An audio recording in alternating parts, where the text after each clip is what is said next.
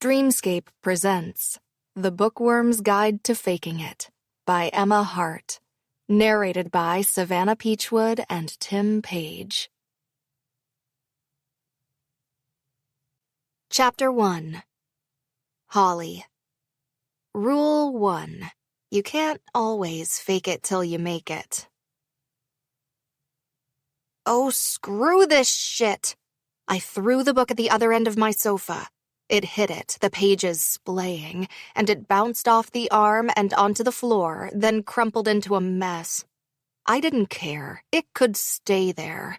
This was, without a doubt, the most annoyingly unsatisfying romance novel I'd read in a long time, yet I just couldn't stop reading it. I was a masochist. Then again, most romance readers I knew were. I stared at the book accusingly. It was lying there on my living room floor with the cute little illustrated cover staring at me deceivingly. There was nothing cute about this book. Nothing cute about the love triangle, or the angst, or the potential pregnancy with the guy she didn't think she wanted to choose. Not that I could blame her for not wanting to choose Alex. He was a baseball player. I wouldn't pick him either. Fuck baseball players. I wasn't going to pick that book up. No way. There was no chance I was picking it up and reading more tonight, or I'd just get all kinds of worked up and not be able to sleep. I'd pick it up to straighten the pages out and slip a bookmark in, 'cause, it wasn't the book's fault. It didn't deserve that. Damn it. This was one of the perils of being a bookworm. Inappropriate feelings toward inanimate objects. And characters that didn't exist in real life. God, that was the worst. I couldn't tell you how many times I'd fallen in love with a fictional boy just to wake up the next day and be like, oop, nope, I'm still alone. Alone, 10 pounds overweight, and a taco aficionado. All right, 15 pounds. What? We've all lied about our weight.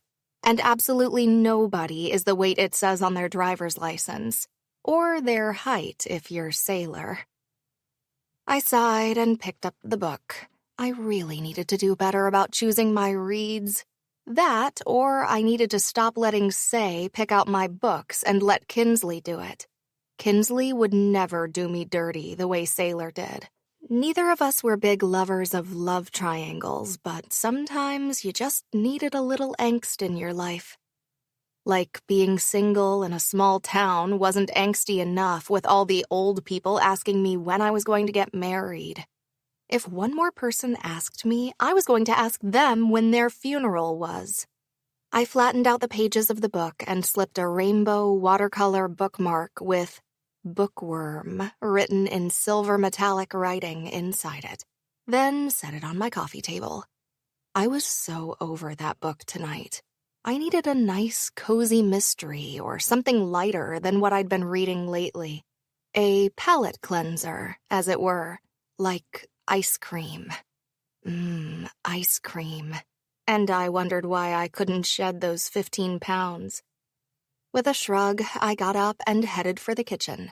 I knew there was ice cream in my freezer, and at this point, what was another pound on my butt? I scooped the chocolate ice cream into a bowl and carried it back to the sofa where I lay my lazy butt back down and scrolled for the first series of Game of Thrones. I'd watched it 1,000 times, and while it wasn't a patch on the books, what adaptation was?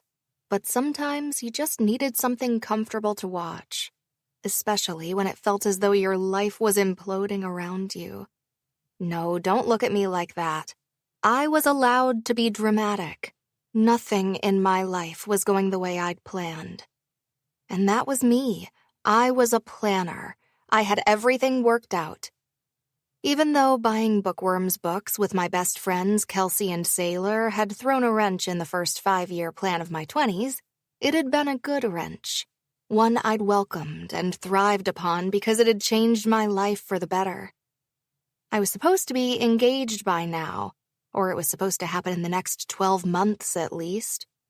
But here I was, as single as could be, without even a prospect of a boyfriend, despite my best efforts. And now, Well, now the one person who'd broken my heart was back in town. Sebastian Stone, the Montana Bears' star pitcher and White Peak's hometown hero. The man who'd once been my best friend, even closer to me than Kinsley and Sailor. I would never forget our senior prom and how he'd hurt me. Sure, I'd never taken the leap and told him I'd had feelings for him.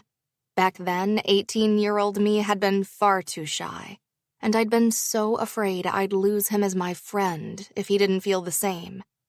As it turned out, he obviously didn't, because I'd seen him making out with the person I hated more than anything in the world. Iris Benefield had done nothing but make my high school life hell, and seeing them together. Back then, I hadn't been able to decide what hurt more. Now, it didn't matter. I was older and definitely wiser. Even though I was absolutely over it, it didn't mean I wanted to see him. I mean, I'd seen him. Just a few days ago, I'd seen him in a parking lot, but I'd turned away before I'd really gotten a good look at him. Not like I didn't know what he looked like. It was hard to avoid him when he was regarded as the hottest baseball player in the league and plastered all over the tabloids like crazy. I also knew he'd picked up a devastating shoulder injury at the start of the season, and likely wasn't going to make it back until next year, if at all. And that was why he was back in White Peak. He hadn't been home in forever, and if he had, it had only been fleeting visits for one reason or another. Now, with his injury and his sister's wedding next weekend, he was back for a while, maybe months. I put my bowl on the coffee table and lay back on the sofa with a groan. I really hadn't seen him since prom, and that was the really awkward part of this. At some point, I was going to run into him, and then what the hell did I do? God damn it, Sailor, I muttered, picking up a stack of books that had been discarded by the last woman who'd come in. Instead of putting them away, she'd left them next to the register. It was because she just knew I would put them away. And she was right. How did I know it was Sailor? Kinsley wasn't working this weekend since she and Josh were having a weekend away in some lodge nearby, where he was apparently going to teach her how to snowboard. Something I'd believe when I saw it. And she at least put the books away. Sighing, I carried the books through the store until they were deposited back in the right place. I stopped at least 4 times to straighten shelves or pick up books that had been dropped in the wrong place. And by the time I got back to the register, I'd been gone for 10 minutes and someone was waiting there for me. "I'm so sorry," I said, slipping behind the register. "Let me take those for you." I rang up the sale to the understanding customer, who didn't mind at all, and waved her goodbye. Tourist season was well and truly over, I thought, as I watched her zip her coat right up to her chin. November brought colder weather, and it was now 49 degrees outside, but I would swear it felt colder. Maybe it was the wind that had rolled in overnight, the wind that kind of smelled like snow was coming. The one that meant books in front of fireplaces and hot cocoa and fuzzy slippers, and I was all about that life. The bell above the door dinged, and Sailor blew in with a "Freaking hell, it's cold." I shivered as the cold air reached me. "Shut the door."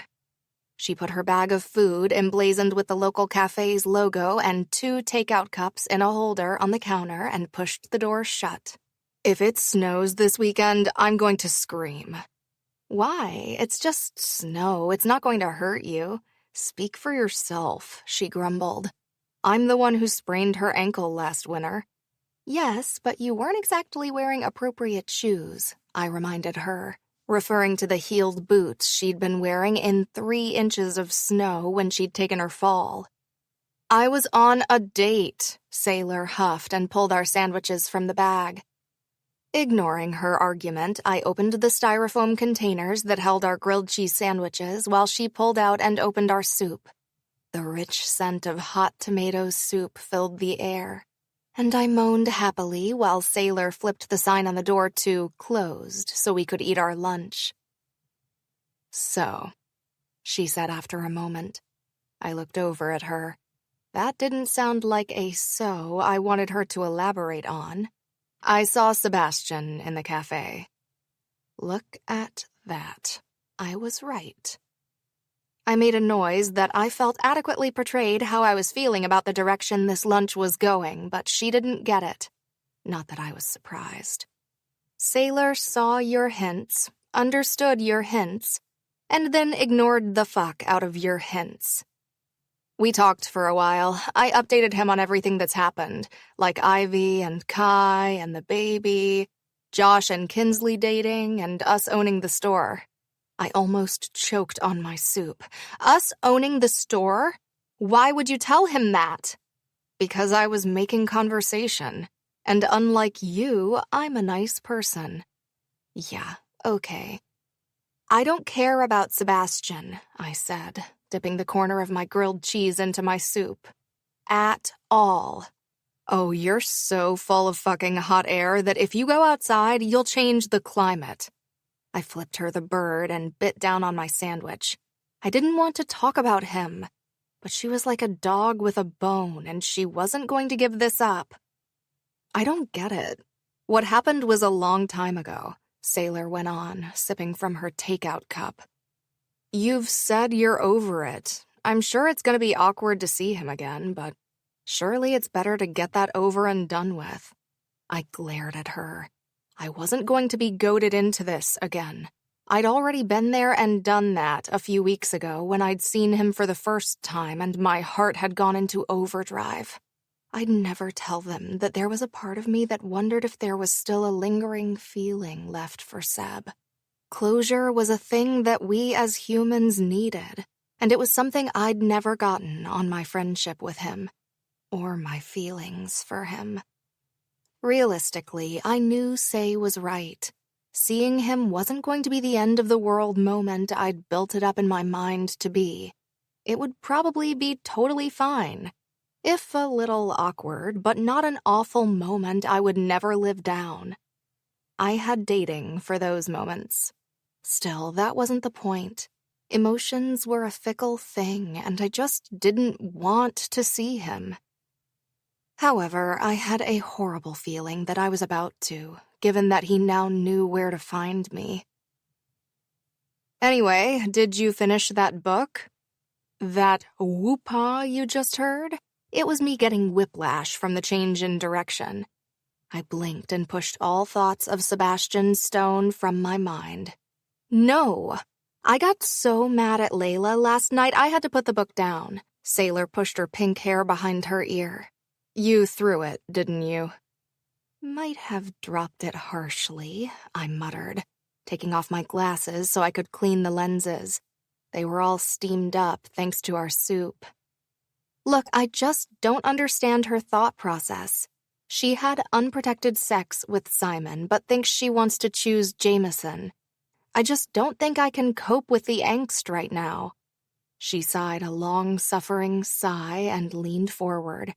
Do you want me to alleviate some of that for you? No, I waved my hands, and the spoon in my right one flicked tomato soup on the register. Oops. I'm going to finish it. I just need to take a break, find a palate cleanser somewhere. Oh, gee, she said dryly. I wonder where you can find a book, Holley. Wide-eyed, she looked around at the bookstore around us. Seriously, I didn't know how I hadn't killed her yet, and thanks to the myriad of mysteries I'd read, I probably could get away with it too. If not, I sometimes think it would be worth it. There's no need to be a bitch just because it's your general state of being, I replied just as dryly. You asked. I offered to alleviate your worries. She shrugged and sipped her coffee again. It's no bother to me if you keep your panties in a wad. Ugh, fine. Tell me, but not who she chooses, just if she's pregnant. She's not pregnant. If you're lying, I'm going to beat you with a dictionary. I'm not lying, she laughed, shaking her head. I swear. I might mess with you about Sebastian, but I won't mess with your books." She drew a little cross over her heart with her finger. "Cross my heart." I pursed my lips before relenting. "Fine, but I mean it. If you're wrong, I'm going to murder you and feed you to some pigs." "Where are you going to find pigs in November in White Peak?" "Who said I'd do it right away?" Sailor shook her head. "You are so weird." "I know. It's why we've been friends for 20-something years. Weird attracts weird." I resent that statement. I'm not weird. I'm an acquired taste. Now that was something I wasn't going to argue with. Chapter 2. Holley. Rule 2. It's never as easy as it is in books. I took a bite out of my breakfast burrito as I flicked through the spring brochure from one of the publishers we regularly bought books from. I put it down and switched it out for a Sharpie, then circled the ones on the page I wanted to order. I felt like a child circling what presents she wanted for her birthday. Mind you, owning a bookstore was a lot like that. Every week when new books came, it was like Christmas. It never got old.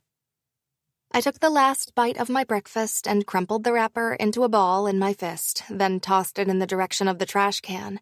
Well, breakfast was a bit late. It was more of a brunch, and one that wasn't the healthiest thing in the world. Never mind, at least it had protein, unlike donuts. And donuts were what I'd really wanted today.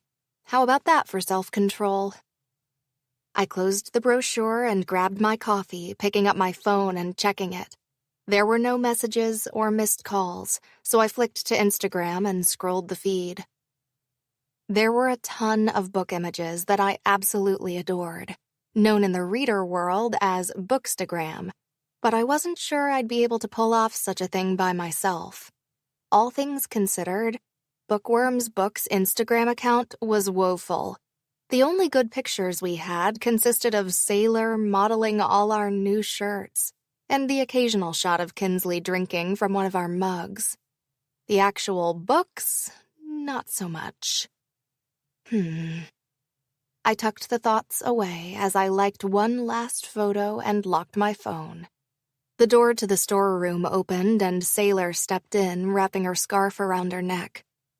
"I'm going to see the ancients," she said, referring to the retirement home where our grandparents caused havoc on a daily basis. "Do you need anything, or want me to pass any derogatory messages to your grandmother?" "Well, I'd ask you to tell her to behave herself, but we all know that won't happen."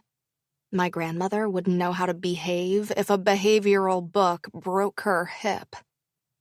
"Can you stop by the post office and drop off those orders?" She looked in the direction I was pointing. "I don't have to stand there and mail them, do I? I don't need Margaret Miyazaki coming in and trying to marry me off to her grandson again." I fought back a snort at the memory of last week. We'd stopped by the post office to mail a bunch of shirts and books because our printer had broken, so we couldn't get our pre-made labels.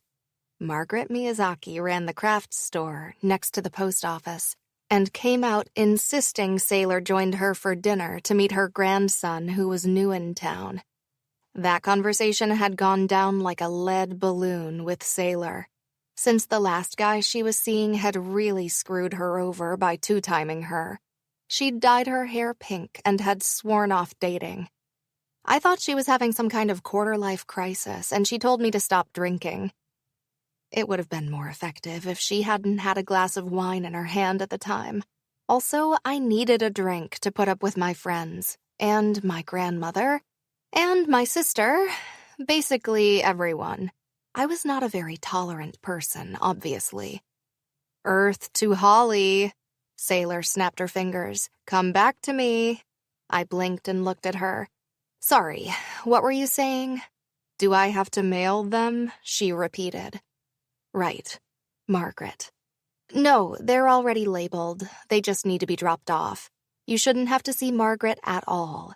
Thank God for that." She zipped up her coat and grabbed the big bag of parcels.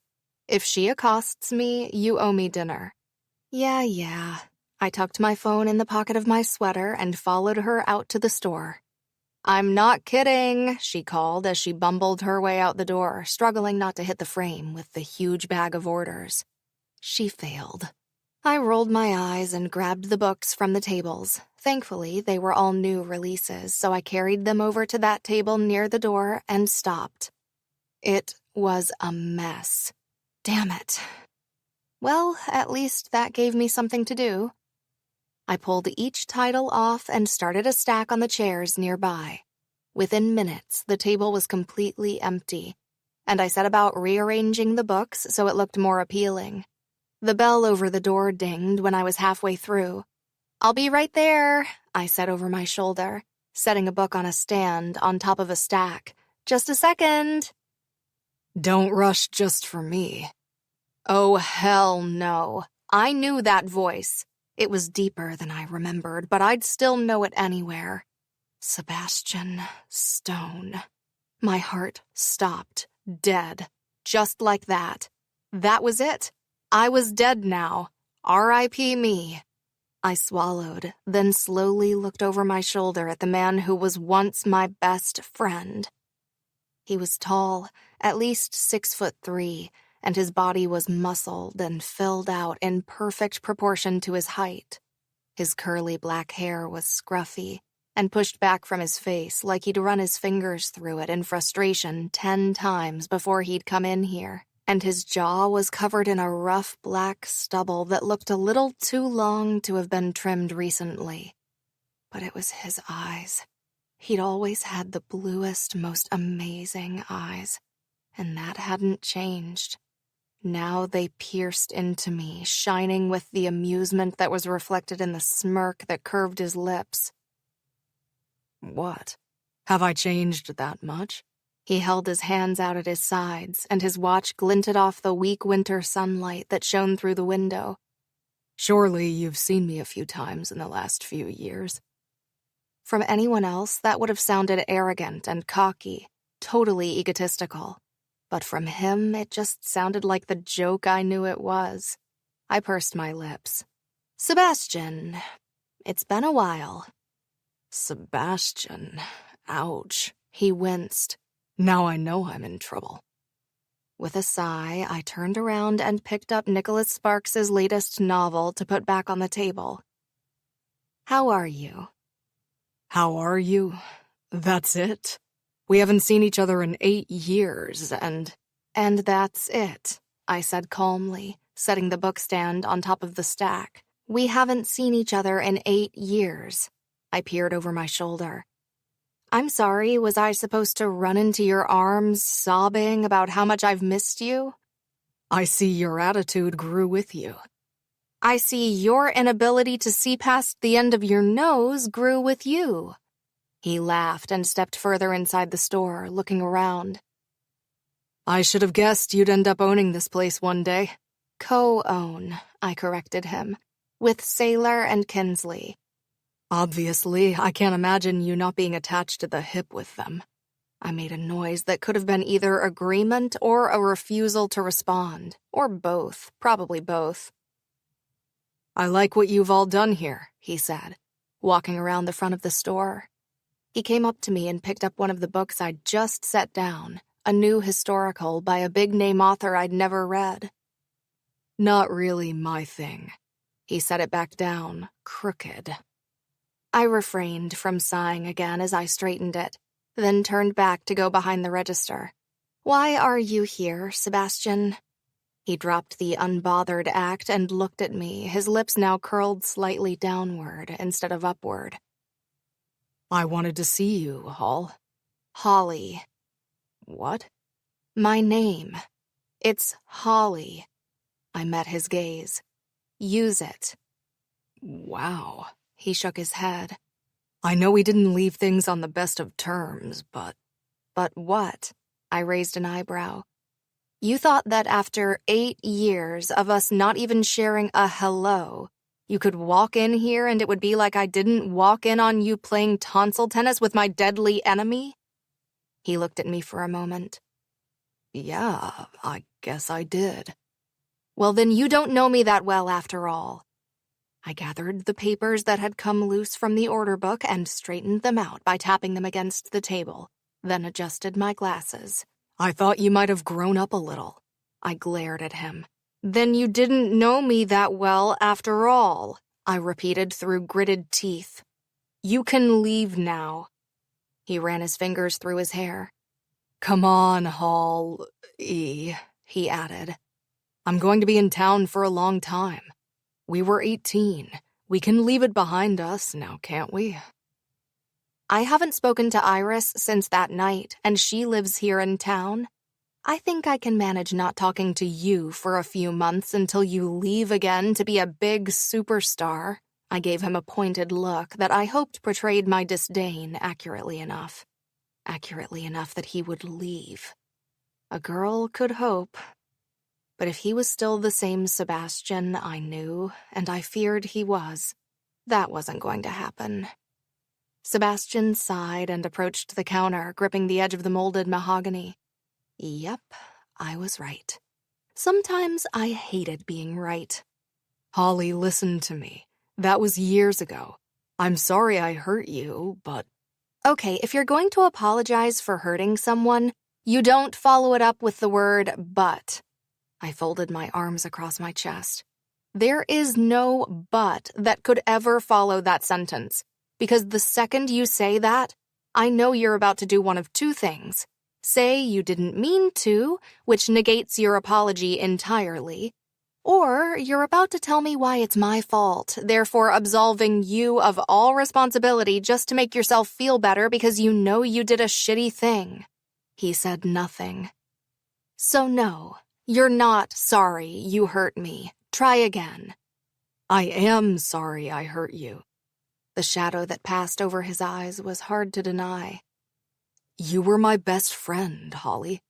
Hurting you wasn't anything I ever wanted to do. I made another grunt-like noise. Well, you did, and it's done. We've moved on and grown up. Clearly not, or we wouldn't be having this conversation. He leaned forward a little. What do you want me to do? Take out a front-page ad telling you how sorry I am? Don't be ridiculous. Billboard in Times Square? Stop. You can do that? My eyebrows shot up before I shook my head and threw away that thought. Stop it, I said, going back to my original train of thought. It's fine. Stuff happens, and people change. We changed, Sebastian, and that's it. Just because we were friends then doesn't mean we need to be now. What if I want to be? I don't want to be. I put the order book down on the register and got up off the stool with every intention of opening the door and seeing him out. But he had other ideas. He stepped out and blocked my way, keeping me from going past him. He peered down at me with those dangerously blue eyes and almost pouted. Let me make it up to you. I just said no, I said firmly, walking around him. Sebastian's hand wrapped around my upper arm gently, just enough to make me stop. Holley. The act of his skin touching mine sent goosebumps pimpling down the back of my neck. It was an act that was unwelcome, because all it did was serve to remind me that, despite my blustering, I was extremely attracted to Sebastian. And I didn't want to be attracted to Sebastian. My nostrils flared as I turned my head to look up at him. If you don't remove your hand from my arm, I'm going to rip it off so hard I'll tear your rotator cuff all over again. His lips pulled to one side in a smirk that annoyed the shit out of me. Look at that. You have been keeping up with me. But he dropped his hand just in case. Have you met the residents of White Peak? I snarked. I don't have a choice. But rest assured, I don't seek a damn thing out about you. His smirk became a smile, one that stretched across his annoyingly handsome face. Why are you smiling at me? He walked around me and walked backward toward the door where he stopped, his hand clasped around the handle. Just thinking that it's great to see you again. His eyes flashed with laughter. See you soon, Holley. No, you won't, I yelled as he left the store, leaving a whoosh of cold air in his wake. I heard his laughter even through the heavy door, and he called back, Yes, I will. I opened my mouth to tell him that I most certainly would not thank you very much, but stopped myself. That was what he wanted, me to fall into the trap of arguing with him until I inevitably gave in and accepted his apology. Well, it sucked to be him, because that wasn't going to happen. There was no way in hell I was accepting Sebastian Stone's apology. I rubbed the back of my neck to dispel the goosebumps that were annoyingly still prickled there, and shivered as I turned back to the register to take my seat on the stool. The reaction I'd had to him was the most uncomfortable thing I'd felt in a while. I mean, I knew he was handsome, and I knew I'd feel something.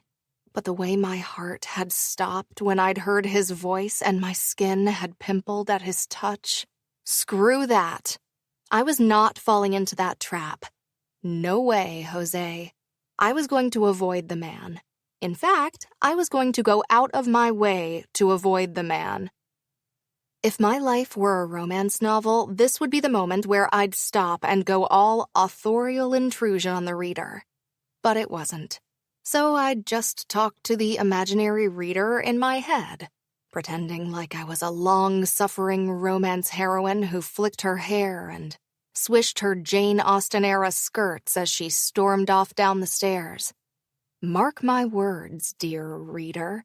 Nothing good would come of Sebastian being home. Nothing. Chapter 3. Sebastian. Rule 3. The louder the scream, the bigger the fake. Grandpa, there is absolutely nothing wrong with this place. I put the food I'd brought for his lunch on the table in front of him in his room. You have the best room in this place. He wiggled a finger crooked with arthritis in my direction. I don't want a room in this place, Sebastian. I want a room in my own place. Yes, well, you can't look after yourself anymore after your fall, and I'm not fit enough to look after you either. Tell your mother she's the worst child I've ever had. She was the only child he'd ever had, so I didn't think that one would sting too much. Tell Mom yourself, I replied, opening the styrofoam container that held his sandwich. If I tell her, she'll only tell me to mind my mouth, and then we'll both be in trouble. Why am I in trouble now? I don't know. I'm sure she'll think of something. We're always in trouble with her. He harumphed. I'm 85. I shouldn't be in trouble with my daughter. Yeah, and I'm 27 and the best paid pitcher in the league, but I still get in trouble with her. I adjusted the thermostat in his room. Another grumble came from his direction. Just because you're paying for this doesn't mean you can mess with my heat. Grandpa, I could fry an egg on that coffee table, I said dryly. Unless you want me to leave? No, I don't know anyone here. Have you even bothered to leave your room yet? I bit into my own sandwich, losing a bit of lettuce into the container. They make me leave it 3 times a day to get food, another time to get exercise. Exercise! I don't need to exercise. It ain't gonna save me from the Grim Reaper now, boy. I stared at him. You know what your doctor said. You need at least 1 gentle walk a day to make sure your hip doesn't seize up until you can get the replacement. Preferably 2. I don't want it replaced. Yes, you do. I do not. I like this hip. It's mine. Good fucking Lord. If there was one thing I forgot every time I was away, it was how ornery my grandfather was. Well, you broke that one, so you can't keep it, I shot back. You need a hip that works, not one that crunches like gravel every time you move. He snorted. Are you getting a new shoulder? I tore my rotator cuff, not shattered the bone to smithereens. My tone was dry. And it's getting better, thank you for asking. I didn't ask. I don't care. Yes, you do. Stop pretending like I'm a nice person, he grumbled. I'm trying to build a reputation here. I raised my eyebrows. One of being a jerk? Don't talk to me like that. You're in a fine mood today, aren't you? Do you need a nap? Don't talk to me like I'm a child. Then stop acting like one. He wrinkled his face up and poked his tongue out at me. Honestly, the man had acted his shoe size as long as I could remember. I doubted that was something that would change anytime soon. God forbid you asked the man to behave. "What did your doctor say?" he asked me, referring to my appointment this morning. "They don't know if I'll be back next season." My stomach had been in knots ever since I'd heard those words. I'd started this season on a high, coming off the best one ever after we'd finally won the World Series for the first time in 30 years. This year was poised to be even better with another major win in our sights. And then, my shoulder went out mid-game against New York. The Montana Bears hadn't made it to the finals. I'd gone from the best damn pitcher in the league to an operating table quicker than you could say my name. And now? There was no guarantee that I'd ever play again. And if I did, I wasn't going to be the player I was 2 months ago. That was the only thing that was certain about this, that I would never be the same again. Grandpa grunted. "Sorry, Slugger. You thought about teaching?" "No, I want to get back out there." I closed the container that held my sandwich and put it back in the bag. If I can't, well, I'll think about that when the time comes. Another grunt. It was basically his primary means of communication, and it could mean just about anything at any time. Thankfully, I was used to it. The silence was broken by 3 knocks at the door, and when Grandpa didn't move to tell them they could come in, I did it for him. "What did you do that for?" he grumbled, picking tomato out of a sandwich. "Because it's polite. You should try it sometime," I retorted. An elderly woman with her gray hair up in a chic twist hobbled into the room on a cane. She wore a shocking pink dress with a knitted mustard yellow shawl around her shoulders, and she narrowed her eyes at me behind round-lensed glasses. "Who are you?" I stood up and approached her, offering my hand. "Sebastian Stone, ma'am." She looked at my hand as if it were covered in germs. "I know you. You went to school with my granddaughter." That didn't narrow it down. "Go away, Rosie," Grandpa grunted. "I don't want you in my bedroom. There's nothing in here for you." Rosie. "Ah, Holly and Ivy's grandmother?" I asked politely. Her eyes narrowed even further. "Who else's grandmother would I be?" "There were lots of girls he went to school with, you daft woman." Grandpa's voice raised a few decibels. "Your granddaughters aren't the only ones in the world." "Oh, be quiet, you ornery bastard," Rosie shot back, waving her cane enthusiastically in his direction. "I wasn't talking to you." "Good, I don't want you talking to me. Now get out and take my grandson with you." "Oh," she wiggled her cane in a more threatening manner. "And here I was about to give you a tip about those darn afternoon walks they insist we take." I blinked. "Mrs. Stewart, he has to take that." "You keep out of this, boy." Grandpa sniffed and leaned forward, his wrinkled hands clasping the arms of his chair. "What tip?" "You can swivel on it now," Rosie barked. "You're coming with the rest of us, Amos." "I'll do nothing of the sort. Get out of my bedroom, Rosie." I blinked between them. Grandpa was not in the mood for further company, evidently. I went over to him and kissed his leathery cheek, ignoring yet another grunt from him. "I'll speak to you soon, Grandpa." Another grunt. "Mrs. Stewart, I'm on my way out. Why don't I join you on your way downstairs?" I swept her out of Grandpa's room before she could argue. It was no mean feat, let me tell you. I offered her my arm, and she took it. I assumed it was gratefully, but you never could tell with the elderly. At least not the elderly in White Peak. I didn't know if they were grateful for anything at all. "Oh, Mabel is at those darn ducks again," Rosie said as we stepped out of the elevator. "Stupid, noisy things. Always waking me up from my nap." "Should I ask about the ducks?" "Nobody should," said another voice from behind. Rosie wrinkled her face up. "Go away, Agatha." "Who's this?" the other woman asked, sizing me up as I turned around. "He's handsome." "Amos's grandson," Rosie answered, somewhat reluctantly. "He has a nice backside." And I was done here for today. "Well, Mrs. Stewart," I said, extracting Rosie's hand from the crook of my arm. "Thank you for helping me find my way out. You ladies have a nice day." I inclined my head in their direction and removed myself from the situation before it went any further. I didn't know who Hagatha was, but being eyed up by a pensioner wasn't exactly in my plans for the day. What was in my plans was finding a way to make Holley talk to me again. I couldn't fucking believe she was still mad at me. Yes, what I'd done was a shitty thing, but I hadn't meant to do it. And I would have told her that yesterday if she'd let me finish before she'd gone on her tirade about my usage of the word but, however correct she was about it. I blew out a breath and stepped out into the cooler air. The retirement home was about 15 degrees too hot for my liking, yet another reason I couldn't live with my grandfather, so the colder November air was a relief. I got into my truck and started the engine. I'd only been cleared to drive for around a week, but I was so glad to have my freedom back. To have it back in my hometown was a blessing. My entire life had been turned upside down thanks to my injury. Coming home had made this more bearable for me. It was just a shame I'd come home 10 years sooner than I'd planned. I pulled away from the retirement home and headed in the direction of town. Since I'd seen my doctor this morning, then had an appointment with my physical therapist, I was dressed in clothes fit for a workout and needed a walk to clear my head. I wasn't sure I'd think about much except for the mess that was my life or Holley Stuart, but a walk up to Peak Place was called for.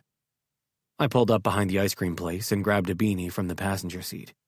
It was emblazoned with the logo of my team, and I pulled it over my head so it covered my ears, then got out. There was only one other car in the parking lot. I gave it a glance as I headed for the trail that would lead me up to Peak Place, then quickly checked my phone. I only had a message from my sister reminding me that I had my final suit fitting at 4:30 this afternoon, but it was barely after lunch, so I had plenty of time to take my walk, shower, and head to the tailor to get it done. I responded that I wouldn't forget and made my way to the trail start. Her wedding was 1 week from today, and my entire family was walking on eggshells. She'd been planning this day officially for 2 years, unofficially for the last 25, and the only person she hadn't yelled at was me. That was what happened when you paid for your sister's dream wedding venue. A venue I knew would be dusted in snow this weekend since it was halfway up a mountain. I shivered just thinking about it, not to mention that I was in desperate need of a date. It wasn't like I was short of options. I was, by all accounts, pretty damn good-looking. I was also a rich baseball player, and that apparently worked in my favor. The only problem was that all the options saw that. The rich baseball player. That, and I didn't want to take any of those women to my sister's wedding. And the one woman I wanted to ask had 24 hours ago threatened to tear my rotator cuff again. I was also pretty certain she never wanted to see me again. If that wasn't the making of a good date, I didn't know what was. Ever since our senior prom, my one regret was that I'd never sat Holley down and spoken to her. Back then, we were nothing more than kids. Sure, at 18, we thought we knew everything and could never be wrong. Ironically, we couldn't have been more wrong. After that night, when she'd caught me kissing her high school bully, I'd left her alone. She demanded that I didn't go near her and ordered me to never speak to her again, and I'd listened to her. 18-year-old Sebastian had done exactly what she wanted, thinking she'd come around. I'd thought I was doing the right thing by respecting her wishes and giving her the space she so obviously needed after I'd hurt her. 27-year-old Sebastian regretted every moment of that. I wish I'd had the confidence to make her listen. I wish I'd had the sense of self to sit her down and tell her what I needed to tell her, even without caring whether she wanted to hear it or not. Now, for the first time in years, I had the chance to make it right. I was home for long enough that I could bug the shit out of Holley until she did just that, listened to me, and learned the truth about that awful fucking night. Until she learned that, thanks to the darkness of that room and 2 red dresses that were barely discernible from one another, I was on the other side of a severe case of mistaken identity. That night, I hadn't meant to kiss Iris. I'd meant to kiss Holley. Chapter 4. Holley. Rule 4. At least try to make it believable. Flowers help. Damn, is there something you aren't telling me? I jerked my head up from where I was marking up books for the new book club. What? Sailor was standing in the doorway, her scarf wrapped around the lower half of her face. and she cocked her thumb over her shoulder. You mean you haven't seen the huge bunch of flowers out here on the sidewalk? I frowned. What flowers? She rolled her eyes, an action that seemed to accentuate her winged liner that made me green with jealousy, and then wedged the doorstop under the door. Brr, I wished she hadn't. It was 1 degree from freezing out there, and I'd spent all morning warming this store up.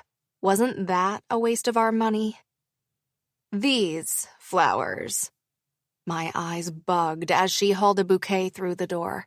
It was bigger than both our heads put together, and it was a gorgeous mix of red and white roses interspersed with greenery and sprigs of baby's breath.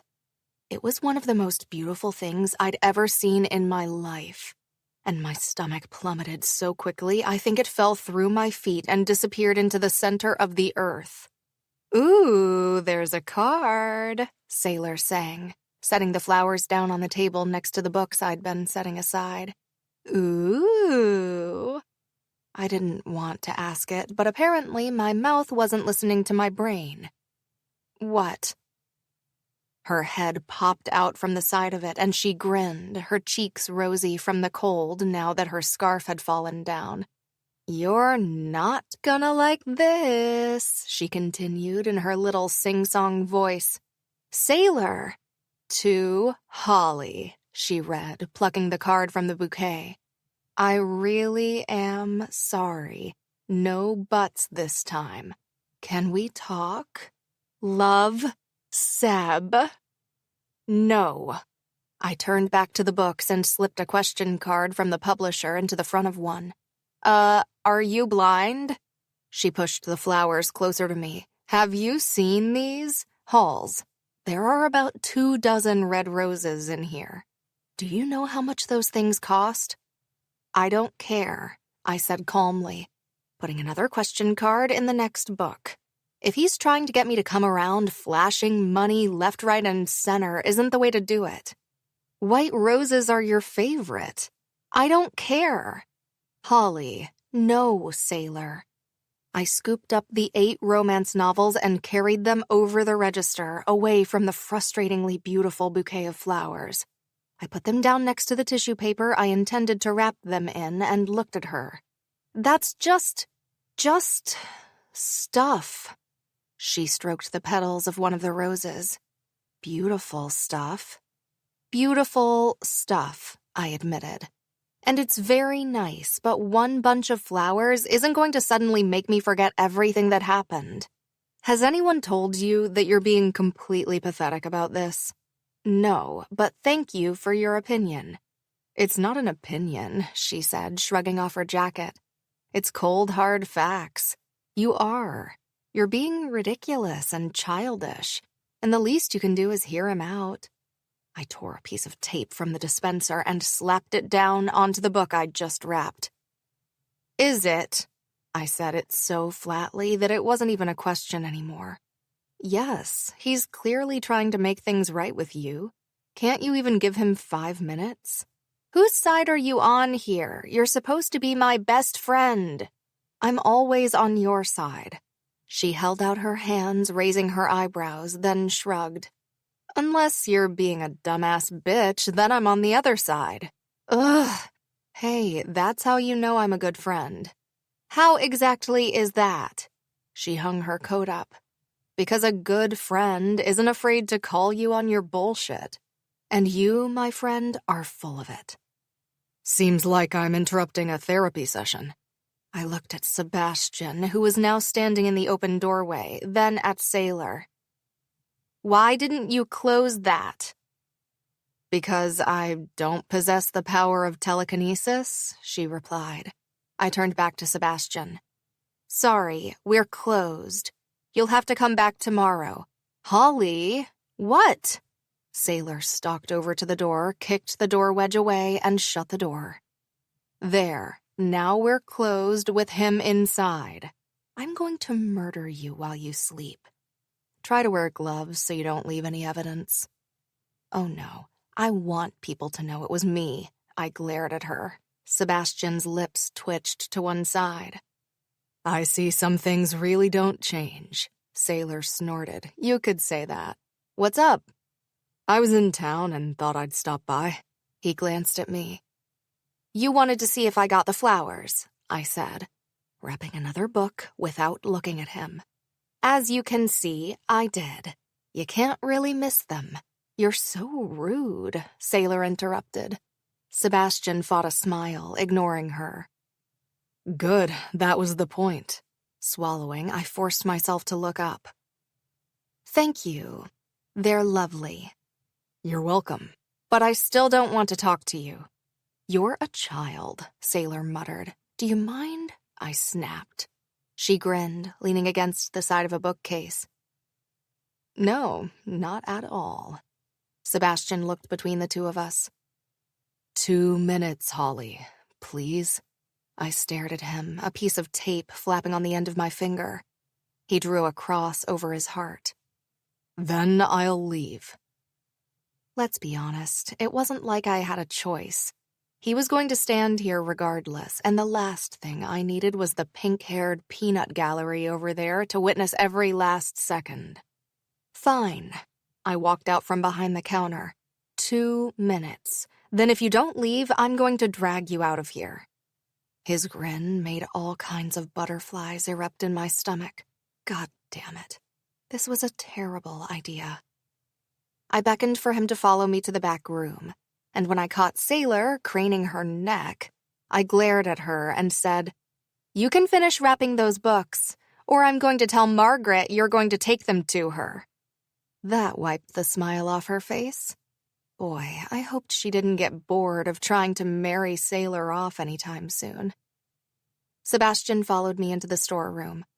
She's still as nosy as ever. I still had the bit of tape on my finger.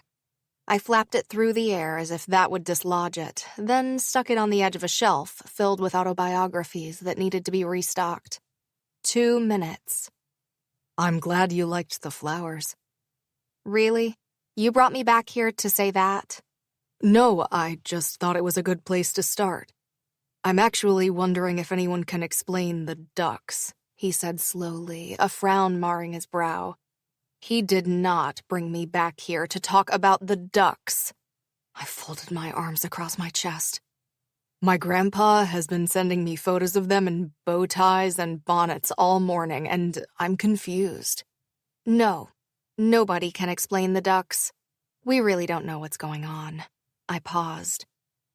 But it does get worse when you hear their names. His eyebrows shot up. Their names? They named them?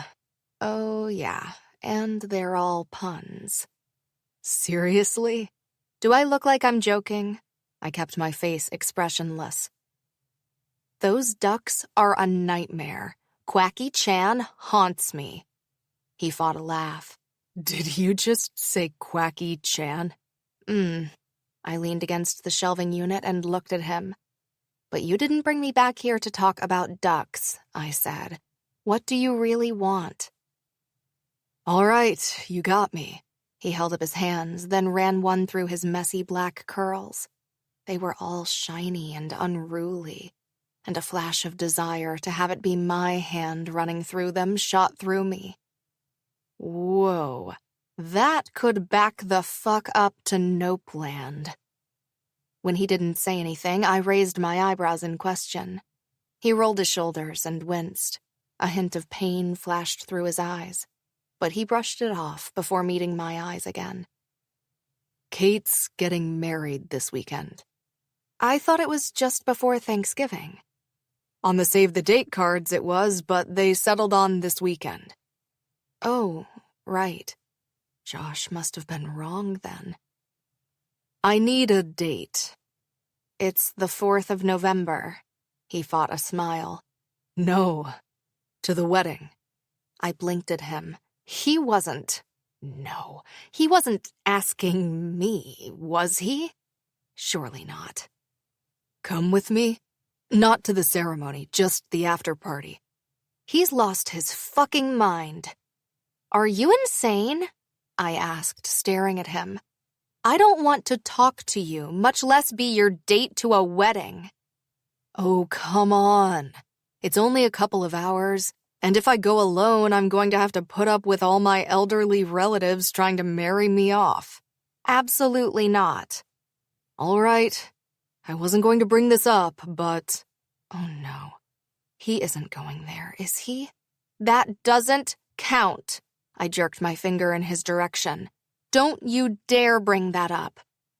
You promised me you'd be my date if I ever needed one.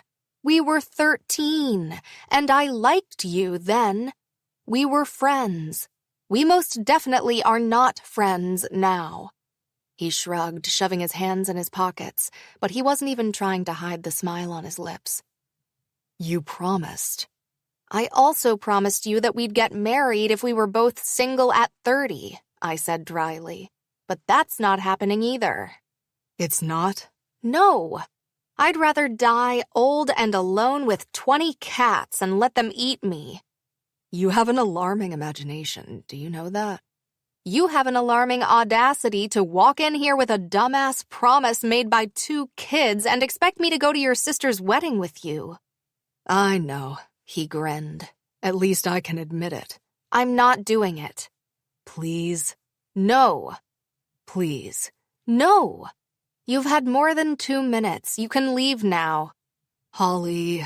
I turned back from where I'd started walking away. No. He grinned. Yes. No. Okay, fine. No. Yes. Ha! He darted forward until he was right in front of me. You just said yes. I opened my mouth and a big, fat, freaking nothing came out of it. I hadn't, had I?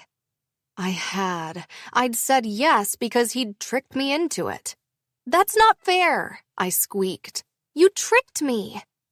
You still said yes. He stepped back toward the storeroom door. No backsies. No backsies? I followed him through, back into the store. How old are you, 7? And that doesn't count. It counts. It does not count. What doesn't count? Sailor asked, looking between us. She had a piece of tape stuck to her cheek somehow. Sebastian looked at her. She said yes to going to my sister's wedding with me and is now saying she didn't. You tricked me. I pointed at him and looked at Sailor. He tricked me. She looked at me, unbothered. Honestly, she was a pink Wednesday Addams. Did you say yes? She asked. Yes, but... Then you said yes. But... Sebastian tutted. No buts. You just said you said yes. Looks like you're stuck with me on Saturday night. I stomped my foot against the wooden floor. I don't... Ugh! He walked to the counter and tore a piece of paper from the notebook that was there and open, grabbed the pen and scribbled down on it. He picked up the paper and brought it over to me. This is my number, he said, taking my wrist and putting the paper in my palm before folding my fingers over it into a fist. Text me and I'll tell you the details. I opened my mouth. Again, nothing came out. He winked. Then he backed up and threw a goodbye to a grinning sailor, leaving me opening and closing my mouth like a lame little goldfish who was struggling to breathe. That's what it felt like, struggling to breathe. There was no way this was happening. There was no way I was going to go to his sister's wedding with him. How the hell had this happened? I'm not doing it! I chased after him, running out onto the freezing cold sidewalk. Sebastian! I mean it! Sebastian! We'll see.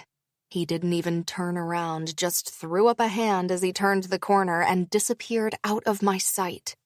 I shivered, half from the cold and half from annoyance. I was going to kill him. I stormed back into the store and slammed the door behind me.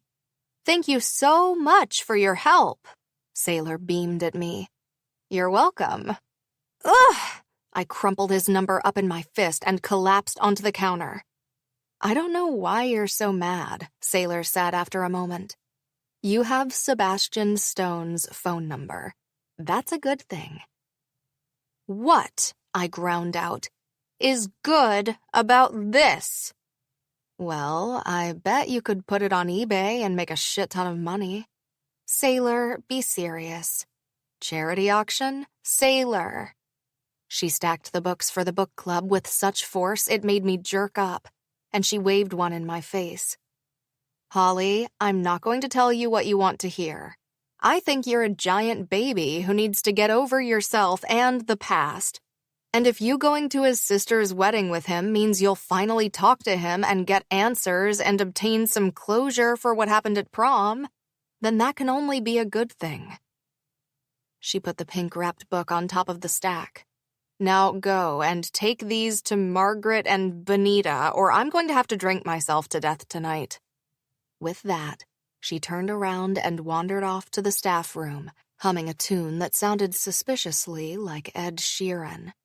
I stared at the book club books and sighed. Talk about deflated. I mean, she wasn't wrong. I did need to get over myself. I did need to get over what had happened. And if I was honest, I wasn't at all surprised that Sebastian had tricked me into saying yes. That was exactly why I didn't argue with him. It was because he'd always been able to tie me up in knots and make me lose the argument. He had an innate ability to get me all twisted around, so I ended up agreeing with him even if I didn't want to. And that was exactly what he'd just done to me. God damn it. I unfurled my fingers and looked at the crumpled piece of paper. It moved as it had the freedom to open itself, and my heart lurched when I saw his handwriting. It hadn't changed a bit. Unbidden, a smile tugged at my lips at the familiarity of his messy scrawl, and my eyes darted back and forth across his number. I should have tossed it in the trash. I should have burned it, threw it down the toilet, drowned it in the sink, done anything with it but what I did. And that was to tuck it into the back pocket of my jeans before looking at the door, even though he was long, long gone. Damn him. Chapter 5. Holley. Rule 5. Lies and cliffhangers are one and the same, full of duplicity and an unsatisfying ending. At least it's legal to throw books. People, not so much. I stared at my phone. I'd put Sebastian's number into it for safekeeping. Despite my proclivity for organization, I did have a habit of being on the forgetful side. There was every chance I'd lose Sebastian's number, so that was why it was in my phone. At least, that's what I was telling myself. I was really great at lying to myself. I sighed and put my phone down. I wasn't going to do this. I wasn't going to text him. Absolutely nothing good would come from texting Sebastian Stone. God only knew nothing good had come from seeing him twice. As if my day wasn't bad enough, that book Sailor swore to me had a happy ending. She'd lied. No happy ending. It was a big, fat cliffhanger, so I was extra mad. And it was Monday. It was like a giant trifecta of bullshittery. The timer in the kitchen went off, so I went to get my dinner. After fixing my plate with spaghetti bolognese, I took it into the living room and set the plate down on the coffee table so I could find something to watch on TV. There was nothing, so Game of Thrones it was. Then I immediately pulled my phone onto the table next to my plate and unlocked it with my thumbprint. Clearly, I wasn't watching it today. The screen flashed up with the unwritten text message to Sebastian. I frowned at it as I twirled spaghetti onto my fork. Even if I did text him, what was I supposed to say? Everyone knew it was easier to talk over text than in person. If I started this conversation, what kind of can of worms would I be opening? I'll tell you. Not one filled with worms at all. It'd be one filled with snakes, deadly snakes. I mulled it over as I ate. There was no right answer to this question, and I was annoyed that I'd put myself in it by bringing his number home. I was an idiot. I put down my fork and picked up my phone, then typed out a quick message. Me. You should know that I'm not happy about this. There. That would tell him who I was without the need for me to introduce myself. Even if I didn't want him having my number, it was inevitable. He had to understand that I wasn't going to his sister's wedding. There were no guarantees he'd be back in the store, and I didn't know where he was living right now, so this was my only means of communication with him. File that under lies I tell myself. I could write a freaking self-help book about that, become one of those wacky social media gurus, make a truckload of money, leave White Peak for a big city somewhere, and... Oh no, that wouldn't do. There were lots of people in cities, and I didn't do people. As my current sweater declared, it's too people-y outside. My phone flashed with another message, and I unlocked it. Sebastian. Holy fuck, you actually kept my number. I snorted. Me. It was against my better judgment. Sebastian. I didn't think you actually would. I was gearing up for a battle. Me. Well, you'll have one with your elderly relatives on Saturday night. I'm not going. Sebastian. You said you would. Me. No, you tricked me into saying I would. It doesn't count. Manipulation doesn't count. Sebastian. Come on, how bad could it be? Me. The last time you said that to me, prom happened. Sebastian. And I want to explain everything to you so you know the truth. That's hardly a secret. You just won't listen. Me. I've moved on. Sebastian. No, you haven't. If you had, you wouldn't be like this. You're not over it, Holley, and neither am I. I paused at that. He wasn't over it? How could he possibly not be over it? He wasn't the one who'd been hurt that night. He'd stayed in town for all of a week before he'd gone off for some junior baseball tournament and then to the Montana Bears' yearly junior training camp. He hadn't tried then. Me. You didn't try to explain it then. Why not? Sebastian. My injury has put a lot of things into perspective. I'm going to be here for months, maybe even longer than that. We don't know. You've always been a part of my life here. I can't imagine living in White Peak and not having you around. Me. Imagine it, Sebastian. You've been here for a few weeks already and never tried. Sebastian. I tried. Just couldn't get the balls to walk through the door, to be honest. Me. That's ridiculous. Sebastian. You're right, it is. But so is all this. Me. I just don't see what good it does to bring up the past. Sebastian. Well then figure it out. You're the one living in it. Ouch. That one stung. Not because it was untrue, but because he was right. Annoyingly so. I'd always hated that. Me. Fair enough. Sebastian. Holley, please. Come to the stupid wedding party with me. I'll make sure we get separate rooms. I'll pay for everything. And when it's all over, just give me a little time to tell you what really happened that night. I was so going to regret this. Me. Fine. Sebastian. Really? Me. Yes, fine, I'll do it. But I'm only there as your friend as far as everyone is concerned. I'm not pretending to be your girlfriend or anything stupid like that. Sebastian. You won't have to. Me. And definitely our own rooms. Sebastian. Definitely our own rooms. I'll call them first thing and book yours. Me. I'm not happy about this. Sebastian. I am. Me. Oh, go away. Sebastian. Now that I have your number again, you wish. Me. Middle finger emoji. His response was a string of the laughing face emojis, and I tossed my phone onto the sofa next to me. It landed screen down, thank God, and I looked back at my half-eaten dinner. I pushed some spaghetti around the plate. What had I done? That hadn't been why I'd texted him. Getting stuck with him in a hotel overnight was my idea of hell, and I definitely hadn't meant to agree to let him tell me what had really happened.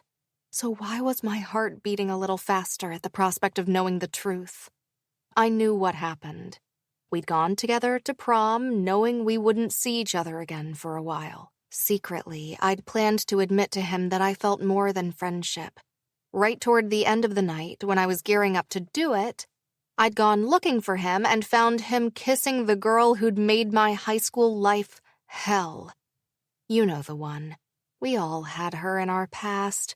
The pretty, popular, out-of-your-league girl who only liked you if you could do her homework for her. And even then, her friendship came with thinly veiled disapproval. Except Iris had never given me any kind of friendship.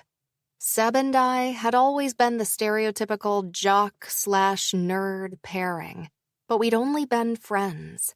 She'd long hated how close I was to him and told everyone very loudly it should have been her. At prom, she'd gotten her wish, and my heart had broken into 1,000 pieces. Of all the girls I could have found him kissing, it was her. So I knew what happened. I didn't know why I needed to relive that night from his point of view unless there was another point of view. I froze. Was there something I didn't know about that night? Something I'd never let him actually tell me because I was too wrapped up in myself? I dropped my fork, letting it clatter to the plate, and pushed the plate away. Son of a biscuit. That would make sense, Ivy said as I set a cup of hot cocoa down in front of her. I always thought there was something more to what happened that night. It's not like he'd ever shown any interest in Iris before. I took a seat on the opposite end of the sofa and cradled my mug. Her apartment was covered in boxes since her, Kai, and baby Tegan were 1 week away from move day. Since Kinsley was back, I'd come over to help her pack up a bunch of stuff, but all we'd done was snuggle Tegan and eat our body weights in chips and salsa. He hadn't, I confirmed, curling up in the corner. He was nice to her, but Seb was nice to everyone. By all accounts, he still is, my sister said. I obviously have no interest in sports whatsoever, but he pops up in the entertainment sections every now and then. Did you know he organizes huge toy drives for kids in foster homes and hospitals every year? Plus, he donates a ton of money to local kids' hospitals in Montana every year. You're making it very hard to keep hating him. Yeah, you hate him, she snorted and set her mug down. Halls, you don't think I believe that, do you? I sighed, holding the mug as close to myself as I could. I don't know how I feel. It's all really weird, and I thought I was over it all, but then I saw him again. My sister smiled sympathetically. You never got closure on your friendship. It's okay to feel the way you do. You guys were inseparable for years, and I know that night hurt you. I just don't get why you're waiting until Saturday to find out what he wants to tell you. That's 4 days away. I looked down into the swirling mass that was the melted marshmallows in my cocoa. I don't know, I said quietly. I guess I'm in denial. You guess? Fine, I'm in denial. I met her eyes again. What if I've been wrong all these years, Ives? What if I ruined our friendship over a misunderstanding? Then what do I do? She touched her hand to my knee. Then it happened, she said simply. You can't change what you did 8 years ago, Holly. You were a completely different person back then. You were younger, more naive, more easily led by your emotions. You can't judge yourself for what you did then, only how you handle the situation now. When did you get so wise? You learn a lot when you're incubating a tiny human and have a lot of time to eat cake and watch TV, she shrugged. There's also a lot of sappy motivational stuff on Tumblr. I fought a smile, but it failed the second she grinned at me.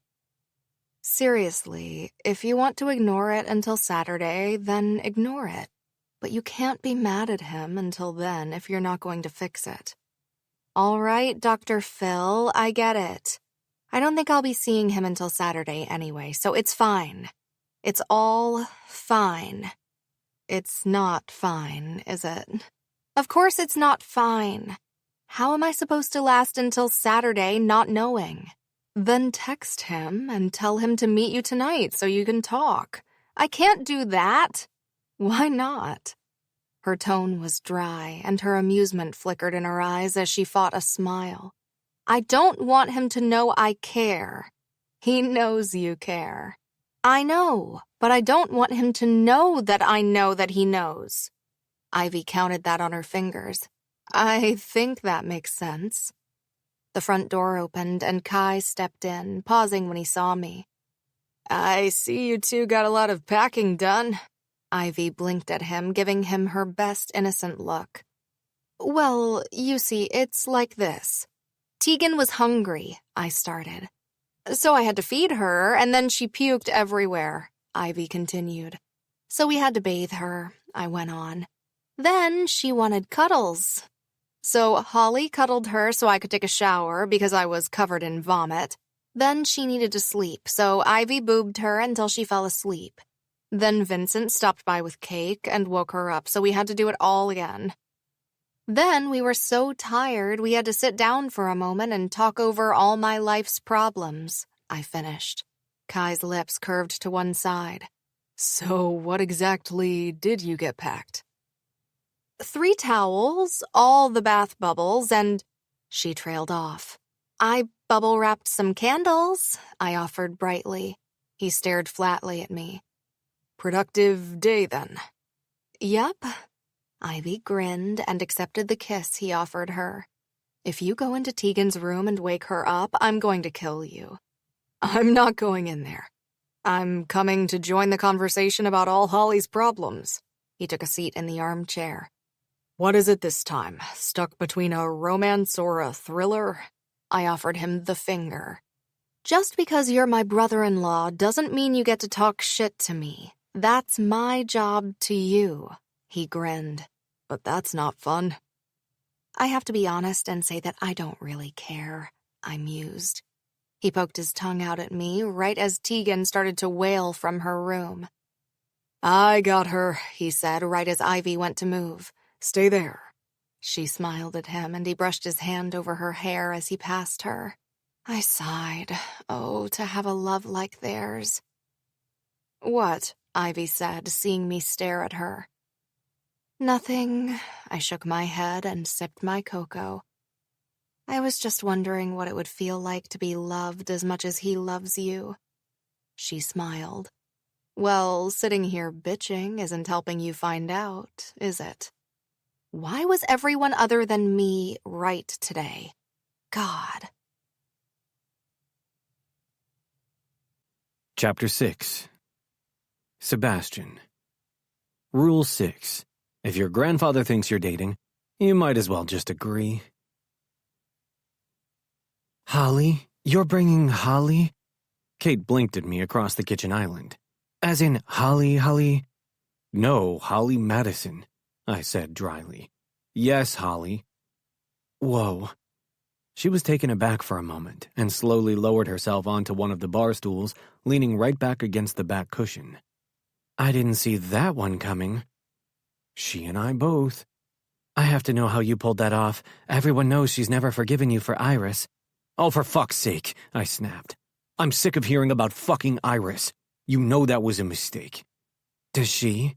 No, she won't listen to me, but finally agreed to talk after your wedding. Ah, it makes sense now. She stirred sweetener into her coffee. You beat her down until she finally agreed. I grinned over the rim of my Bears mug. Nope, I tricked her into saying yes to going with me, then wore her down. Kate blinked at me, unamused. You haven't grown up at all, have you? Yes, I replied. I've grown up a lot, but I haven't seen her in years, and I feel like an idiot around her. Don't tell me you still have feelings for her. Don't be stupid. I sipped my coffee. I've dated other people since then. Nobody serious. What's that got to do with it? I have a busy schedule. It's not like I can drop everything for someone who doesn't get that. It's not like most of the women around me see me as anything more than a walking wallet and attention. Has anyone ever told you that you need to keep better company? She arched an eyebrow. Just an idea. I stared at her. She wasn't wrong. Present company included, I drawled. Funny, brat. She lifted her cup to her lips and sipped. So you're not even bringing her to the ceremony, huh? I didn't think she'd want to go. Well, I haven't seen her in a while. I'd be happy to see her there. Text her and find out. I had to trick her into a party, Kate. Do you really think she's going to agree to more? Ask her and find out. She pushed my phone toward me. Or I'll drive into town and tell her what really happened at prom. You're too old to be blackmailing me. I grabbed my phone and unlocked it. And you're too old to be doing the yes-no game with the girl you were once in love with. But here we are. I was never in love with her. I beg to differ, but whatever. I was absolutely in love with Holley 8 years ago. Me. Kate said she wants you to come to the ceremony if you're able to. There, done. I put my phone back down. Are you happy now? I'll be happy when I'm Mrs. Perry and I can breathe easy, she admitted. Until then, I'm wondering if you have any liquor for this coffee. I retrieved a bottle of Irish cream from the bottle rack under the island and put it in front of her. She poured it until her mug was almost brimming over the top, and still gripping the neck of the bottle, leaned forward and slurped from the rim. You all right over there, sis? Yep. She finally released the bottle. You have a text. A glance at my phone confirmed she was right. Holley. I mean, I can, but I don't want anyone getting the wrong idea. I relayed the message to Kate. Wrong idea about what? It's not like anyone is going to believe you're in a relationship. You've been back in White Peak a hot minute. She rolled her eyes. The only reason people would think there's something going on that isn't is if you give that impression. So don't give it. Right. Like it would be that simple. Me. Just as friends. Promise. She really wants you there. Holley. Way to blackmail me into it. Me. Don't shoot the messenger. Shoot the needy bride. Holley. I'm not shooting anyone. Holley. Although you are up for debate. Me. Do you even have a gun? Holley. You don't want me to answer that question. Me. Why do you have a gun? What are you doing with it? Defending your bookstore from literature-loving bears? Holley. I use it to threaten overzealous, persistent, pain-in-my-ass baseball players who won't take no for an answer. Me. Thank God I'm not overzealous. Holley. I'm not even going to justify that with a response. Me. So, are you coming to the ceremony? Holley. For your sister, not for you. Never for you. Me. Tell me how you really feel, nerd. Holley. Call me that again, and I'm going to blast your genitals into next week. Me. Sounds kinky. Holley. With my gun, asshole. Me. Still kinda kinky. Holley. See if you feel the same when you're licking them off the frozen sidewalk. Me. And there goes the sexiness. Holley. Good, now go away. Some of us have work to do. Me. I'm sure owning a bookstore is hard. Holley. You ever moved a weekly delivery of books around? I bet I have bigger biceps than you. Me. Ask me nicely on a Saturday, and I'll show you mine. Holley. I'd rather gouge out my eyeballs with a dessert spoon. Me. Always so friendly. Holley. You're welcome. Have a nice day now. Laughing, I set my phone down and looked at my sister, who was staring at me with one eyebrow raised. She's coming to the ceremony. All confusion petered out from her expression, and she grinned, clapping her hands in glee. Yay! Oh, Seb, this is going to be the best day ever. Given that she'd just asked for liquor in her coffee, I was going to withhold judgment until after the weekend had passed. I finished the last exercise that Elliot, my physical therapist, had insisted I do twice a day, and took a shower. The second I stepped under the hot water, the ache in my shoulder lessened, and I took a few moments to breathe it in and just let the muscles rest before I had to wash up and get out. The moments didn't last long enough. I washed off and got out, then wrapped a towel around my waist on my way to my bedroom. I'd bought this house 3 years ago and never lived in it for longer than a couple of weeks until now. There was always something to do, somewhere to go, someone who needed me. Now the only something to do was recover, The only place to go was here, and the only person who needed me was me. Maybe I needed to get a dog or something. I stopped. Hey, a dog. That wasn't the worst idea in the world. It was definitely one for the old memory box, just in case my recovery didn't go as planned. I dried off and got changed into some sweats and a t-shirt. I followed it up quickly with a zip-up sweater since it was fucking cold, then I headed downstairs to get some breakfast. I'd left my phone on the island, so I grabbed it off the dark granite counter and checked the notifications while I turned on the coffee machine. There was a voice message from my coach asking how I was doing, so I shot him off a text letting him know I was fine and that Elliot was happy with my progress so far. Another voice message from my mom accompanied 5 missed calls. I winced as I listened to that lecture about not answering my phone. You know, like I'd died in the fucking shower. I hit the callback button as the machine finished spitting out my coffee. "Sebastian," Mom trilled down the line. "There you are." "I'm sorry that me taking a shower was an inconvenience for you, Mother," I said dryly. "Don't you take that tone with me, boy." "Yes, ma'am." "That's better." She paused. "Are you really bringing Holley to the wedding?" My nostrils flared. It had taken her long enough. It had been 2 days since I'd seen my sister. "Yes. Why?" "I was just wondering. I didn't know you'd reconnected." "Well, now you do." "I don't care who you are, Sebastian Stone. I will take you over my knee and beat your ass if you keep giving me attitude." "No attitude," I said quickly. "Just conversing. I haven't had my coffee yet." The line crackled. "Well, your shoes have been delivered to our house instead of yours, and you need to come get them."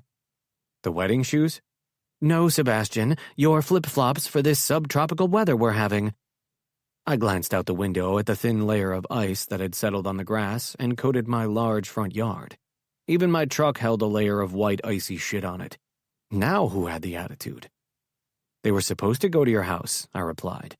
"Like the suit, remember?" "No." "Ask Kate. I didn't organize any of this.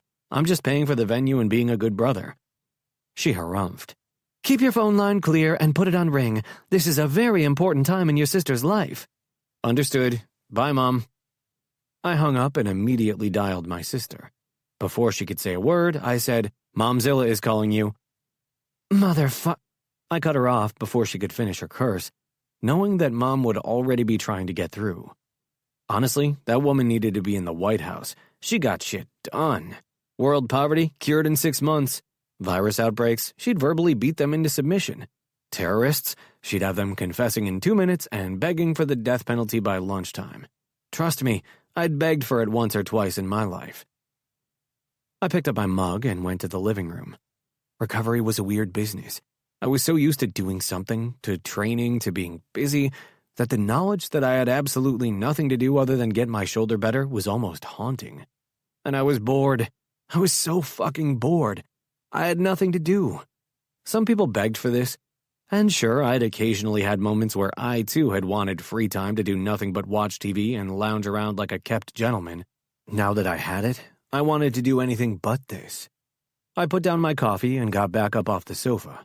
I'd just had a shower, but my legs were itching for something to do. Running was on my approved list of exercises because it was gentle on my shoulder, so I was going to go for a jog and see if I could burn off some of this angsty energy I was carrying around. I grabbed some socks from the laundry room, then put them on, followed by my sneakers. After pausing to pick up my phone, keys, and wallet, I headed out into the chilly morning air. The cold washed over me, and I sighed. Apparently getting all worked up had made me hotter than I'd realized, and the early winter air was a welcome relief from that.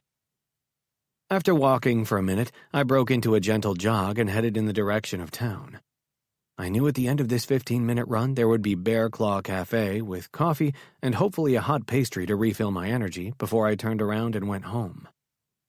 There was always an ulterior motive as far as running was concerned. If there wasn't, you weren't running right. As I left the neighborhood, I glanced in the direction of the mountains where Kate was getting married in a couple of days. They were snow-capped, and judging by the thick gray clouds that were moving in to hug them, that wasn't going to change anytime soon.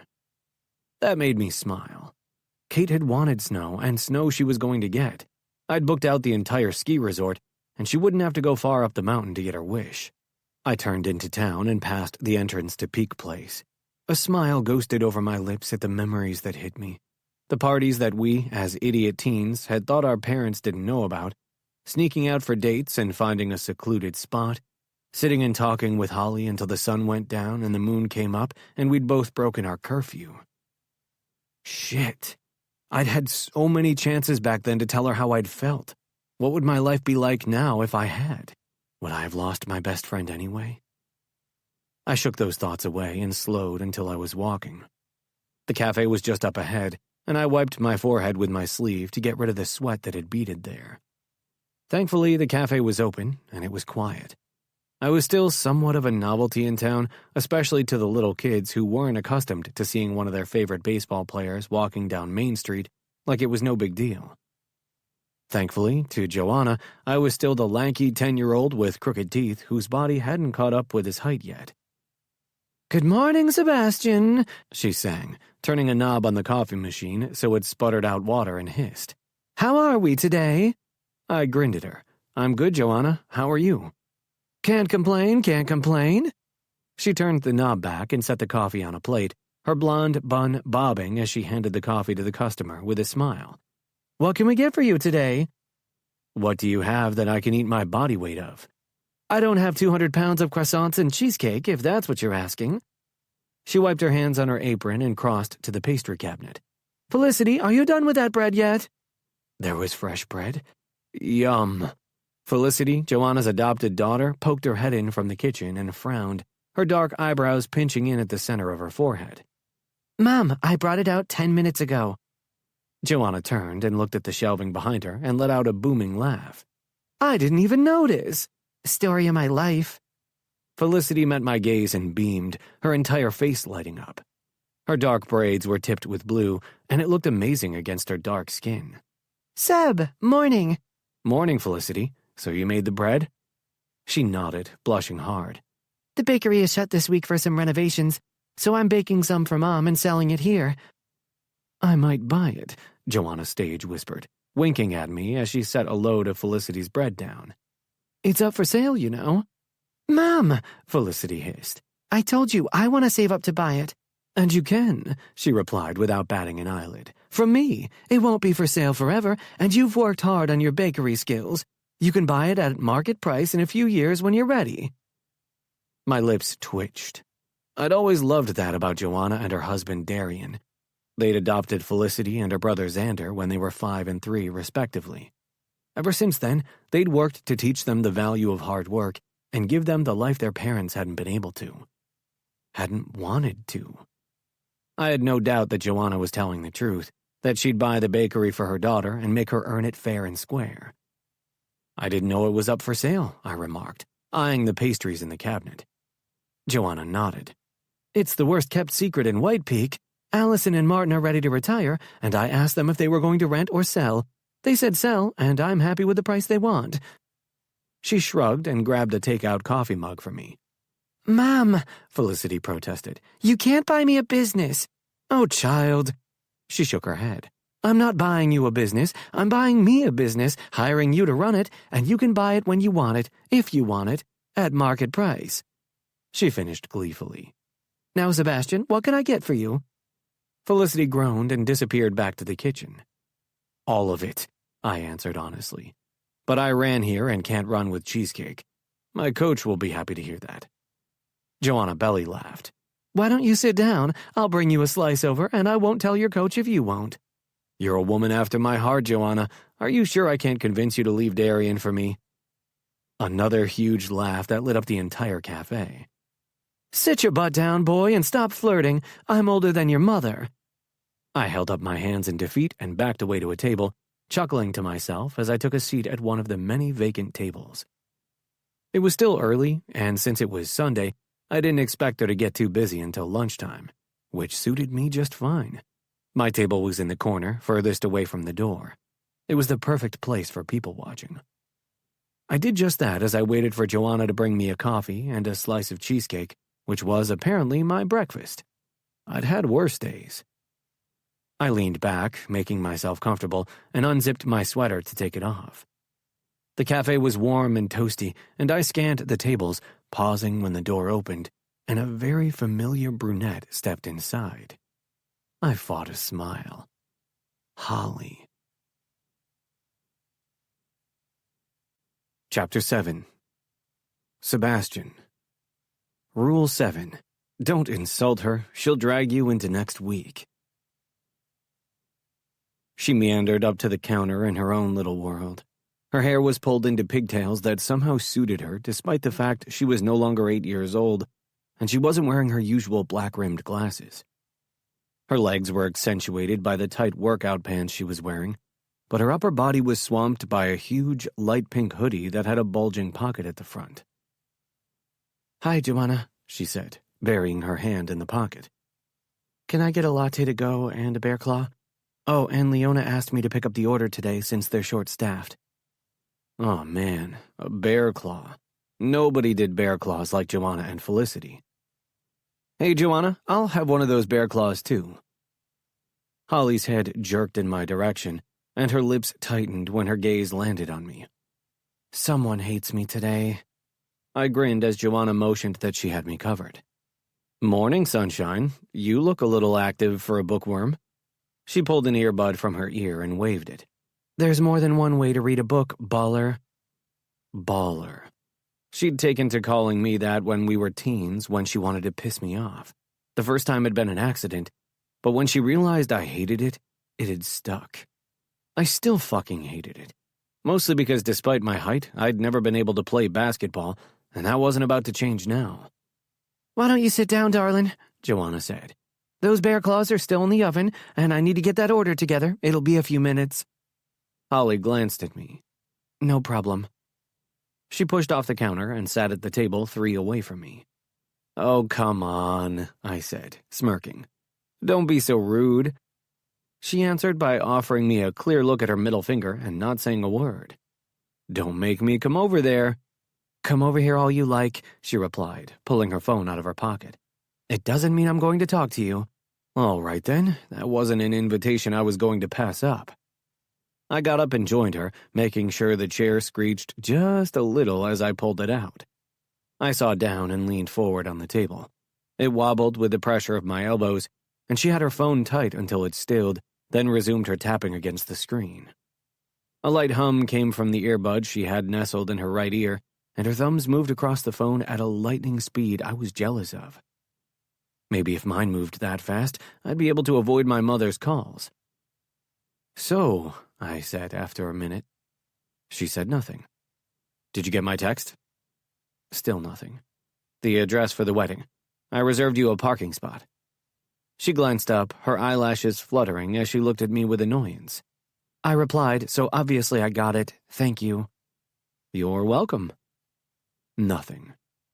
"You do know you're going to have to talk to me at the wedding, don't you?" Sighing, she tapped the screen, then hit a button on the side of her phone and put it down. "Yes, Sebastian, I'm aware. I thought it was obvious I was holding all my words until then." "Oh, was that what you were doing? I thought you were just listening to your book." "I was. The hero was about to bang her against the door. This conversation better be worth pausing my audiobook for." She stared at me across the table. "Well?" I blinked. I have no idea how to respond to that. "An apology would be a good start." "I'm sorry I interrupted your porn." Without a word, she got up and moved another 3 tables away. All right, that wasn't the right answer. I followed her over there. "I'm sorry I interrupted your book?" She stared at me blandly. "Do you know how sick and tired I am of having to defend my choice in books? Do you know how many times a week I have to explain to people that romance novels are not mommy porn, or smut, or whatever other derogatory term is the flavor of the day?" She didn't want an answer to that. I didn't know much, but I did know that I was supposed to shut up right now. "I literally could not give a damn if you judged me for listening to sex in my books," Holly continued, her cheeks flaring with what was, I thought, a cross between annoyance and mild embarrassment that she'd said that out loud. "Romance novels are, for the most part, a healthy representation of relationships where there is respect and consent and love, and if more young women were taught not to be ashamed of what they read, maybe the world would be a better place." I still didn't respond. I still didn't think she wanted me to. Fucking vampires are perfectly fine to read on a train, she muttered, trailing off. But healthy love stories? God forbid those realistic stories be socially acceptable. My lips twitched. Really? People are fine with you reading vampires, but romance is taboo? Welcome to my world, she said dryly. Now you've successfully commanded my attention. What do you want? I held up my hands. I just wanted to make sure you knew where you were going this weekend. Sebastian, I know where the White Peak Mountain Resort is. It's snowing nearby, and we'll probably be at the resort this weekend. Can your car get up there? It's a Jeep. I hope so, or I'm writing a strongly worded letter to the CEO of whoever makes them. She tucked some hair behind her ears. Stop staring at me. You're not wearing your glasses. There's this nifty invention called contact lenses. I know that, but I've never seen you wear them. She shifted, glancing away. I don't wear them often, but I took a walk up to Peak Place. My glasses get steamed up sometimes, so I prefer wearing contacts if I'm hiking. Is Peak Place considered hiking? Why don't we go up there and we'll see how long it takes people to hike to your body? You're murderous lately. It's the company I keep. It's questionable. I grinned. Sailor sure is. Holley dragged her brown eyes back to me and pursed her lips. Stop trying to make me laugh. It's not going to work. I would bet money that I'll have you laughing by the end of the weekend. I don't have the kind of money you bet with, baller. $20. Seriously? I shrugged. Hey, $20 is breakfast. I'm not exactly a gambler. She leaned back and folded her arms across her chest, right beneath her breasts, making them lift up so they were clear to see even under her oversized hoodie. I've bet more with Sailor over stupid crap. I'm not betting $20 with you. All right, fine. Don't. But I'm still going to be right. You'll be laughing by the end of Saturday night. I see no situation where I'll be laughing with you. So bet on it. I'm not 16, Sebastian. You just said you bet with Sailor. Why not with me? Because I only bet with my friends. Ouch. Tell me how you really feel, I said dryly. Fine. If I can't make you laugh by the end of Saturday, I owe you breakfast, and you don't even have to eat it with me. I'll buy it for you, Sailor, and Kinsley. Seems fair, and if you don't make me laugh? I shrugged. You get to live with the knowledge you were right, and you never have to speak to me again. Holley stared at me for a moment, her eyelashes fluttering with every movement. What? I'll tell you what really happened at prom at 10 to midnight, I replied, holding her gaze. And if you haven't laughed by then, I'll leave you to it. Something flashed in her eyes, and she swallowed hard. All right. I held my hand out for her to shake. Unless I was completely deluded, I could swear that she hesitated before she put her hand in mine. Her soft hand. I gripped her a little tighter than necessary and leaned closer to her, keeping my gaze locked on hers. But if you laugh by lunchtime, you owe me dinner. Her jaw dropped as I released her and walked up to the counter. Joanna hadn't served up my cheesecake yet, and I told her I was good with the coffee and the bear claw if it was ready. She handed them over with an observant eye that flicked between me and Holley. Here. I handed her enough money to cover both mine and Holley's order, then pressed a finger to my lips. Don't tell her. I'm sure she'll never guess, Joanna drawled, handing me my freshly baked bread. I'd forgotten about that. With a grin, I took the bag she'd put that and my bear claw in, grabbed my coffee, and left, not stopping to look at Holley for a second, but I sure as fuck felt her watching me. This was going to be a long weekend. Chapter 8. Holley. Rule 8. Never leave a man alone. He'll just mess the story up. You have got to be kidding me. I stared at the flat tire on my Jeep. This wasn't happening, was it?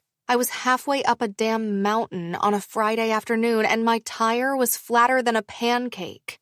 Did I have a spare? No. Could I change it even if I had a spare? Also, no. What? I didn't have a jack. It was absolutely freezing up here, and my only saving grace was that it wasn't dark yet. I was also closer to the resort than I was White Peak, so I only had one option. I was going to have to call Sebastian. Ugh. He was going to barrel on down here like a knight in shining armor, wasn't he? This was going to be hard to stomach. I got back into the front of my car and checked my phone.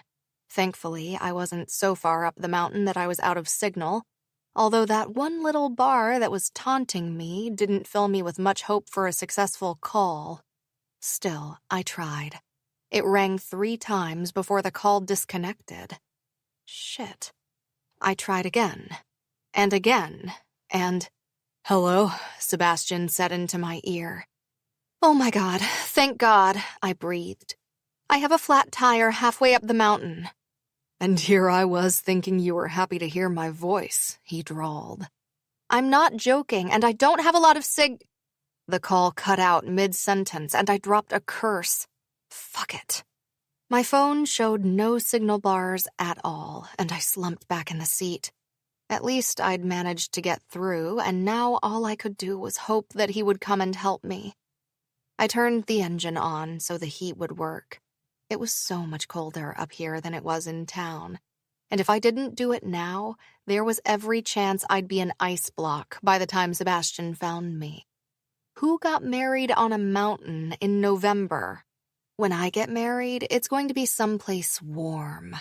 Like anywhere but Montana. I shivered, pulling my hat down so it covered my ears. It was one of Sailor's ideas for the bookstore merchandise we'd recently started stocking. A black bobble hat with Book Nerd embroidered on the front. It had been one of our best sellers, surprisingly, and I was annoyed that I liked it so much. It was so warm. I rubbed my hands together, hoping the friction from my gloves would warm my fingers. It really was annoyingly cold up here, the kind of cold I wasn't expecting in town for another couple of weeks. I was not prepared for this. And by this, I meant the entire weekend. Not the wedding, not Sebastian, not our talk, not the weather, none of it. My radio had no signal either, so I was sitting in silence. Only the running of the engine and low hum of the heater as it spat warm air kept me company as I eyed the weather system that I was pretty sure was moving this way. If I got fucking snowed in here, I was going to murder Sebastian. I was going to take one of those baseballs he loved so much, ram it down his throat, then beat him with a baseball bat. That was absolutely a reasonable response to this. I also hoped he had a truck so he could tow me up to the resort. I didn't want to leave my car here if those clouds held as much snow as I thought they did, because there was no telling when a tow truck could come out and rescue it.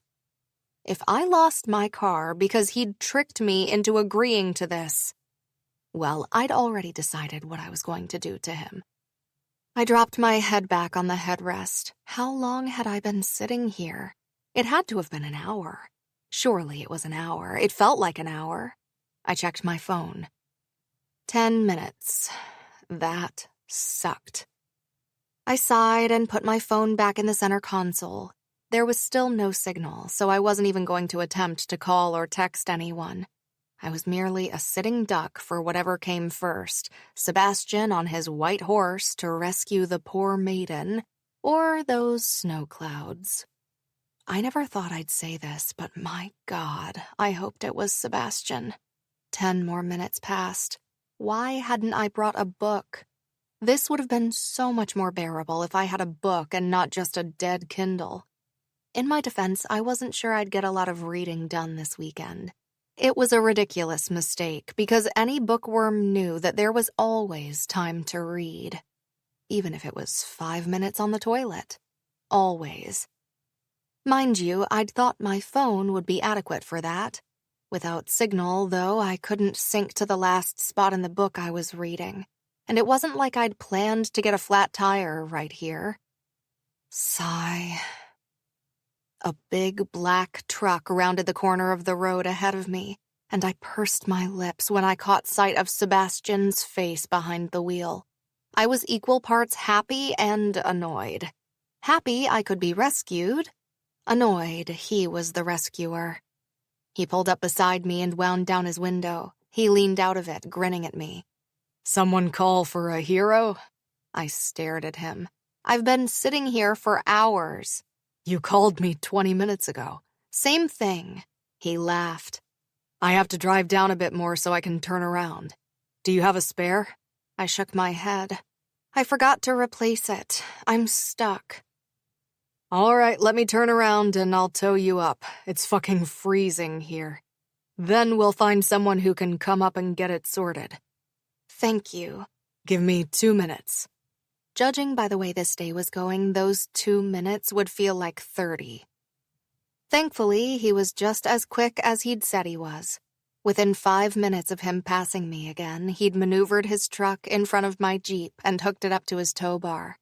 Slowly, we made our way up along the rest of the road. It took 3 times longer than it should have, thanks to my stupid tire, and judging by how rocky the final third of the track was, I was going to need a whole new wheel. Ugh. At least I didn't have hypothermia. I know, I was being dramatic. Sebastian pulled me into a parking space, using the vacant one in front for his. There was a good 2 inches of snow on the ground up here, and I shivered as I jumped out of my car. Thank God I'd thought ahead and brought more than enough warm clothing to get through this weekend. If only I'd thought to bring alcohol. Judging by the way this was going, I was going to need it. Sebastian unhooked his tow line from the front of my car. There. Let's go in and see if there's anyone who can come take it today. We'll come back for your stuff in a minute. You look cold. I am cold. I was stuck on the side of the mountain for hours. 40 minutes at most, he said, amusement lacing his tone. It felt like hours, so I'm sticking with hours. I followed him to the huge ski resort building. It looked like something out of a movie, with the outside all clad in red brick and deep wooden shiplap. The snow that coated the roof made it look somewhat like a fairy tale, and Seb held the door open for me to step in. Oh, it was warm in here. A huge fireplace was on the opposite wall to the reception desk, and it roared with a massive fire that was no doubt responsible for the lush warmth that spread through my extremities. Rustic leather armchairs and sofas were dotted around the area, and small groups of people filled almost each and every one. Seb led me straight to the VIP desk at the end. There should be a room for Holley Stuart, he said to the woman behind the desk whose name tag read Dawn. Let me check that for you, Mr. Stone. Her fingers tapped away at the keyboard for a little too long. She pursed her deep red lips and looked up. I'm sorry, we don't have a reservation under that name. I glared at Sebastian. You didn't do it? He looked back at me. I definitely did. I booked it on Tuesday, and I have the email confirmation. He pulled his phone from his pocket and brought it up, then showed it to the woman. She went back to her computer and after another 30 seconds or so shook her head. I'm sorry, something must have gone wrong in our system. There are no bookings under Holley Stuart, and the only one under your name is your room now. This was not happening. I'd say I couldn't believe it, but I could. I had no car and now no room. What was next? Everything happened in threes, didn't it? Okay, do you have a room for me? I asked, pulling off my hat. Regret flashed across her features. The entire resort is booked this weekend. I know that, Sebastian said. I'm the one who booked it. Wow. No, sir, there are no rooms available, Dawn explained. Every room has been booked out for... She leaned in closer to the screen. 3 weeks now. Seb pinched the bridge of his nose. Can you look into this and make sure I'm not being charged for a room I don't have? In this case, I should only be paying for my room and the bridal suite. Yes, sir, I'll make sure it's sorted for you. I'm sorry for the inconvenience. Dawn smiled awkwardly. She could smile all she liked. I was the one who'd driven up here, fucked my tire, and now had no room. Seb pulled me away from the desk. Look, it's fine. I'm in a suite. You can sleep in the bedroom and I'll take the sofa. Don't be ridiculous. I'm not sharing a room with you. I folded my arms. This wasn't the deal. I know. And believe me, I'm going to complain, he said, resting his hands on my upper arms. But if there are no rooms, there are no rooms. We need to get your car sorted, so let's grab your stuff and take it up to my room. This weekend was just going from bad to worse, wasn't it? Greg is coming to get your car in an hour, Seb said, standing in the doorway of the living room with the room's phone in his hand. He'll take it back into town, sort it out, and I'll take you to pick it up on Sunday. I stared up at him from where I was sitting on the sofa with my arms still folded across my chest and one leg over the other. I was not amused by this turn of events, and I said as much. No, your face wasn't clear. He fought a smile. There's nothing you can do. You have the bed and I'll sleep in here. It's not a big deal. You can't sleep on the sofa. Of course I can. It's my fault you're here in the first place, and I'm not going to make you sleep on it. I was thinking you could just take me home and then it wouldn't be an issue at all. He shook his head. The rehearsal dinner is in a few hours. If I show up without you, my mother will never let me hear the end of it. Now there was a reason not to go. May Stone was a force to be reckoned with, and I had no doubt she was the driving one behind this entire weekend. She's the reason you tricked me into this, isn't she? Of course, he replied. Could you imagine her face if I showed up without a date? Being the Bears pitcher isn't enough. She seems to think I can find my future wife while I'm out injured. Don't look at me. You wound me, Holley. He clutched his chest dramatically and put the phone back on the holder. I'm considering it, I muttered. You want me to go get your stuff from your car? I'm not going back out there. It's freezing. So I can't tempt you into skiing then? I wrinkled my face up. When have you ever seen me ski? Once you were 12. It still gives me nightmares. There you go, then. Not going to happen. I grabbed the remote control and turned on the TV. My purse is on the front seat and my case is in the trunk. Keys are in my coat pocket. He shrugged his coat on and felt about in my pockets for the keys. Upon finding them, he tossed them a few inches into the air and caught them again, then nodded toward the coffee table. Since you were stuck out there for hours, feel free to order food. It'll charge to the room, and dinner isn't being served until 8. 8? I was going to be skin and bones by then. Well, not likely, but I was in a dramatic mood today, so... Do you want anything? I offered. Get whatever, he replied. I'm not fussy. He left on that flippant comment, so I shrugged and grabbed the menu. It was vast, and most of the meals were fancy. I didn't want fancy. I wanted soup and grilled cheese. I was still cold. I wasn't sure I'd ever be warm again. All right, now I was even annoying myself with the dramatics. I kept flicking through the menu and eventually found the section titled Comfort Food, where I located my soup and grilled cheese. Since I really didn't know what to get for Seb, I decided to order him the same. Once upon a time, it had been his favorite thing. It was still mine. I got up to grab the phone and called the order in. I also got a glass of wine and a hot cocoa because I was cold and stressed, and it seemed like a good idea. Chocolate, wine, and cheese. In what world wasn't that a good idea? Not a world I wanted to live in, that was for sure. I picked up my phone and connected to the Wi-Fi, immediately opening my reading app the moment it was done.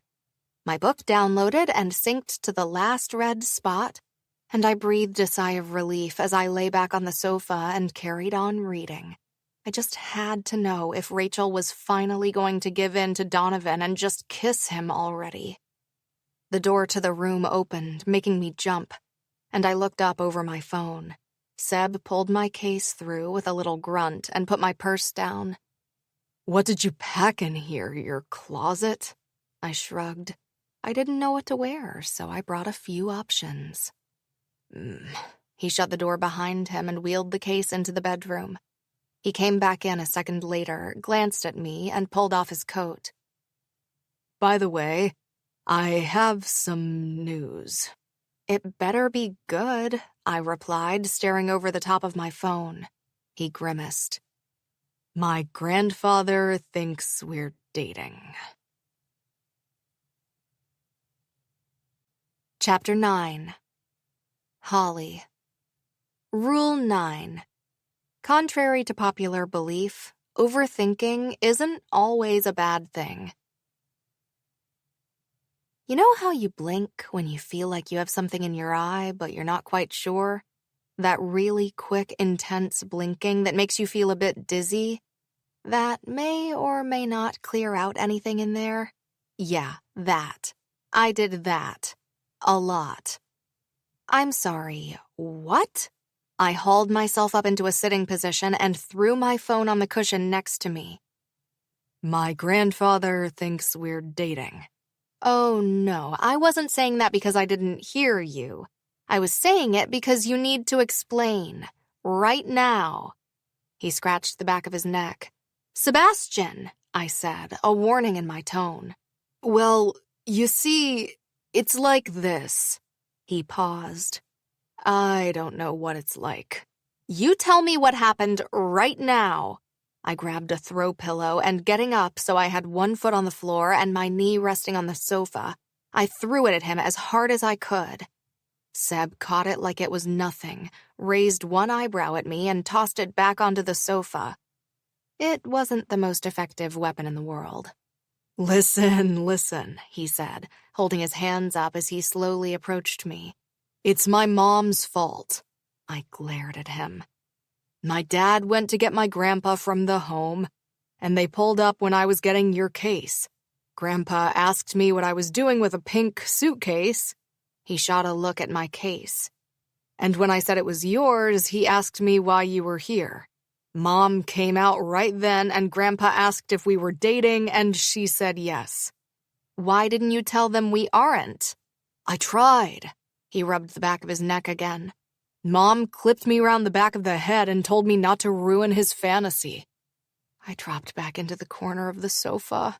This is going from bad to worse, I groaned, rubbing my temples. You have to fix this. I don't know what to do. Grow a pair and tell him the truth. I know it's not an ideal situation, but there is no but. I sat back up again and pointed at him. Do you know what's going to happen, Sebastian?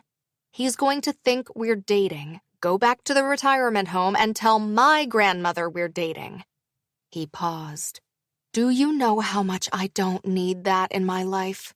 Jesus Christ, she already thinks my sister and Kai were married before she got pregnant, I said. They weren't. They eloped.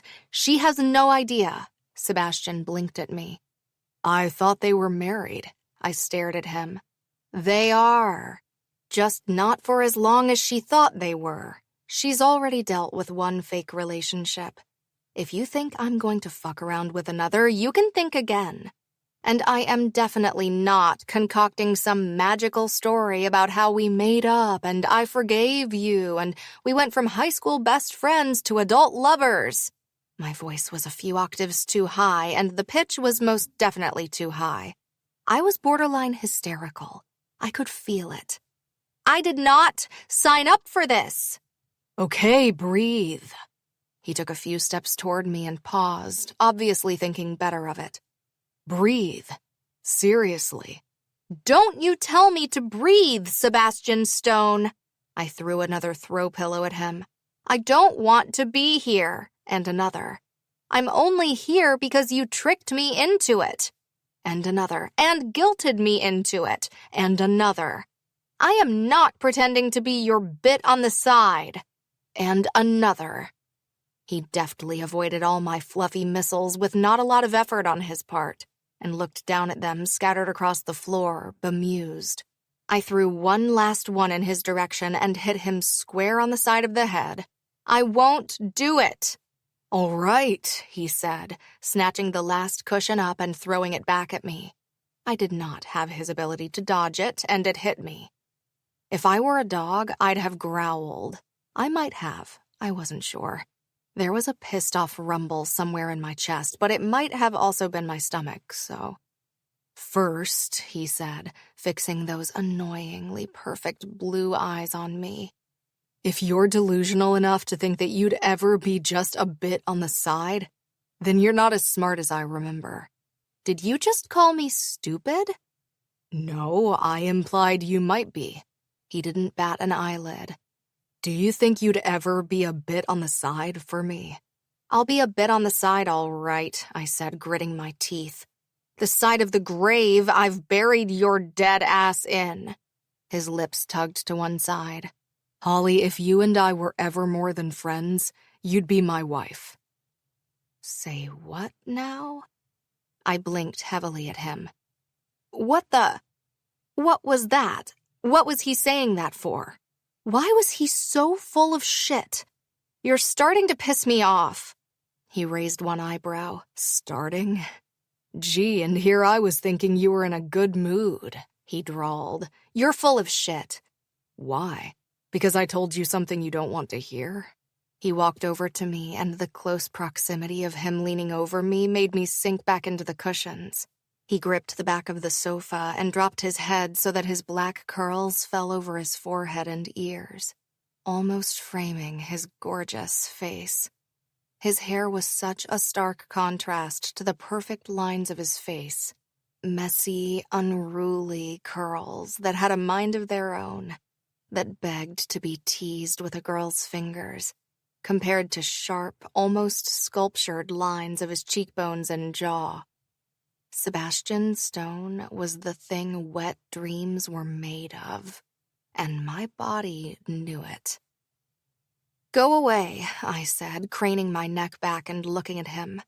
My voice wasn't quite as firm as I wanted it to be. He smiled slowly, an unnecessary sexiness creeping into the movement. One that bugged me because it affected me. Because while my left hand wanted to slap the smile off his face, my right hand wanted to grab him and do something else, like pull his lips to mine. He dipped his head a little bit closer. "Holley, I don't say anything unless I mean it. That's never changed. So when I tell you that you'd never be a bit on the side, that's what I mean." "Wife is a little far, don't you think?" His gaze held mine in a manner so arresting that I never thought I'd be able to look away. "Do you?" I drew in a deep breath. I had no idea what he was saying, but I did know that this was completely ridiculous. This conversation was weird and confusing, and had no place right here, right now. But I had no answer to him. Me. I had no answer. I swallowed, quickly darting my tongue out to wet my lips, then dragged my lower lip through my teeth in a nervous motion that pulled off a bit of dry skin. My response danced on my tongue. It was a resounding yes, that it was completely ridiculous. But a loud knock at the door interrupted me. Seb waited for a moment, but when I didn't answer, he stood with that stupid-ass smirk on his face. He turned to the door, leaving me to scramble up to sitting straight when he opened it to reveal room service. The young woman kept her head down as she wheeled the cart into the room and placed it where Seb asked.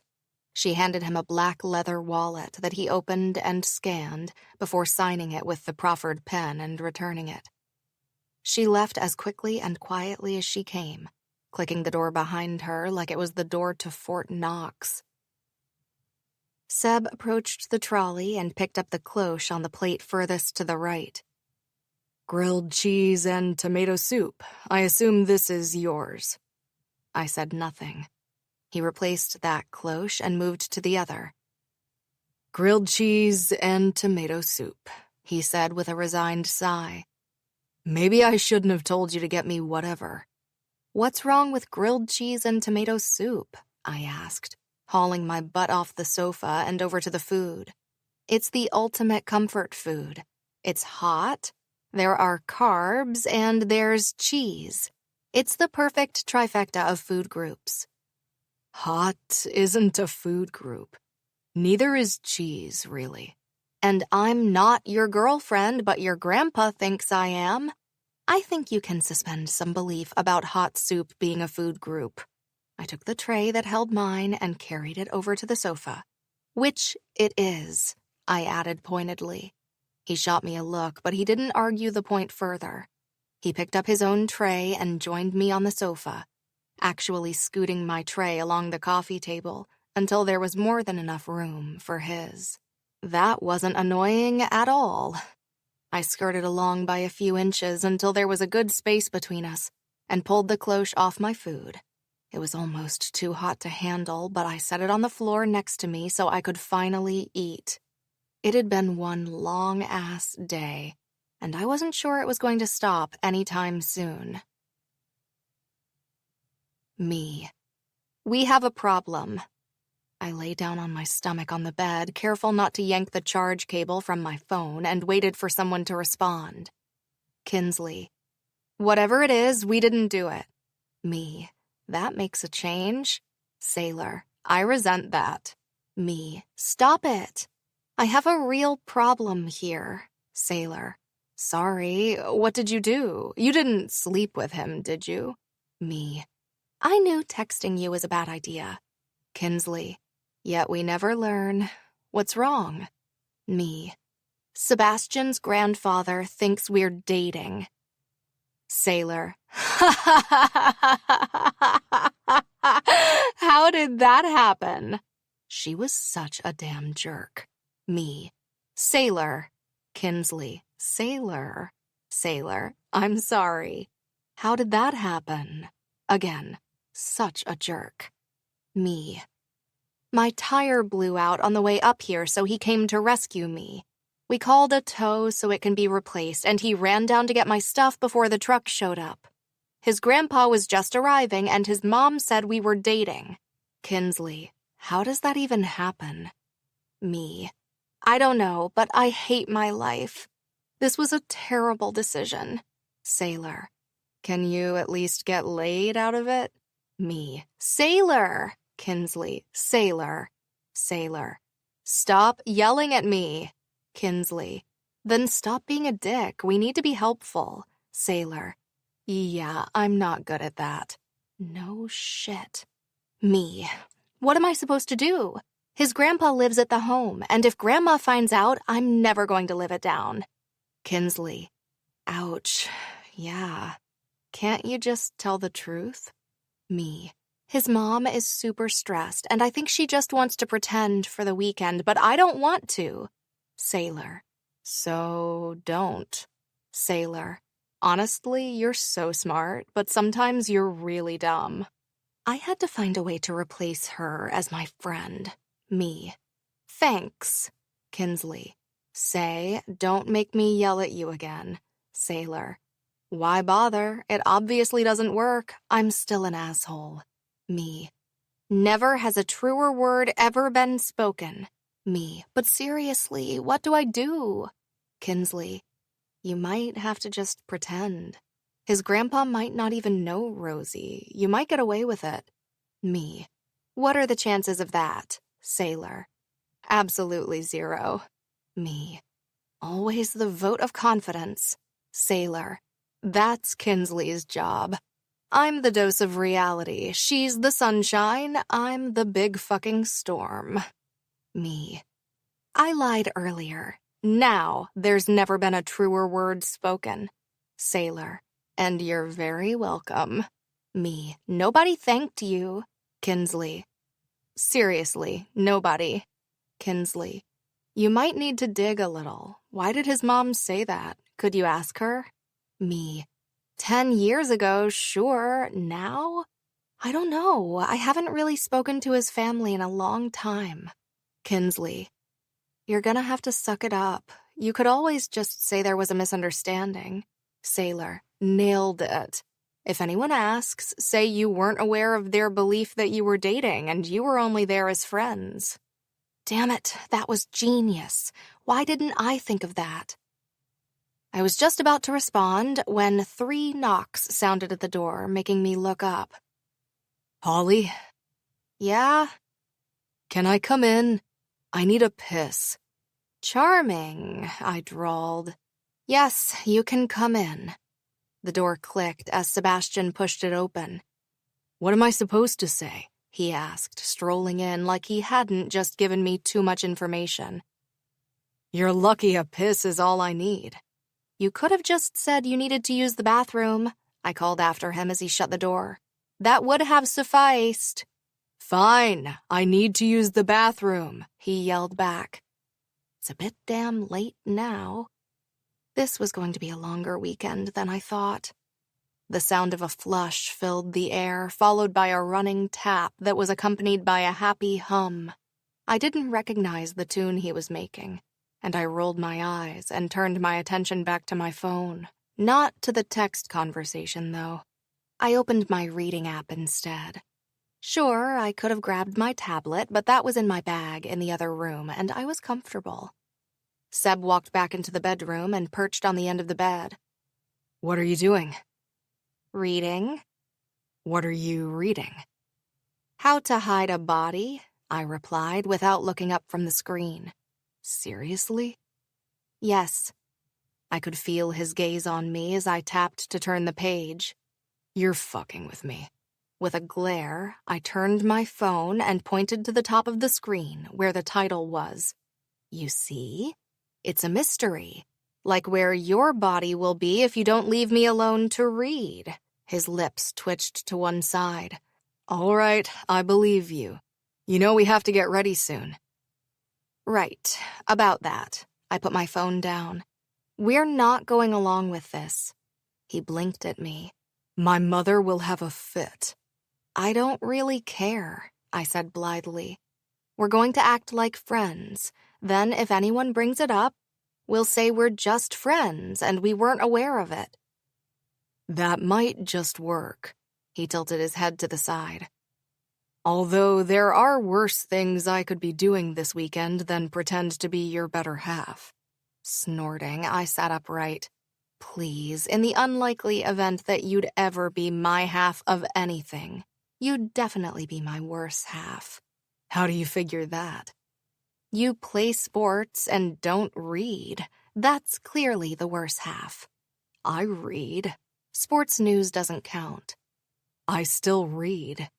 What was the last book you read? I asked, leaning back against the headboard. Go on. Shock me. His smirk let me know he was about to do just that. Read Game of Thrones. Took me 2 months to get through the first one, but I eventually read them all. Wow. Okay, fair enough. What's the matter, Holley? Bookworm got your tongue. His shit-eating grin was almost begging me to slap it off his face. Shut up, I mumbled. Since when did you read? Well, when you tear your rotator cuff and can't do a whole bunch of stuff, you have to find other ways to occupy your time, he said dryly. And as far as hobbies go, reading isn't all that dangerous. Have you ever fallen asleep while reading and dropped a book on your face? That's pretty dangerous. It hurts. Why are you falling asleep while reading? Because 1 more chapter turns into 10 more chapters. It's not hard to stop after 1 more chapter. That's the difference between you and I, Sebastian. You can stop reading. I cannot. Therefore resulting in a severe lack of a respect for the thing known as a good night's sleep. He leaned back on his hands and grinned. His smile made his eyes sparkle, and it was really quite irritating. And an extraordinarily serious lack of self-control. I tapped the side of my nose with one eyebrow raised. Now you understand. A beeping came from his pocket and stopped whatever he was about to say in response. He pulled his cell out and stared at the screen, frowning as he read whatever was there. What's wrong? Mom said we need to be at the rehearsal dinner half an hour early, he said, looking up at me apologetically. We have 45 minutes. Sighing, I slid off the bed and grabbed my toiletries bag from the chair. I guess I need to shower now, then. Chapter 10. Holley. Rule 10. Deny, de-fucking nye. Like when your mom asks if you're a virgin, and you're not. This is a disaster, I hissed to Sebastian, wishing I could extricate his arm from around my shoulders. It would go better if you'd stop smiling like you're possessed, he muttered back. I am possessed. Possessed by anger. Holley. Sebastian, I snapped back, still making an effort to keep my voice low. Do not start with me. I am not in the mood. I couldn't tell. This is all your fault. I turned around to face the bartender. The movement shrugged his arm from around me, but in such a natural way that it didn't look like we were mid-fight, because we were. We were mid-fight. From the moment we'd stepped into this room, we'd had to pretend like we were dating. His mom had introduced me to almost everyone in this room as Sebastian's girlfriend, Holley. And we'd had approximately 5 seconds to come up with a story about how we'd reconnected when he came back to White Peak. If you were wondering, it was all very sweet and romantic and had started when he'd stopped by my bookstore to pick up a book for his mom. It had just happened to be before my lunch break, so he'd taken me for lunch. And that was all she wrote. I wanted to vomit. It was so romance novelesque that if it had happened in real life, it would have been a dream. So sweet, so perfect, so romantic. But it wasn't real, and it wasn't a dream. This right here was a nightmare. He'd stopped by my bookstore, all right, but there'd been nothing enjoyable or sweet about it. I handed $10 to the barman and took my glass of wine without turning back around. I couldn't believe this was going this badly. Not that the night was. No, the night itself was going perfectly fine. The rehearsal dinner had gone off without a hitch, much to Kate's relief. She was now soaking up as much time as she could with her fiancé, Spencer, before they were split up tonight, ahead of the wedding. They were being stopped every few steps, and I swore May was about to step in and whisk them off somewhere for a moment. To sum it up, it was going exactly as well as you'd expect it to. Except that my night wasn't. I couldn't believe I'd been roped into this. I know, I'd said it 1,000 times, but seriously, if it weren't for Sebastian, I'd be at home right now, in bed, with my book and my snacks. That was how a Friday night should be spent. Instead, I was here in a black long-sleeved dress with a scooping neckline and high heels pretending I was Sebastian's girlfriend. All the women in the world. And here I was. Why couldn't he have paid someone to do this? It wasn't like he didn't have the money. I'm sorry, Sebastian said, turning around and leaning on the bar next to me. He dipped his head so his mouth was close to my ear, and his firm bicep brushed against mine. There's nothing I can do. If I argue, it'll only ruin Kate's night. I glanced at him out of the corner of my eye. I knew he was right. And for the record, I didn't think he was any happier about this than I was. I did understand what he was saying, though. And I wasn't about to be the brat who ruined his sister's wedding. I know that, I said, softening a little bit. But does your mom realize what a situation this puts us in? And that's before you consider the fact that you're famous. If the media come after me, I'm going to kill you. He sighed and motioned for another beer. No, I don't think she does realize it. I think she's just going with the motions because it's easier for her. She doesn't often think about other people when she's in one of these moods. I made a noise that agreed with him and quickly snagged an empty stool before someone else could get it. Seb grabbed his bottle and turned to the side, looking over at where his mom was entertaining some of the guests. She was a natural, someone who thrived in social situations, and could charm the pants off a monk if she really wanted to. Kate was the same. All the women in his family were like that, and to an extent, I envied them, because I just wasn't. I was quiet and reserved and a lot nerdy, content to spend my weekends wrapped up under a blanket with thick socks, hot cocoa, soup, and a book or 3. My idea of a party was accidentally having too much wine with my dinner at Bronco's and ending up on the karaoke machine, then spending the next 2 days hating myself because hangovers at 26 were not the same as 21. In related news, I had a habit I needed to break before I hit 30 because I bet hangovers then were even worse. "We can leave," Seb said after a few minutes of silence. "We've done the dinner and everything else." I skirted my gaze toward him. But the wine is here. And after the day I've had, I need the wine. Maybe I wouldn't learn. He held up a finger and summoned the bartender again. He rushed over, drawing a glass, and leaned in to Seb. Seb said something in a low voice, and the bartender nodded with a smile before he stepped back. What was that? "Drink up," Seb replied to me before taking a long drink of his beer. "He's sending some to our room so we can go." I opened my mouth, but nothing came out. "Holley, you're tired. I can see it. You've had a long day. And if you want to go back to the room, put on some sweats, and read your book, then you can do that." His eyes met mine, and in them I saw nothing but earnest truth. "Let's go, okay?" Okay. I finished the last mouthful of my wine and let him take my hand and lead me away from the bar.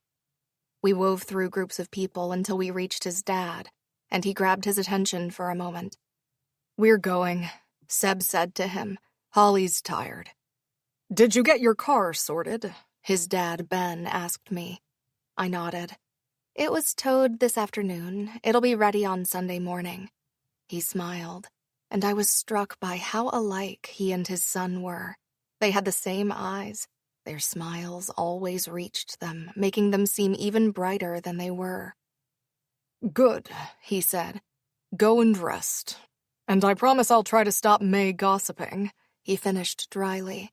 "At the very least, I'll cut off the champagne." "Thanks, Dad." Seb gave him a weak smile and all but dragged me from the room and out into the much quieter hall. I blew out a long breath. Oh, sweet silence. Chuckling, he pulled me over to the elevators. "You're welcome. Dad will talk to her and rein her in some." He couldn't have done that 3 hours ago? "You'd think." The elevator dinged, and I tugged my hand out of Seb's. His skin was far too warm, and his grip far too tight for me to feel even remotely comfortable with that level of closeness, mostly because I actually liked how it felt to have my hand in his. The elevator took us up to the floor that housed the suites. There were 4 on here. We had 1, May and Ben had the 2nd, and Spencer's parents had the 3rd. The 4th was reserved for Spencer and his brother/best man for tonight, and tomorrow it would just be his brother's. We stepped out of the elevator, and a trolley was already outside our room. It wasn't the one we'd left, because that one hadn't held 4 beers and a bottle of wine in an ice bucket, plus a bunch of snacks. Seb wheeled it inside, leaving me to shut the door, and I went over to inspect the snacks. Cheetos, pretzels, popcorn, M&Ms, Hershey's, and a tub of chocolate ice cream. Can I get this to my apartment, or... I looked up at him. Popcorn and ice cream? This is heaven right here.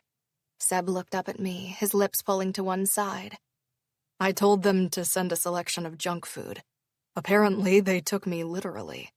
"I don't care how they took you," I said, grabbing one of the pristine white bowls. "They put a woman on this. No man could effectively grab these snacks from the very vague guidelines of junk food." "Hold on." He pulled his phone from the pocket of his pants and held it over the cart. "What are you doing?" "Taking a photo," he said, leaning back. "So if you ever ask me for junk food, I know exactly what you mean." Nah, they're missing Sour Patch Kids. I shrugged and put a spoon in my bowl, then grabbed the salted popcorn. There we go. You're taking all the popcorn? Did you want some? No. Then yes, I'm taking all the popcorn. You were taking it anyway, weren't you? I kicked off my heels, sending them scattering across the living room until they rested at the foot of the curtains, leaving me a good 4 inches shorter than I normally was. Yep. He laughed as I took my goodies into the bedroom and kicked the door shut behind me. There was a small table next to the armchair by the windows, and I put my snacks on there so I could drag the table over to the bedside. I'd already taken off my shoes, and it took me far too long to remove my dress. It was all but stuck to me. But I was grateful to finally kick it off and replace it with a pair of shorts and my favorite book lover tank top. I unplugged my tablet from where I'd charged it earlier. The screen blinked off, so I turned it on and nestled myself into the bed while it loaded. My phone blinked from the side table, and I grabbed it. Sailor, how did it go? Did you lose your temper and blow the resort up? Me, you are about as helpful as an STD. Sailor, thank you. Me, what makes you think that's even close to a compliment? Sailor, depends on the situation. If you want a guy to leave you alone, an STD would be very helpful. Me, your brain is a very strange place. Sailor, I know, try living with it. Me, I do. Sailor, I'll ignore that. How did it go? Me, hell. It was absolute hell. I was introduced to everyone as Seb's girlfriend, and his grandpa wasn't even there. Sailor, ouch. Well, if it makes you feel better, Tori is going to be at the reception tomorrow. Me, really? That's random. Sailor, apparently she manages the website Kate uses for her business, so she got invited. Must be nice to live a fancy life. Me, I've seen Tori work. There's nothing fancy about holy sweats and Cheeto dust in her hair. Sailor, it's like you can see me. Me, again, there's nothing fancy about it. Sailor, I've seen you relax. I bet you're wearing old sweats and eating junk food right now. Me, go away. Sailor, LOL. Sailor, that's one way to scare Seb off. Me, who said I wanted to scare him off? Sailor, your entire attitude? Me, seriously, go away. Sailor, it won't work. Me, good night, jerk. I plugged the cable into my phone and put it down where she could leave me alone. My friends were exhausting. I was only slightly mollified that Tori would be here tomorrow at the reception and I could escape with her for a little while. God only knew I needed someone to help me get through the rest of this weekend. Holley, Sebastian's voice came through the door. Let me guess, I called, pulling my ice cream onto my lap. You need the bathroom. Yep, I sighed. It's fine. He pushed the door open and poked his head through. Sorry, 1-bedroom suite, 1 bathroom. It's not your fault. I shrugged one shoulder and dug into my ice cream. Actually, it is. If you hadn't booked out the entire resort. And that's why I'm sleeping on the sofa. The bathroom door shut on his laughter. My lips sealed around the spoon and I paused. Yeah, that was why he was sleeping on the sofa. I shouldn't have cared, not really. This entire weekend was all his fault. And my crappy mood that meant I felt the need to eat my body weight and then some in junk food. Although this bed was huge, I did feel a little guilty. Groaning, I leaned back against the headboard and looked up at the ceiling. Why did I have to have a heart? The bathroom door swung open and Seb held up one hand. Sorry. Night. Sebastian, I said right before he left the room. What, do you need anything? He raised his eyebrows in question. Did you eat the ice cream already? No, but I did forget the wine, I mused. Want me to get it for you? He disappeared before I could tell him not to worry. I pressed my lips together. This was why I had a heart. It was so hard to be horrible to him and mad at him if he was going to keep being this nice to me. Seb reappeared with a glass of wine and brought it over with a smile. He set it on the side table next to the popcorn and turned to leave again. Night, Holley. Wait, I said. You don't have to sleep on the sofa. His eyebrows shot up. What? You don't have to sleep on the sofa, I repeated. It's uncomfortable. Actually, it's not so bad. I might buy one for my house. I pursed my lips. Do you want to sleep on a sofa or on a bed, Sebastian? I'm not going to offer again. You don't want to share with me. Not really, I admitted. But I'm also not going to make you sleep on a damn sofa if you don't have to. This room is big, and as long as you wear pants to bed, it's fine. Do I have to wear a shirt? I'd prefer it. Then you're gonna need to wear a bra. I am not sleeping in a bra, I argued. It's bad enough that I run the risk of being stabbed by an underwire during the day. I don't need to take the risk of certain death at night. Certain death? What does an underwire have to do with dying? Everything. What if it punctures my lung? An underwire is not going to puncture your lung while you sleep. Have you ever been stabbed by an underwire? I can't say a bra is something I wear on a regular basis, he said dryly. There you go, then. You can't possibly know the pain or risk involved just to keep my boobs contained. So no, I won't wear a bra, I sniffed. My insurance doesn't cover death by bra. I can't imagine it's something they usually have a claim for. Keep arguing and we can find out. He grinned. You really don't mind? I'm starting to think I do after all that, I answered honestly. So move quickly before I change my mind.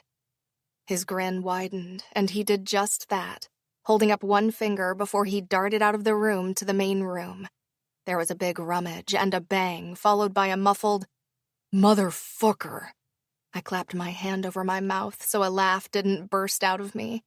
That, my friends, was the universal sound of a stubbed toe. "Are you okay?" I called, still desperately trying to stifle my laugh. "Stop fucking laughing," Seb yelled back. I did not stop laughing. I didn't even try this time. I buried my face in my hands and laughed my ass off. "Shut up," he said, coming back into the room. I peered through my fingers. "Are you all right?" He stilled, glared at me, and flared his nostrils. I giggled. "Sorry." "No, you're not." "You're right. I'm not." He tossed his phone on the bed. It bounced, almost hitting my bowl of ice cream, and he disappeared into the bathroom with a pair of gray sweats in hand. Either he was doing that deliberately, or the sweats were payback for my lack of a bra. It depended if he was wearing a t-shirt when he came back out. 2 seconds later, I got my answer. I glared at him. "Put on a t-shirt." He grinned. "Do you know how many women want to—" "No, nor do I care," I said, looking down at my tablet. Seriously. I had to look away from the abs. There were loads of them. I didn't even know people had that many stomach muscles. I sure as hell didn't. But then I also liked pie, so... "You're fucking adorable when you blush." The bed squeaked when he got on. I am not blushing. "Tell your cheeks that." I flicked my gaze over at him. He wore that shit-eating grin that bugged the hell out of me, and I had to turn my attention back to my tablet so that I didn't do something rash, like punch him, or maybe kiss him. Wait, no, not that. That was random. I was definitely not doing that. Why was that even crossing my mind? Those fucking sweatpants. I opened my book and checked the location. It was where I'd left off this morning, so I went back to my ice cream and my wine. I had to forget that I had a pitching god settling down next to me in bed. With 1 million abs, gray sweatpants, and the kind of V-shaped hip muscles that made smart girls do stupid things. It's me. I'm the smart girl. I groaned internally. By all accounts, this had been a terrible idea. Even if he was keeping his distance and a whole other person could fit between us. I still knew he was there, and that really, really sucked. He didn't turn on the television, but he lay quietly on his phone after plugging it in. He wasn't under the covers yet, and when I'd finished my ice cream, he got up and turned off the main light. This time, he got under the covers, but kept the space between us. I kept reading until I'd finished a chapter, then clicked off my tablet and snuggled down myself, switching it out for my phone. Then we lay there, backs to one another, not talking, with our eyes on our phones.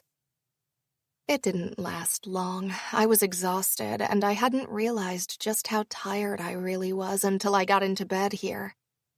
I put my phone back on the nightstand, set my glasses on top of it, and nestled down under the covers to stare out of the huge windows that looked out over the resort.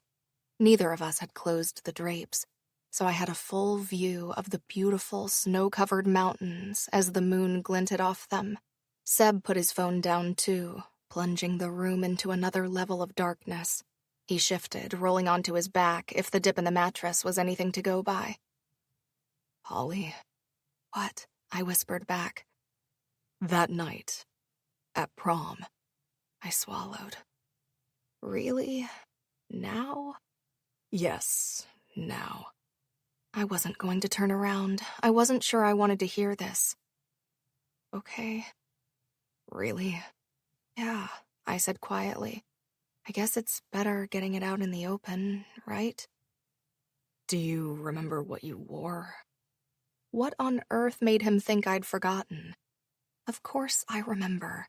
It was senior prom and one of the worst nights of my life. It was that red dress. It was all poofy at the bottom, and you kept saying you felt like a freaking mermaid because you couldn't walk. What the? But you looked amazing. This time I knew I was blushing. And you had your hair up. It was all twisted with bits around your face and a red rose in the back. How do you remember that? Because Iris was wearing a dress like yours, and had her hair up, too. Right. My tone was bitter. She knew what I was wearing. She did it deliberately to get at me. Why ever she did it, she didn't look half as beautiful as you did. Then why did you kiss her? He sighed, and the moment that passed was heavy, the air almost thickening in the silence. Because, he said softly, I thought she was you. I froze. What did he just say? What? I was going to kiss you. I jerked up, my momentary paralysis gone, and sat up, turning to look at him. Thanks to the fact we hadn't closed the curtains, I could see his face perfectly. He was staring up at the ceiling with his hands clasped on top of the covers, not moving. What? I asked again, my mouth completely dry. You were going to kiss me? Another sigh, and he turned his head to look at me. Yes, I was looking for you. Someone said they'd seen you go in that direction, and from behind, Iris looked like you. It was really fucking dark, and I was certain it was you. I didn't even know it was her or that you'd seen us until after you'd left. Tori and Ivy gave me the verbal lashing of my life. My heart was thumping so harshly I could barely speak. I knew what he was saying, but I didn't know, and I was so confused. Well, I was wide awake now. You were going to kiss me? Why? Why do you think? I was about to leave. I didn't want to go without telling you how I felt. His eyelashes cast long shadows over his cheeks as he blinked. If you felt the same, great. We could figure something out. If you didn't feel the same, then it didn't matter. I was leaving anyway, and I figured we could just move on. The lump in my throat was huge. I could feel emotion building inside me, and it was a torrent. A tornado, something that would absolutely burst from me if I didn't leave right now and get it under control. It had all been for nothing. All of it. I'd lost my best friend over a stupid, stupid mistake. All because I hadn't wanted to listen to him.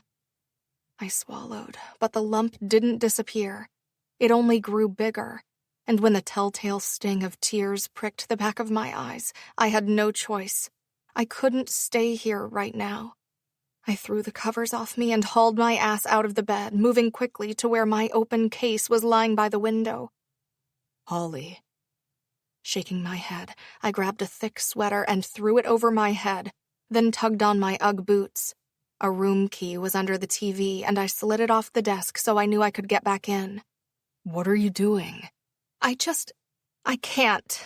I held up my hands, and my entire body vibrated with the effort it took for me to not break down and let years of emotion loose. I can't. I need to process this. I'm taking a walk. This didn't work last time. I turned around and stared at him. I know. Believe me, I know. But since we're at a hotel and I have no way of leaving and nowhere else to sleep, it's not like I'm going anywhere else. Sebastian, what you don't know is that the reason you kissing her hurt so much was because I was going to tell you that I had feelings for you. His eyes widened, flashing with surprise. So excuse me if I need a moment to figure out what the hell I just learned, because this is a mess. I tapped the side of my head and, on that note, walked out of the room and the suite, right into the hall where nobody else was, and it was silent, and I was alone. I walked, keeping my head down, and I walked, and I walked, and I walked, taking cases of stairs up and down through corridors.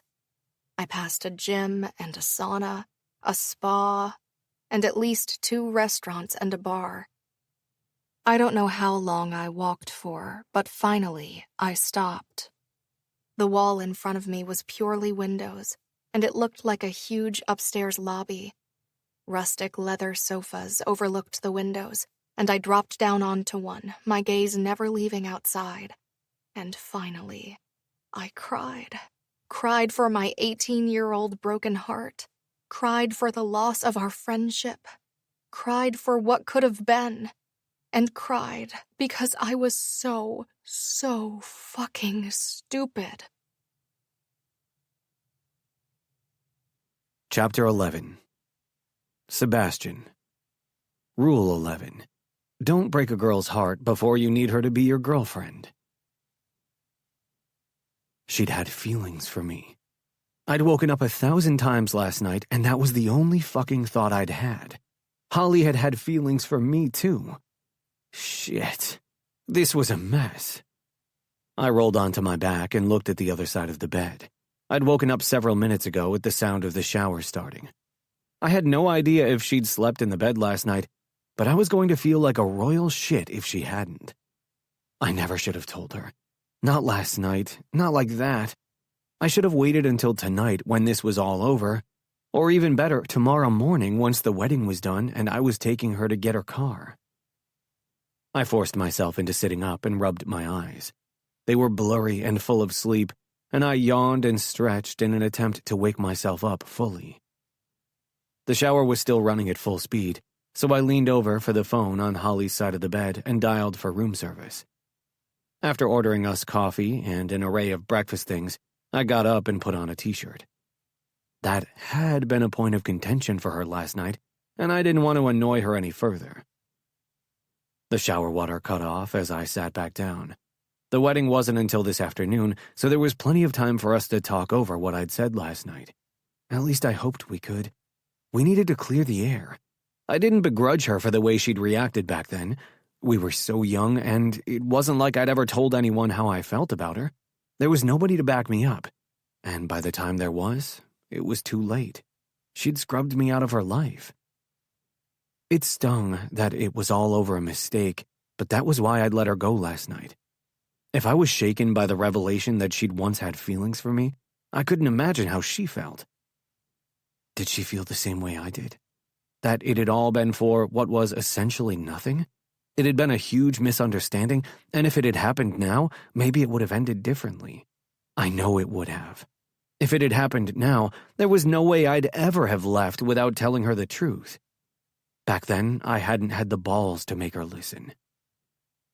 If I regretted not making her listen, did she regret not letting me talk when I'd tried? That was a stupid question. I knew her. She hadn't changed. Not like she pretended she had. That was why she'd needed to go last night.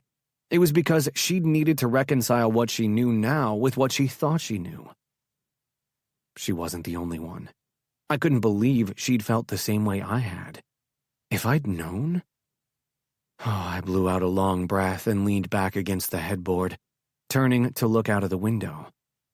The early morning sun glinted off the snow, and the lingering glow of the sunrise as it fully crept up into the sky left the mountains bathed in an orange hue that made it feel like I was staring at a real-life postcard. The bathroom door opened, and Holley stepped out, pausing in the doorway when she caught sight of me awake. She was wearing nothing but 2 towels, one wrapped around her body that she clutched at her breasts, and one twisted around her hair. Water droplets ran down the sides of her face and onto her chest, where they traversed the curve of her collarbone, disappearing into the fluffy white towel that, if her white knuckles were any indication, she was gripping onto like her life depended on it. "Morning," I said gently. Her tongue darted out and wet her lips. "Morning." "How are you feeling?" "I've been better," she replied, somewhat more honestly than I thought she would.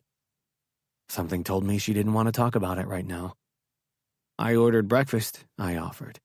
"I didn't know what you wanted, so I got a bunch of stuff, and coffee, and fruit." Nodding, she shifted, still holding onto the towel. "Not that this conversation isn't completely riveting, but would you mind if I put on some panties?" Right. She was naked under that towel. Mother. I shifted on the bed and moved the covers so she wouldn't see the fact that my cock had apparently engaged its brain, and realized that fact at the same time my actual brain had. If she noticed, she didn't say anything. She grabbed some clothes from her suitcase and disappeared back into the bathroom. I breathed out a sigh of relief when the door clicked shut, then moved the covers aside and looked down at my traitorous penis. "Get down," I whispered to it. "This is not the time." Now, don't think I'd lost my mind. It could hear me. Whether it listened was another matter altogether. I dropped the covers again, and just in time. Holley came back out, this time fully clothed, but still wearing the towel on her head. She'd obviously caught my movement because she frowned before quickly schooling her expression into one of nonchalance. "You want to talk?" "No," she answered. "Not really."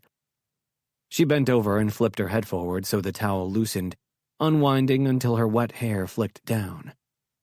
She squeezed the towel around her dark hair, then rubbed her scalp before she straightened and flicked it back up again. Her hair was a mess. She pulled a brush from her case and tugged it through her hair, and I waited until she was done before I spoke. "We have to talk." "No, we don't." She finally looked at me, meeting my eyes. "Not right now. All I want to do right now is get through this wedding, get through this afternoon, get through pretending to be your girlfriend, and go home where I can forget this ever happened." A loud knock at the door got me out of bed. "Wrong answer," I said, heading out of the bedroom to the suite door. It was our breakfast, and I directed the guy to bring it into the main room. I signed the receipt he gave me and handed it all back, then he left. Holley's head poked around the door. "Is that coffee?" I said I got it. "Thank God." I stepped in front of the cart. "You're not having it until we've talked." She froze. "Are you being serious right now?" "Do I sound like I'm joking?" "You're not going to sound like anything if you try to have this conversation with me before coffee," she warned, her eyes flashing in annoyance. "I don't want to have this conversation at all." "And that's the problem, isn't it?" I walked toward her, and she backed up, right into the bedroom. Perfect. I could corner her in here. "You don't want to talk about it. You didn't want to talk about it back then either, and look where it got us." Her legs bumped into the bed, and she fell back. "But we're not 18 anymore, and we're not going to act like it either, so we're going to talk about this, and we're going to do it now." She folded her arms and looked up at me. "We are we?" "Either way, I'm talking, and you're going to listen." She looked out of the windows like a petulant child. Amusement flickered inside me. She was only doing that because I was being heavy-handed, and if there was anything that Holley Stuart hated, it was being told what to do. I'm sorry I did it. I'm sorry I didn't take enough time to make sure it was you. I'm sorry I waited as long as I did to try to tell you the truth about how I felt, and I'm sorry I didn't force you into listening to me back then. Like you are now? She looked up at me with defiance in her eyes. I fought back a laugh. You don't have to like it, but you're going to listen to me. I don't give a damn if you don't say a word, Holley, but you're going to listen to what I have to say, and you're going to accept it as truth because that's what it is. Her expression didn't change. Steely-eyed, closed-mouthed, cheek flushed. God, she was so frustratingly beautiful. My biggest regret is never telling you the truth. That, and apparently making you feel like you mattered so little to me that you thought I'd honestly hurt you in that way. Her nostrils flared. I never thought that. I leaned forward, resting my hands on either side of her body on the bed. She leaned back as my face came close to hers, drawing in a deep breath. Then why didn't you listen to me when I wanted to talk to you? Because, she said in a voice that was decidedly softer than before. I was young, I was stupid, I was angry, and I was hurt. It was easier to avoid the conversation, because I just knew you were going to tell me something that would hurt me more. But I wasn't. I know that now, don't I? She rested her hands behind her and turned her attention back to the window where it was now lightly snowing outside. But you still would have left, even if we had been honest with each other and decided to try. We were so young and dumb that it never would have worked. You would have left, got signed by the Bears, and become everyone's hero. Except yours. I don't want you to be my hero, Sebastian. But I want to be, and I will be. She shook her head, a tiny little jerk that accompanied a disbelieving huff of air. We're not 18 anymore. We're not friends. I'm glad I know the truth, and I thank you for telling me, but it's over. It's done. The sooner you realize that, then what? I'll leave you alone? I cupped her chin and forced her head around so she was looking at me again. Unless I was mistaken, she shivered the moment her eyes met mine. You think I'll give up trying to be a part of your life? That I'll let you walk away tomorrow and never speak to you again? A girl can hope. You don't want that. Face it, Holley, you didn't have to drive up here yesterday. I didn't make you. Nobody made you get in your car and come here and keep your word to me. She blinked up at me. You did that, all by yourself. I promised. Bullshit.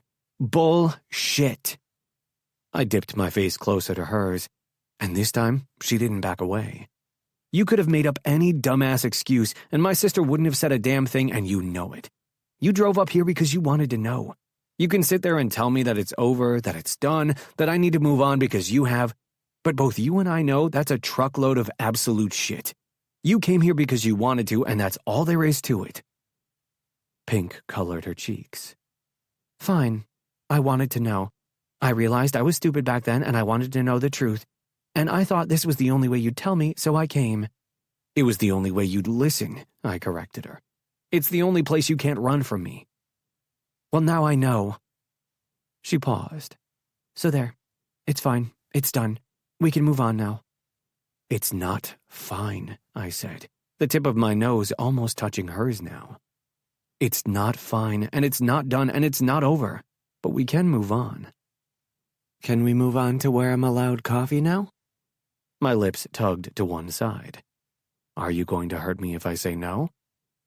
My knee is perfectly positioned, she said in a mildly threatening tone, and I will use it. I held myself close to her for one more moment before I pushed off the bed and stepped back.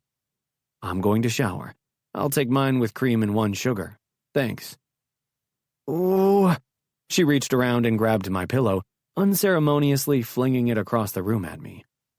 Laughing, I darted into the bathroom and slammed the door right before the pillow hit it with a huge thunk. I would have hit you that time, Holley yelled. Pussy! I laughed even louder and turned on the shower. Maybe, just maybe, there was a chance we'd somewhat repaired our relationship this morning. And if not, I wasn't about to give up on her. My sister was a married woman. The wedding was, well, a wedding. I didn't know the difference between one or another, if I was completely honest. They were all the same, just in different clothes and in different places. It was a miracle nothing had gone wrong with my family around. My sister was as happy as could be. My dad was talking golf and baseball with Spencer's dad, and my mother was finally breathing easy. But keeping a beady eye on my grandfather, who'd been given hard liquor, that was not anything anyone here wanted to happen, especially since he had somehow cornered Holley. "She's very nice, Sebastian," my great-aunt Elizabeth said from the table to my left, stopping me before I could get any closer. "Are you going to marry her?" I took a deep breath and turned to her with a smile that I knew didn't reach my eyes. "Early days, Aunt Elizabeth," I replied. "Excuse me, I have to go and rescue her from Grandpa." She sighed, but didn't stop me as I made my way through the crowd of people to where Holley was staring wide-eyed at my grandpa. "Grandpa," I said, interjecting myself into the conversation, "you're not being rude, are you?" He looked at me with what looked a lot like a gin and tonic clasped in his left hand. "Rude? Me? We're talking about the ducks. I think they might get some chickens." My eyebrows shot up and I looked at Holley. "Really?" "Yeah." The word was long with a hint of tiredness. "I didn't know about the chickens, though. We've really got to ask for a breakdown of the expenses of that place." "No fucking kidding." "How are the ducks?" I asked my grandfather. His eyes lit up. That was probably more down to the gin than the ducks, given his rants about them earlier this week. "Cheese and quackers are my favorites." Cheese and quackers. How the fuck I kept a straight face, I'll never know. There are ducks called cheese and quackers? Mabel likes a pun. Mabel? Was she the one who liked my ass? Interesting names.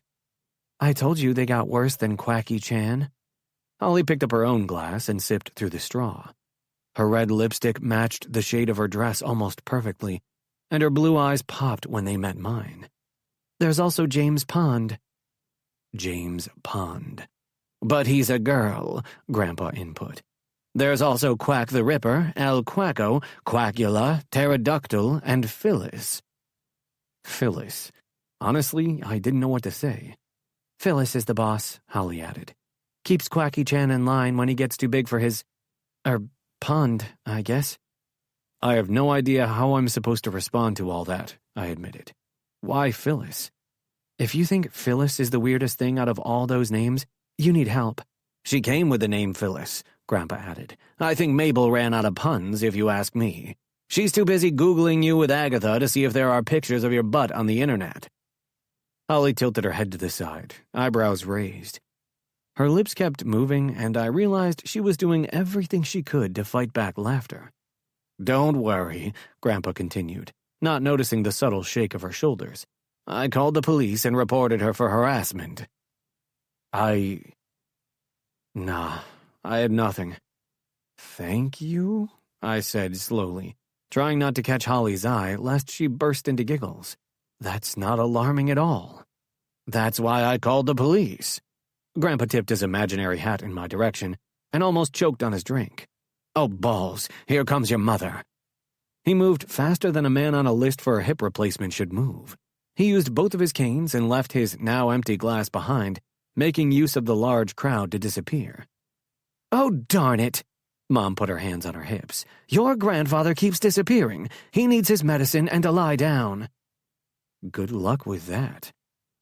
I pointed in the direction he'd just shuffled off in. He went that way. Thank you. She looked between me and Holley. I hope his little delusions about your relationship haven't been too problematic. They're your delusions, I reminded her. You started it. So I did. Forget I said anything.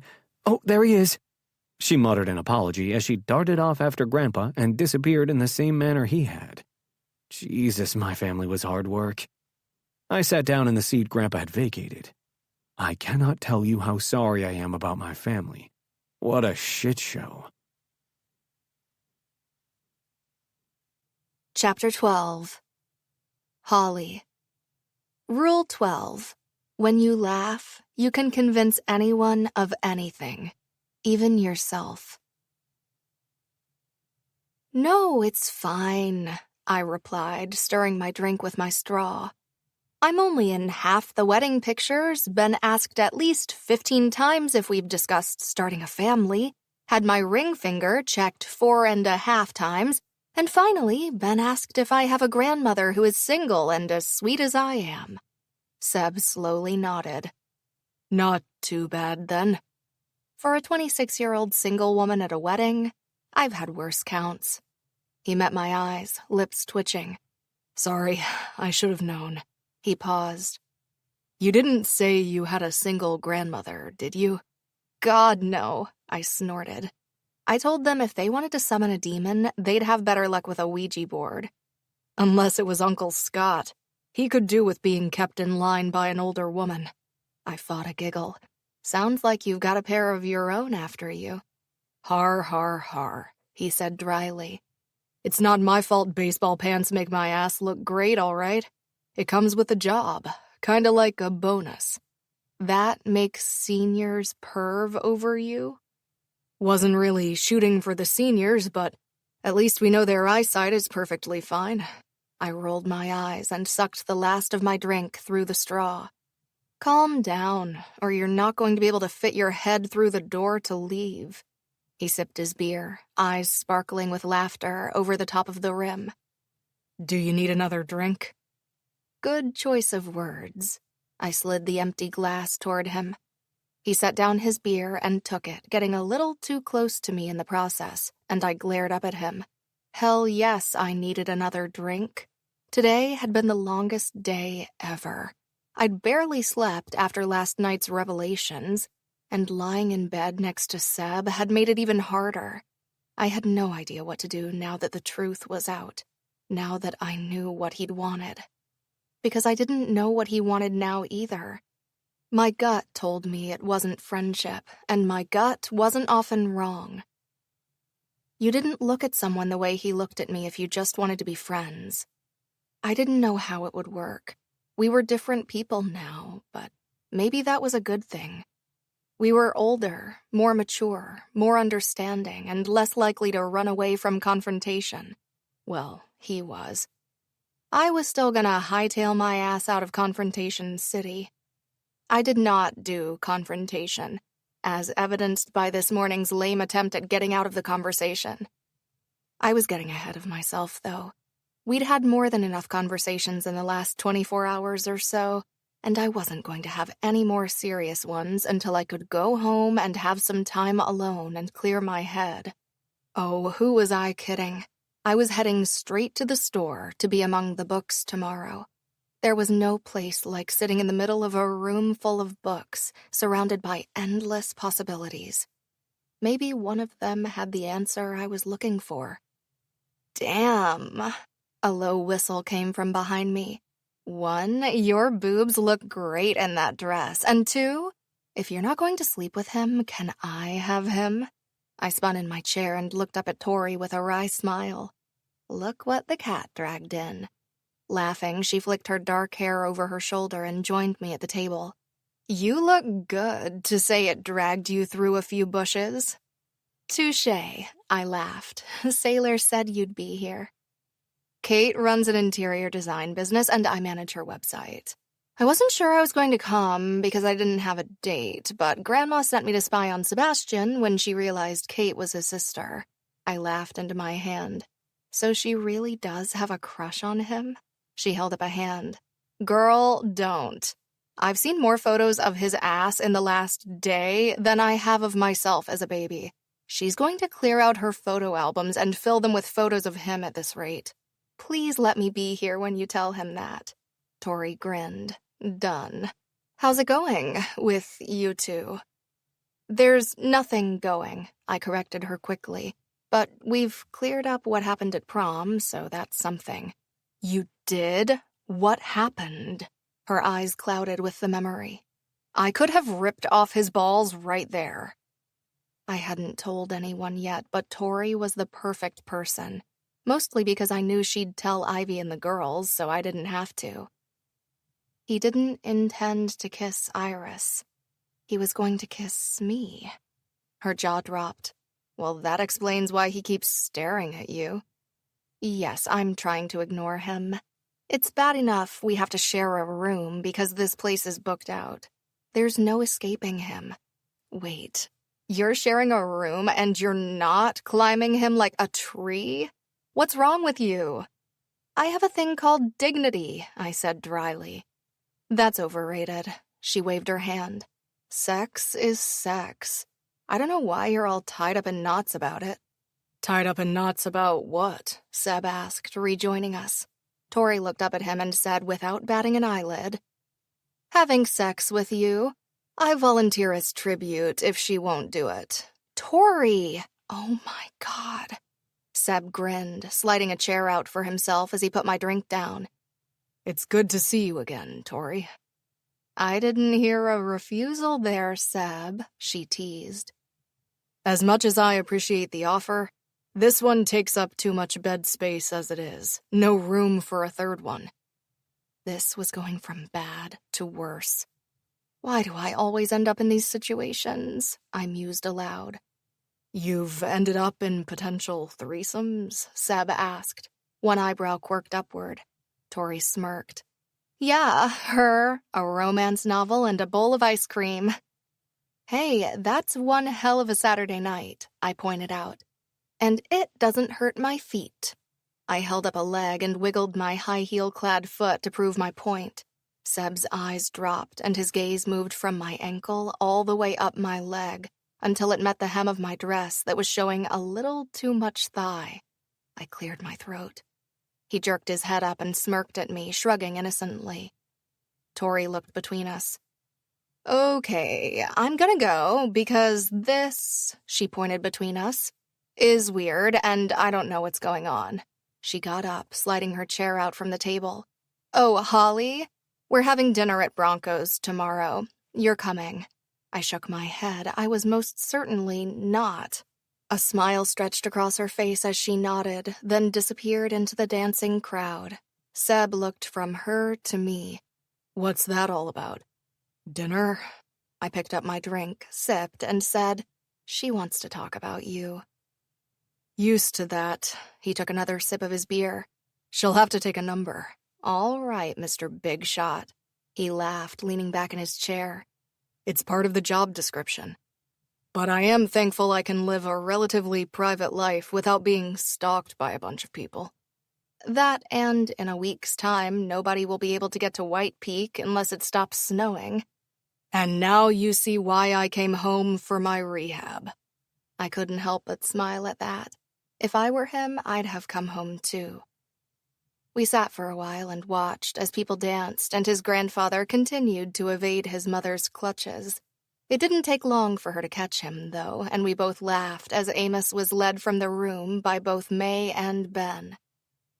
By the time he'd returned for the father-daughter dance, we'd fielded 2 different sets of questions about our relationship that had ended with Seb putting his arm around my shoulder to please some distant relative of his new brother-in-law, and me sinking the rest of my drink far too quickly.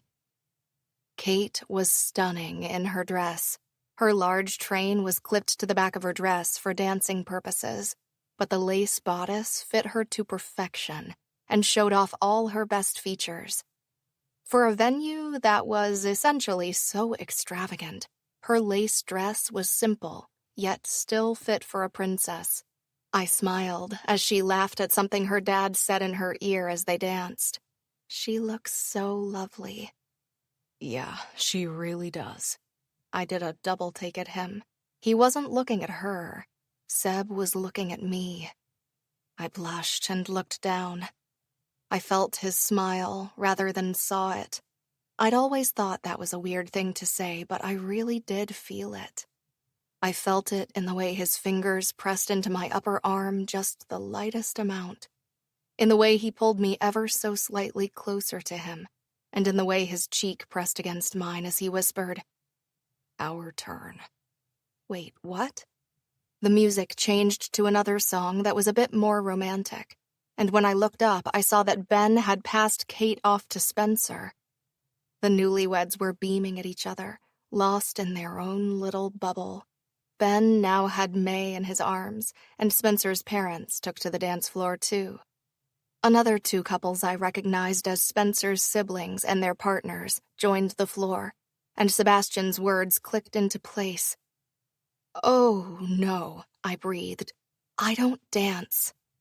With his lips curved up into a half-smile, he took my glass from me and put it on the table. Then he took both of my hands in his. You do with me. I can assure you that I do— Ah! He pulled me up to my feet, releasing one of my hands while tightening his grip on the other, so I had no chance of escaping. Did I really want to? The question flitted through my mind like a whisper, but I had no chance to linger on it because we reached the dance floor and Seb swept me into his arms like a pro. My body was pressed right up against his. The buckle on his belt dug into my stomach ever so slightly, and his white shirt was soft against my hand as I slipped my arm around his waist. A slow dance. I could manage this. Cha-cha slide? Yes. The Macarena? Nailed it. The floss? No, nobody over the age of 10 could do the floss, and if you could, how? Teach me. To be honest, I wasn't sure I'd done the Macarena or the cha-cha slide for years either. Seb rested his hand at my hip and held the other to the side, dipping his head into mine as our bodies swayed to the slow music. See, this isn't so bad, is it? I squeaked in response. I really didn't dance.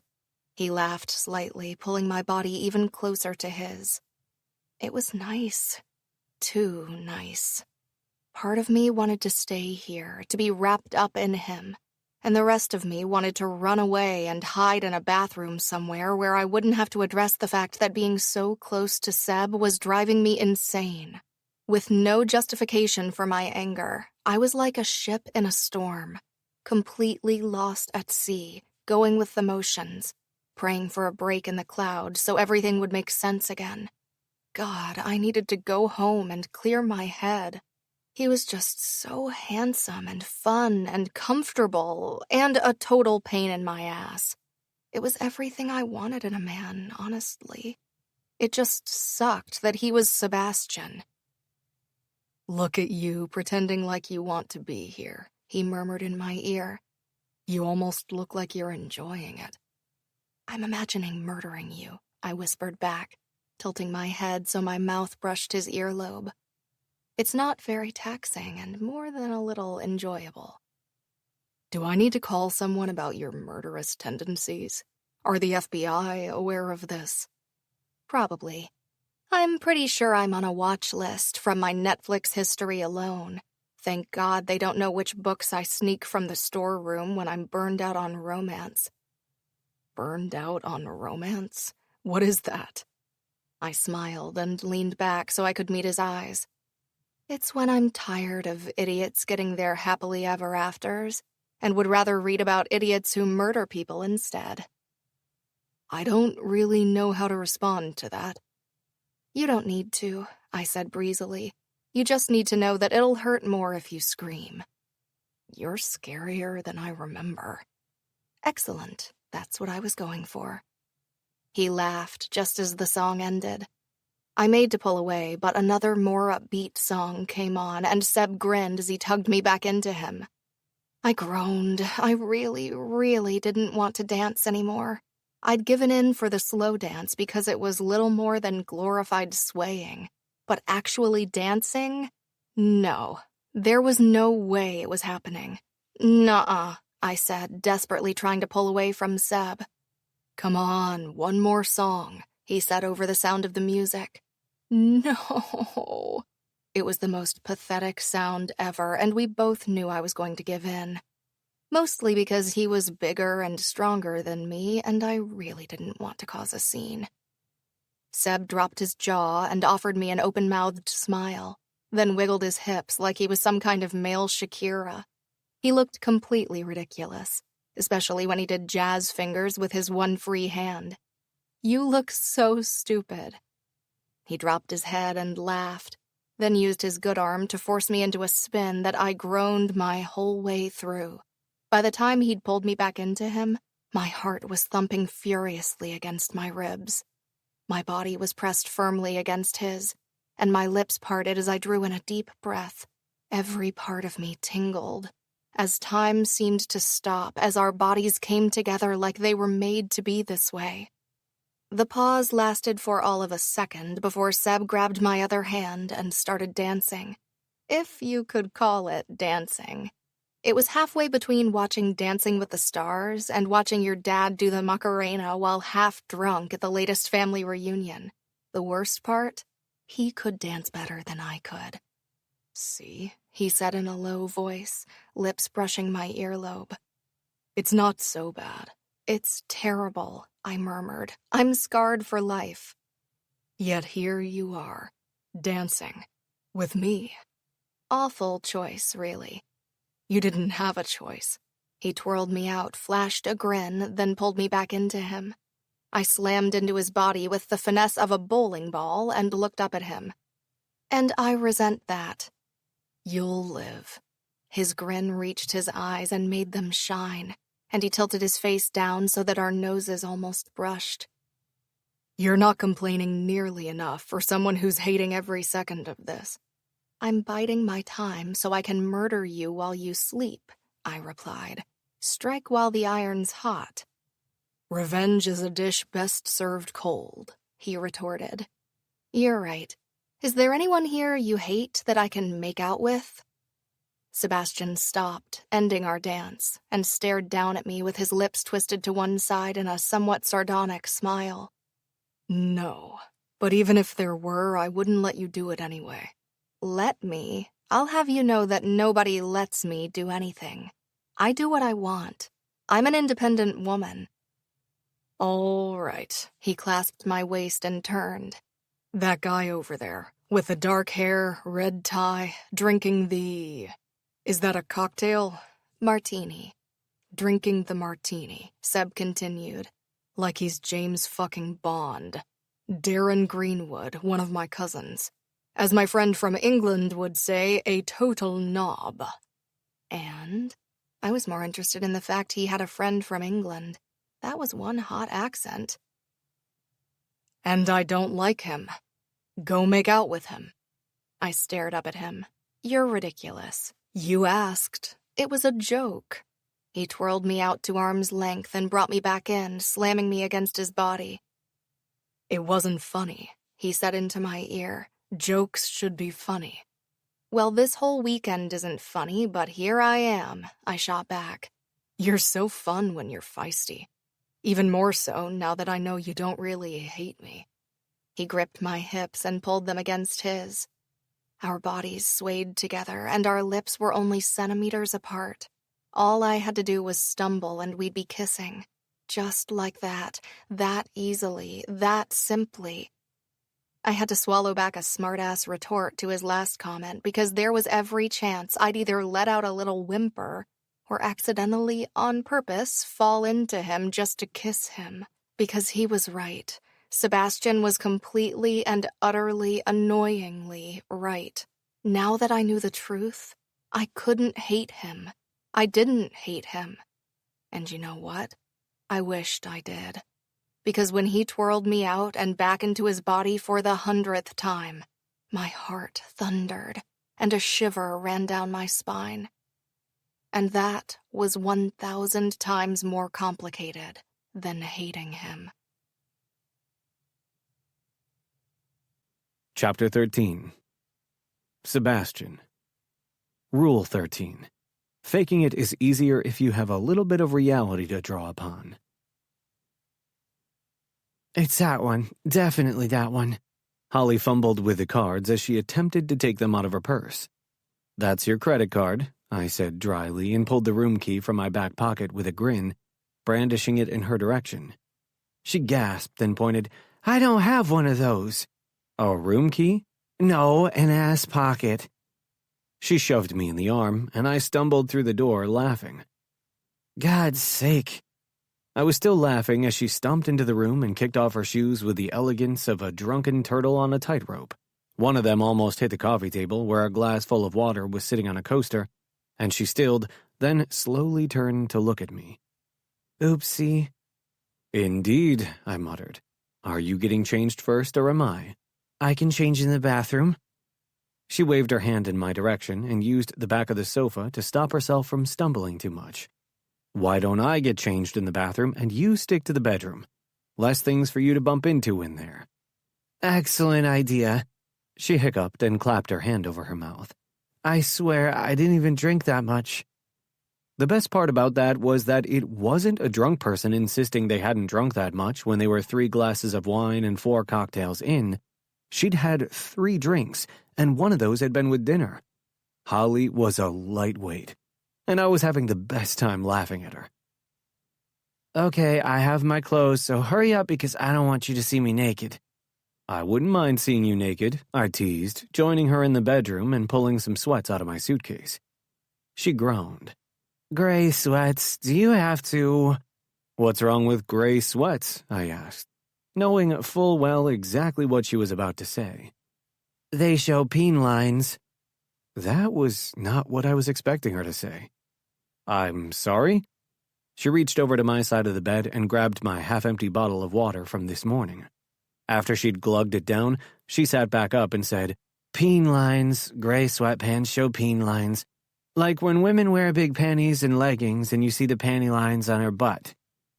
She rolled to the side and drew a diagonal line across her butt cheek to emphasize what she meant. I blinked at her. They're not leggings.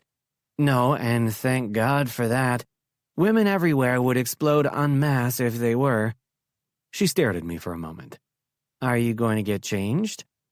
Are you going to jump me in my sleep? Only to murder you, not grope you, dear. She gave me a wan smile, but there was a twinkle in her eyes that showed she was hiding a laugh. Go.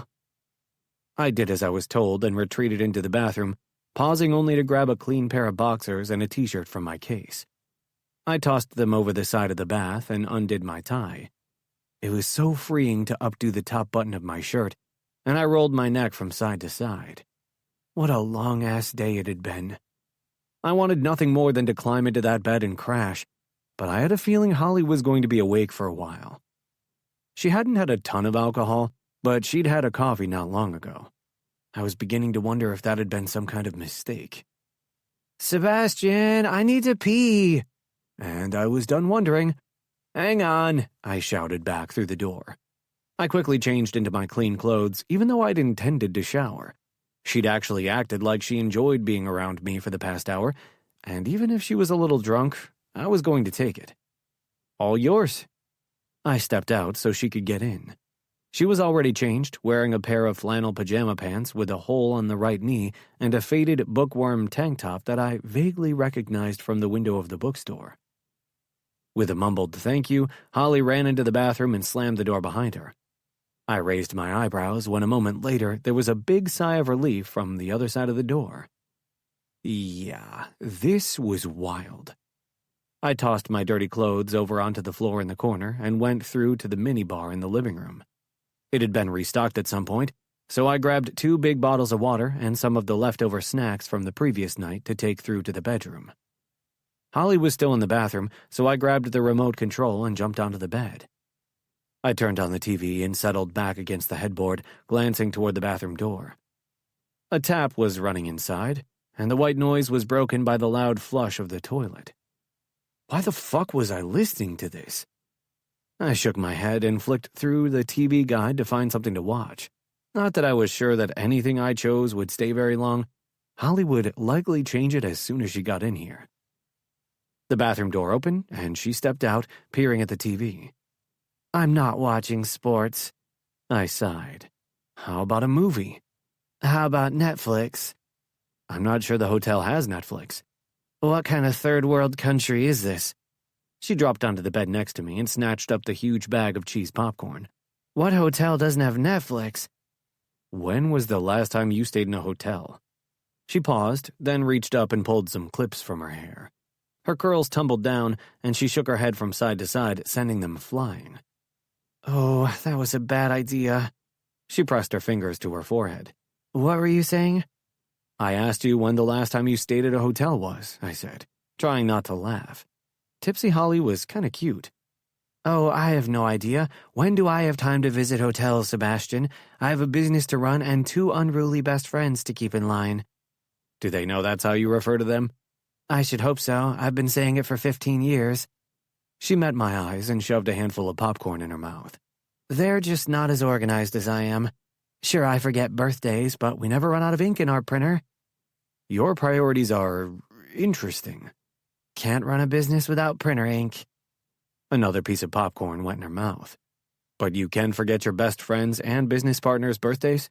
They remind me. Also, I have reminders set on my phone that recur every year. They're linked to my Google account, so I don't have to set them every time I upgrade my cell. She grinned. Now that is organization. That's a little scary, Hall. Holly, she said. You say scary, I say efficient. Potato, potato. Scary and efficient aren't even close to each other in definition. She shrugged. Whatever, it made sense. As long as she thought so. Hey, look, it has Netflix. Bingo, Schitt's Creek. Schitt's Creek? I asked, my button hovering over the guest profile. Really? What's wrong with Schitt's Creek? Holly asked, crossing her legs. It's a great feel-good show. Takes a few episodes to get into, but that's the beauty of binge-watching. You can get into it in one go. I blinked at her. I wasn't really sure how to respond to that. Mind you, I never really had the time to binge-watch anything until recently. I just wasn't sure Schitt's Creek was the one I wanted to start with. I don't know, I said slowly. She reached over and plucked the remote from my hand before I could do anything. She flashed me a grin, then turned to the TV and proceeded to enter Netflix and hit the search icon so she could put on whatever she wanted. I was shocked. I grabbed the share bag of Doritos and sat back again, watching as Holly navigated to the listing and put Schitt's Creek on despite my weak protest. I can't believe you're making me watch this. Okay, look. She bounced on the bed as she turned to look at me. It's not that bad. It's a great show. It's funny and weird and all the good stuff that makes things funny. I'd be worried if a funny show wasn't funny. Hardy har, aren't you the comedian? Her tone was dry, but her eyes glinted with amusement. You know what I mean. It's not like the episodes are an hour long. Sit through 2, and if you really, really hate, I'll choose something else. You'll choose something else? Uh-huh. Surely it's my choice if I don't like your choice. I'm not watching ESPN. I hate sports. You're sitting next to a baseball player. I didn't say I hated what they wear, did I? She raised one eyebrow. Mabel is onto something with the baseball pants. That's all I'm saying. I grazed my teeth over my lower lip. Noted. What's noted? That you like baseball pants. On other people, Sebastian, not you. She climbed under the covers and tucked herself in, then dragged the popcorn bag closer to her so she could probably eat the whole lot. It's what I was planning on doing with these Doritos. My coach was going to kill me. My runs were going to have to double every day to work this off. 5 minutes into the show, I said, I don't get it. How do you not get it? Holly peered over at me from where she was lying back, propped up on her elbow. How do they lose everything but a town? Why do they retain ownership of that? I always assumed it's because the town wasn't really worth anything, but I don't know. I'm not a tax lawyer, or the FBI for that matter. She popped a piece of popcorn into her mouth. Although I probably could be in another life. Right, okay. A few more minutes passed, and I said, so if they own the town, why is the mayor such an asshole? Don't they own him? She blew out a long breath. I've never really thought of that. I guess the ownership of the town and council are separate entities. I stared at her. Wow, you really need some reality in your life. Holly blinked at me. Why on earth would I subject myself to reality when fiction is so much happier? Because otherwise you'll go insane? Given that I'm lying here with you, I'm already there. She finished on a whisper. She tossed the popcorn bag on the floor next to the bed and snuggled down under the covers, drawing them right up under her chin. Now shh. With a roll of my eyes, I dug my hand into the Doritos. I said shh, Sebastian. That was the end of my snack session then. I put the bag on the nightstand and licked my fingers clean of the Dorito dust, then joined her under the covers. There wasn't much left for me. She was pretty much wrapped up like a little burrito, and I had to tug on it and unravel her a little. She squeaked and huffed as she readjusted herself and tucked herself in again. I adjusted my pillow so I was comfortable and frowned at the TV pretty much for the entirety of the remainder of the episode. I had no idea what was really going on here. My sister loved this show. Hell, my mother loved this show. But I'd really never had any desire to watch it. I have no idea what's going on, I muttered. Holley sighed. I'm not explaining it again. It's like English class all over again. I grinned. I have no idea what you mean. Oh, come on. She looked at me, and I realized she no longer wore any makeup. Somehow her eyes seemed even brighter than usual. I basically wrote half your essays for you. I did all the research, and the one time we had to do a group project and we weren't together, you failed. I fought a smile. I didn't fail the second time around when she let me resubmit my paper, because I helped you. She nudged her foot into my shin under the covers. I had to explain everything about 10 times because you never listened. Hey, that's unfair. I listened to you. No, you checked sports scores, did extra practice, went to games. Who had to help who in math? My brain isn't wired for numbers. Her voice was a little shrill. It's not my fault. Besides, I would have passed without your help. Eventually. Yeah, right, okay. What? Holley, do you remember that practice test? You got 2 questions right. Out of 50. She blinked up at me, her dark eyelashes brushing her skin, and said, It is not my fault the new Twilight book came out that week. Is it your fault you read that book instead of your textbook?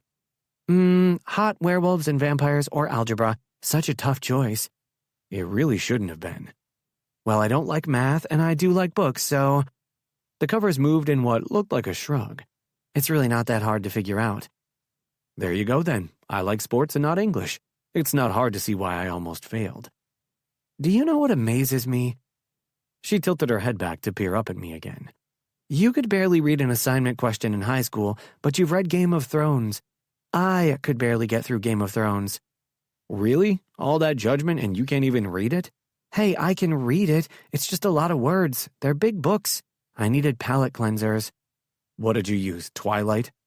Nope. Murder mysteries. Her grin held a spark of evil. I lowered my eyes. I think I might sleep on the sofa after all. Laughing, she reached for her bottle of water and sat up just enough to drink from it. Stop it. I'm not going to kill you. Are you sure about that? Yeah, I don't have my car and my tarp is in the trunk, so... I grabbed one of the stupid girly throw cushions they always put on these beds and swung it in her direction.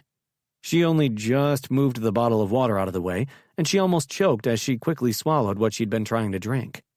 Now who's killing who? She rasped, patting her chest to clear her throat. She capped the bottle and set it on the nightstand before letting out one big cough. Then she grabbed the cushion and hit me in the face with it. I deserved that, I admitted. Yes, you did. She turned off her light and slid back under the covers, facing the middle of the bed. The glow from the TV illuminated her features, glinting off her blue eyes, showing the pucker of her lips as she pouted at the screen. I had no idea what she was pouting at, but the urge to kiss her was terrifying. I wanted to slip my fingers into her hair, tilt her head back, and kiss her until we sank down in the pillows and my body was covering hers. But I didn't want to be punched in the face either, so I didn't do that. I settled down myself, looking at the TV. I still didn't know what was going on in this motel with the eccentric actress, who I was pretty sure was the mom in the original 2 Home Alone movies, and I wasn't sure I would ever figure it out. But I didn't argue anymore. This was the closest I'd felt to her since I'd walked into Bookworm's books, and I wondered if maybe, just fucking maybe, this might be a friendship we could repair. If not more. If I was lucky. Thank you, Holley said, leaning on my car window, for giving me a ride down here. I glanced at the garage behind. That's it? Just for the ride? Not for paying for your repairs? Hey, if you hadn't coerced me into the wedding in the first place, I wouldn't have busted my tire. Shit, she was right.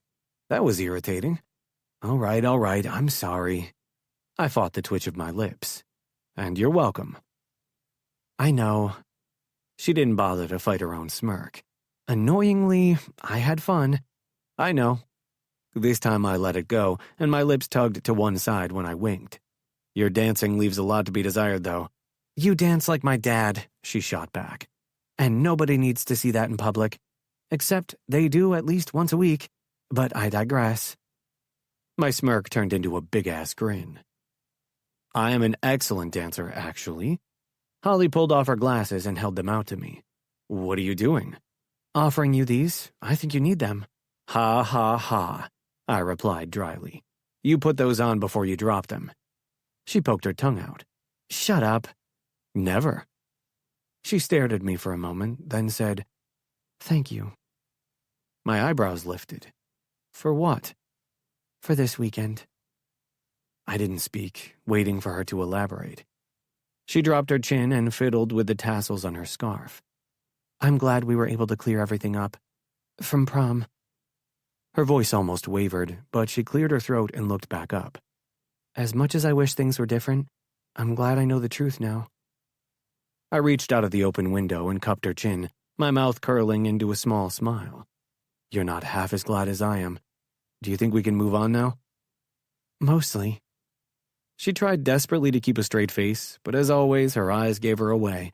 I might still hold a little bit of a grudge, for a while, as a woman. Oh, of course, I would expect nothing less. I leaned over. But don't forget, you're still technically my fake girlfriend. All semblance of amusement dropped. Oh, for fuck's sake. I'll fix it, I said hurriedly. I'll fix it. Do you promise? Holley asked, backing away from the truck. I waited for a minute, then said, No. Then I pulled away before she could respond. I was in so much fucking trouble. A part of me wanted to keep up this charade. It kept her in my life, gave us a reason to talk, and after last night? Shit, after last night, that was all I wanted. Holley in my life, even if she was only ever my friend. If we never acted upon what I'd intended to on prom night. We were different people now, after all, and nothing was guaranteed. But having your best friend back was more important than anything else. I just needed to get that message through to that little shitty piece of my heart that hoped there was a chance for something more before I turned into a goddamn schoolboy with a crush and fucked the whole lot up. Chapter 14. Holley. Rule 14. Your pants will not, in fact, set on fire. So that's it? Kinsley made the turn into the retirement home and flicked off her blinker. You're telling me that his granddad thinks you're dating, and you have to go along with it? Yup. I popped the P as I looked out at the expansive building that housed the White Peak Seniors. Sounded like a pop band. A very, very cheesy pop band. I mean, I assume that's still the case, I continued, unbuckling my seatbelt as she killed the engine. Seb said he'd talked to his family, but he had to see his doctor this morning, so I haven't spoken to him to be able to confirm it. Seb, huh? Wasn't he Sebastian just a few days ago? Shut your ass. I glared at her over the top of her car, ignoring her smirk. She knew as well as I did that this past weekend had changed just about everything, and I was struggling to adjust to my new view of my world and our history and how everything fit together. I had never had closure over the ending of my friendship with Sebastian. For 10 years, he'd been the closest person to me, other than my sister and my best friends, and losing him had felt as if someone had reached inside of me and ripped out a piece of my soul. But now, that piece of my soul was back, and despite the wedding, I didn't know what to do about it. Ever since he'd taken me to pick up my car yesterday morning, I'd had some much-needed space from him and our situation. I was hesitant to call it a relationship because I didn't really know what defined it just yet. So, situation was definitely a better descriptor. Sadly, the clarity I'd hoped would magically slap me on the ass hadn't happened. The only thing that had slapped me on the ass was the freezer door when I went for more ice cream. Such was my life. Maybe the universe was trying to tell me something, like to stay out of the freezer. Quacking from the duck pond filled the air. It wasn't what I'd consider a nice, calm quacking. Not that I was sure there was such a thing. If you asked me, all quacking sounded somewhat violent. But this was intense. What the hell is going on here? Kinsley asked, shoving the car door shut. I have no idea, and I'm not entirely sure I want to find out, I admitted, following suit, and heading toward the front door so we could sign in at reception. I wasn't entirely sure I wanted to sign in, but here we were. Besides, the seniors were expecting us. It wouldn't go down well if we backed out now. We signed in using the guest book at the front, took visitor badges from the new nurse at reception, and headed straight out to the expansive backyard where it was freezing. I didn't know who let these people get ducks. They clearly hadn't considered the implications of old people looking after ducks in the winter in Montana. It wasn't like we lived in Florida up here. These people were already walking hospital admissions without the threat of rogue ducks in icy weather. We walked out into what could only be described as a bloodbath. Without the blood. Fine, a feather bath. It was a feather bath. There were feathers everywhere. White, brown, black, purple. Why was there a purple feather? Surely that wasn't from a duck. Feathers were strewn across the smattering of snow that had dusted the ground early this morning. A sizable number of the residents were outside, wrapped up in their winter best, and appeared to be desperately trying to put... "Is that a coat?" Kinsley asked, squinting. I removed my glasses and used the end of my scarf to clean them, then put them back on. Looks like it. What are they doing over there? "I don't think I want to know," she replied, simply reaffirming that my earlier thought was absolutely correct. We should have gone for soup instead. God, I loved soup. My stomach rumbled. Great. Now I was hungry. Kins glanced at me but didn't say anything, although she couldn't hide the small twitch of her lips. This was what happened when I skipped breakfast. "Grandma, what is going on?" I asked, drawing level with the bench where she was sitting with a thermos full of tea. "You can hear that noise in the parking lot." "I imagine you can, dear." She sipped tea out of the little silver lid. "Mabel has lost her marbles." "I didn't know she had any," Kinsley remarked. "Is that a coat?" Grandma Rosie's eyes narrowed with disapproval as she surveyed the scene in front of us. "She's going to break a hip trying to dress those ducks." "But why is she trying to dress the ducks?" I questioned. "I have no clue, dear," Grandma replied, then finished the last of her tea. "I'm bored. I'm going inside to watch The Price is Right. Are you coming?" Oh God, what is he doing? Kinsley stomped off toward the pond. I glanced at my grandmother. "You go on," I said. "I'm just gonna help Kinsley. Oh, and if you take my purse, you'll find your book in there." Grandma didn't need telling twice. She'd been waiting for 8 months for the next book in the Regency romance series she'd been reading, and it didn't even release for another few days. This was me in her good books. "You're such a good granddaughter. Better than your sister," she mused. "She just had a baby," I reminded her. "She can barely pee comfortably, never mind anything else." "That's too much information, Holley." "Welcome to my world," I muttered, as Ivy's text from this morning flashed in my mind. "No, thank you." Grandma stood and took my purse from me. "I'll pass on that.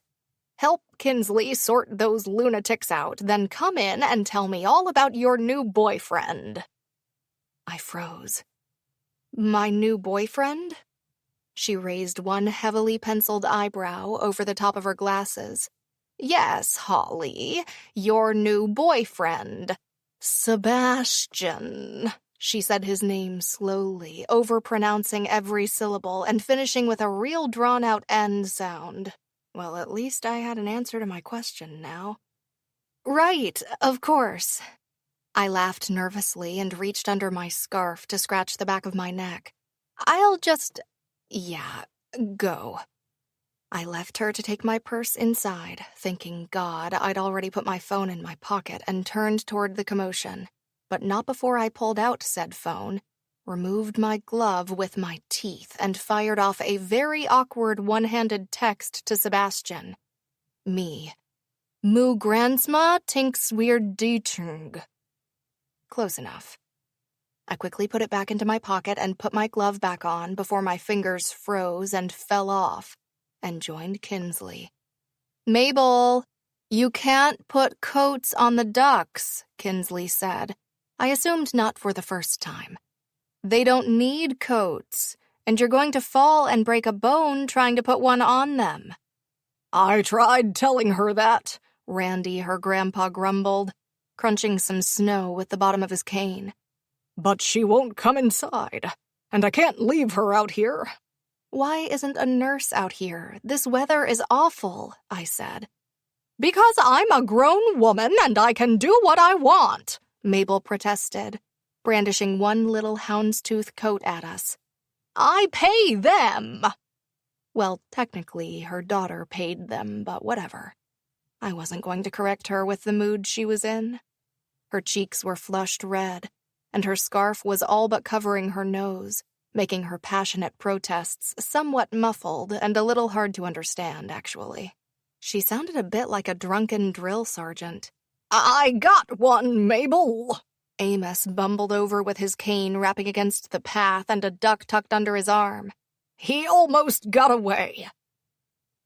"That's cheese," I muttered. "Where's Quackers?" "Taken up residence in their brain because they are quackers," Kinsley muttered back. "Amos, be careful." I rushed to his side and reached him just as he steadied himself. "Maybe you should put the duck down." "Don't be silly, I'm fine." He brushed off my concern. "Where's my grandson?" "At his doctor appointment," I replied, taking Cheese the duck from him. That was a bad idea. What do I do with the duck?" I held her at arm's length. Thankfully, her wings were pinned under my hands so she couldn't flap. That didn't stop her doing her best to try and get away from the weird stranger holding her. Kinsley pulled out her phone and held it up in my direction. I glared directly at her camera. "I'm going to kill you." "I know." She grinned before she tucked it back in her pocket. Unlike me, she was wearing gloves that reacted to the touchscreen of her phone because she was smart. "Help me," I whimpered. "What the?" I turned at the faint sound of Sebastian's voice. "Help me!" I shouted at him. Hey, he was my fake boyfriend. He could real-life rescue me right now and look good. "Why are you holding a duck?" he asked as he approached us all. "Your grandfather was holding it, and it seemed dangerous." I glanced at Cheese. "Although this doesn't seem much safer." Seb took Cheese from me, his fingers brushing mine, and put the duck down. Cheese quacked loudly and ran away with her wings flapping, presumably to warn all the other ducks that there was a crazy lady who was a little afraid of ducks. And then there was Mabel, who was just a crazy lady. "Oh, Sebastian," Mabel cried. "We didn't put her coat on." Seb blinked. "Her what?" "Her coat," Randy replied dryly. "Is it time for the Price is Right yet? I'm freezing my nipples off out here." Kinsley's cheeks reddened. "Grandpa, that's inappropriate." "So is the fact you came without my whiskey." "Who said I came without whiskey?" "The new girl is a real stickler for the rules," he said, wiggling one gloved finger at her. "She searches bags and purses, and probably assholes if the FBI asks her nicely." That was a visual I didn't need. "No, she doesn't." Kinsley held up her purse and gave it a gentle shake. "Not mine, anyway. I think you all scared her with the ducks." Amos tilted his chin up. "You got whiskey?" He looked at Sebastian. "You don't bring me whiskey, why not?" Seb blinked. "Because your doctor said you can't drink whiskey." "My doctor is an idiot," Amos whispered, not at all that quietly. Seb rolled his eyes. "Aren't you going to say hello to your girlfriend? I bet she thinks my doctor is an idiot." Amos looked at me. "Don't you think my doctor is an idiot?" I don't know your doctor," I replied after a moment. "He still hasn't said hello to you." "He saved me from a duck. We're good." "He has no manners. He was raised better than that." "Oh, Jesus Christ." Seb stepped forward and cupped the back of my head, then smacked a kiss against my lips. Hello, sweetheart. I blinked at him. Did he just... Kinsley's eyes widened, but her lips twitched up like she was desperately trying to stop a laugh bursting out of her. Is that better, Grandpa? Mabel's eyes narrowed. Why does Holley look like she's just shit herself? Because Holley might as well have, Mabel.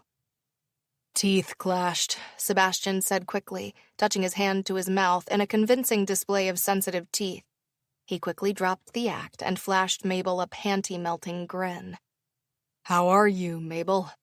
The old woman melted. This was ridiculous. She giggled. Oh, dear God, Kinsley muttered, echoing my very thoughts. Grandpa, yes, The Price is Right is on now. Started a few minutes ago. Shall we go in? Randy answered in the affirmative and took her arm to steady himself on the cold ground, then bade us goodbye and went inside with her. Mabel looked at Sebastian and fluttered her eyelashes that were thick with brown mascara. I'm better now I've seen you. Gag me. Amos shuddered. Holley, do you like The Price is Right? I don't mind it, I said carefully. Excellent. Then let's go and watch it and discuss my rude grandson. I really, really didn't want to do that. Alas, I had no choice. Amos grabbed me and dragged me with all his might back toward the building where it was warm and the daily game show was on. I don't know why he thought we'd get seats now. It showed how new he was. If you were more than 2 minutes late to the daily showing of the game show, you were shit out of luck for a seat. Oh no, my coats! We stopped at Mabel's pained exclamation. Turning, I saw that the coats for her beloved ducks were strewn across the grass, and one was rolling like a tumbleweed as a gust of wind caught it just right and sent it flying through the air. Oh dear, Amos said without a hint of regret. What a shame. I fought back a laugh. Why don't you take Mabel inside? Me and Seb can get these. You know, in case one of you falls and pops out a hip or something. Good idea. Maybe a Xanax for Mabel, too. Amos shuffled over in her direction, and after a brief argument finally convinced her to join him inside to watch their show. A Xanax would work. That woman is something else, Seb said, watching as she left with his grandpa.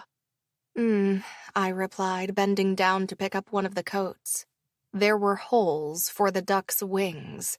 This was crossing a line into really, really strange. Holley. What? I jerked upright and turned to look at Seb. I asked if you were okay. You ignored me. His lips pulled to one side. Were you thinking about a book? I replied again, folding the coat in half as I met his eyes. Yeah, I'm reading this book where the girl's fake boyfriend kisses her. And instead of kissing him back, she fantasizes about punching him in the face so he can't do it again. His smirk didn't disappear. What did you expect me to do? Grandpa made me greet you. A hug? A kiss on the cheek if you really had to? Why did you need to kiss me properly? Holley, if you think that was kissing you properly, you've dated some real jerks. I don't date, I said without thinking. You don't date? Damn it. Not often, I paused. I have a business to run. Besides, Sailor dates enough for the both of us. Not very successfully, but she dates. Huh. What? It's not that surprising. Besides, it's not like I'm 40. I have time to date later. I picked up another coat and added it to my little pile. Then me kissing you really shouldn't be that much of an issue, should it? Well, it was. I can't wait for this. Why are you really mad? Well, you did it without my consent. I didn't agree to it, and...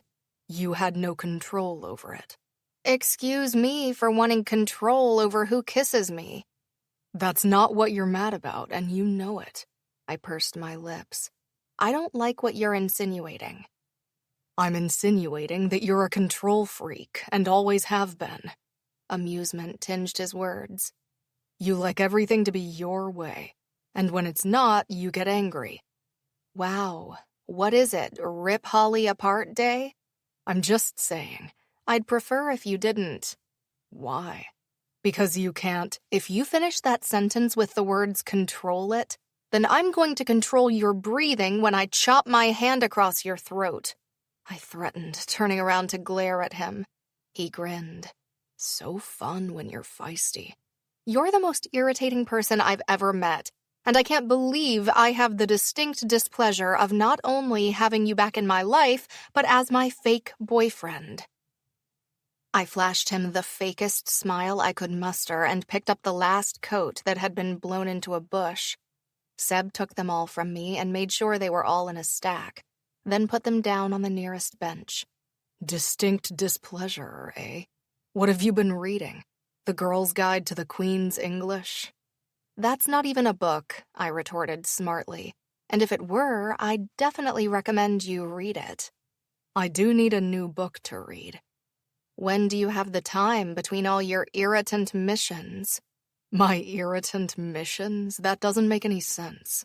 It makes perfect sense. Like right now. This is an irritant mission. Still doesn't make sense. Mostly because I'm not here to see you, I'm here to see my grandpa, and you just happen to be here. Wow. I put my hand on my hip and raised my eyebrows. Do you talk to all your fake girlfriends that way? Seb's tongue flicked out and wetted his bottom lip. Given that you're the only one I've ever had, I guess the answer is yes. It's always nice to know you're not just one in a long line of girls. His lips twitched as he fought a smile. Is that what you thought of me? That I run around collecting fake girlfriends? Fake girlfriends, fake broken hearts for your fake jar. I trailed off with a ghost of a smirk corking my mouth. How do I know? He stared at me a moment before he rolled his eyes. Are you always this dramatic? No, I think Kinsley is rubbing off on me. I shrugged and turned back toward the building. The sky was darkening, and I didn't want to be out here when the heavens opened and shit snow all over town. I'm going inside. It's cold. Is this all the coats? I have to be honest. I don't really care if it is or not. Laughing, he followed me inside. It felt like a furnace, and I instantly ripped off my hat and scarf because I was at severe risk of overheating. Bet you wish you were outside now, Sebastian muttered as he set the coats down on the reception desk. These are Mabel's coats for the ducks. I'd probably hide them if I were you. The new nurse blushed and took them with a small nod, then got up and took them into the back room where they would be out of the way. Hopefully, that would be where they'd stay. Hey! Amanda, one of the nurses, walked out of the room the new nurse had just come out of. Oh, good, she said, peering over her shoulder. You got the coats off Mabel. Kinda, I said. She dropped them, and we were a little afraid she was going to break a bone trying to collect them, so we got them. Thank you, she breathed. I'm going to burn them tonight. Well, it was good to know she felt the same as I did about the coats. Your grandpa has been sneaking whiskey, Amanda said to Sebastian. I don't know how he's doing it, but I think he brought it back from the wedding. He might have gotten away with it if he didn't forget that the cleaners take out his trash and tell us when they find the bottles. Seb pursed his lips and nodded.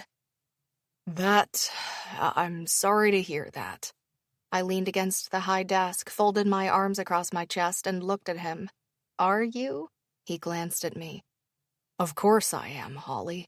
He's breaking the rules. He turned back to Amanda. I'll talk to him, I promise. Thank you. She touched his arm with a warm smile. Are you coming in? In a minute. I waited until she'd left and said, So you're going to tell him to hide the bottles better. Seb held up his hands. We all do it. I don't. Fine, the rest of us do it. Kinsley doesn't. We're not all angels, Holley. Some of us have demanding grandparents. Sebastian, I said slowly, straightening up. When my sister got pregnant, my grandmother called her a whore because she thought she wasn't married. What kind of grandmother calls her granddaughter a whore? My grandmother. Wait, she's not married now, is she? Oh, she is now, I said breezily. They had a baby moon in a lodge in Colorado where they secretly got married with Kai's parents as witnesses. They're having some big party next year when they've moved and they're settled. As far as our grandmother is concerned, she was married when she got pregnant. He didn't say anything for a long moment. That's kind of messed up. Yeah, I said, like it was obvious. Again, have you met my grandmother? Point well made. He peered through into the main room. Do you want to get something to eat? It was my turn to raise my eyebrows. I'm sorry? You don't need to apologize. I wasn't. I was expressing surprise at your question. What? A guy can't ask his fake... He paused when someone joined us in the hall. His girlfriend to lunch? I ran my tongue over my lips and glared at him as the male nurse raised his eyebrows. Well, are you busy? Do you have to get back to the store, or... What's taking you so long? Kinsley hissed, joining us at the desk. I'm dying in there. They're going to lunch, the nurse said from the other side as he flicked through papers. Or he wants to, but she doesn't. Who even was he? I hadn't seen him before. What he said. I cocked my thumb in his direction anyway. It wasn't like he was wrong. Oh, Kins looked between us. You can go get lunch with him if you want. We don't all need to be at the store this afternoon. I don't... Then it's settled, Seb said.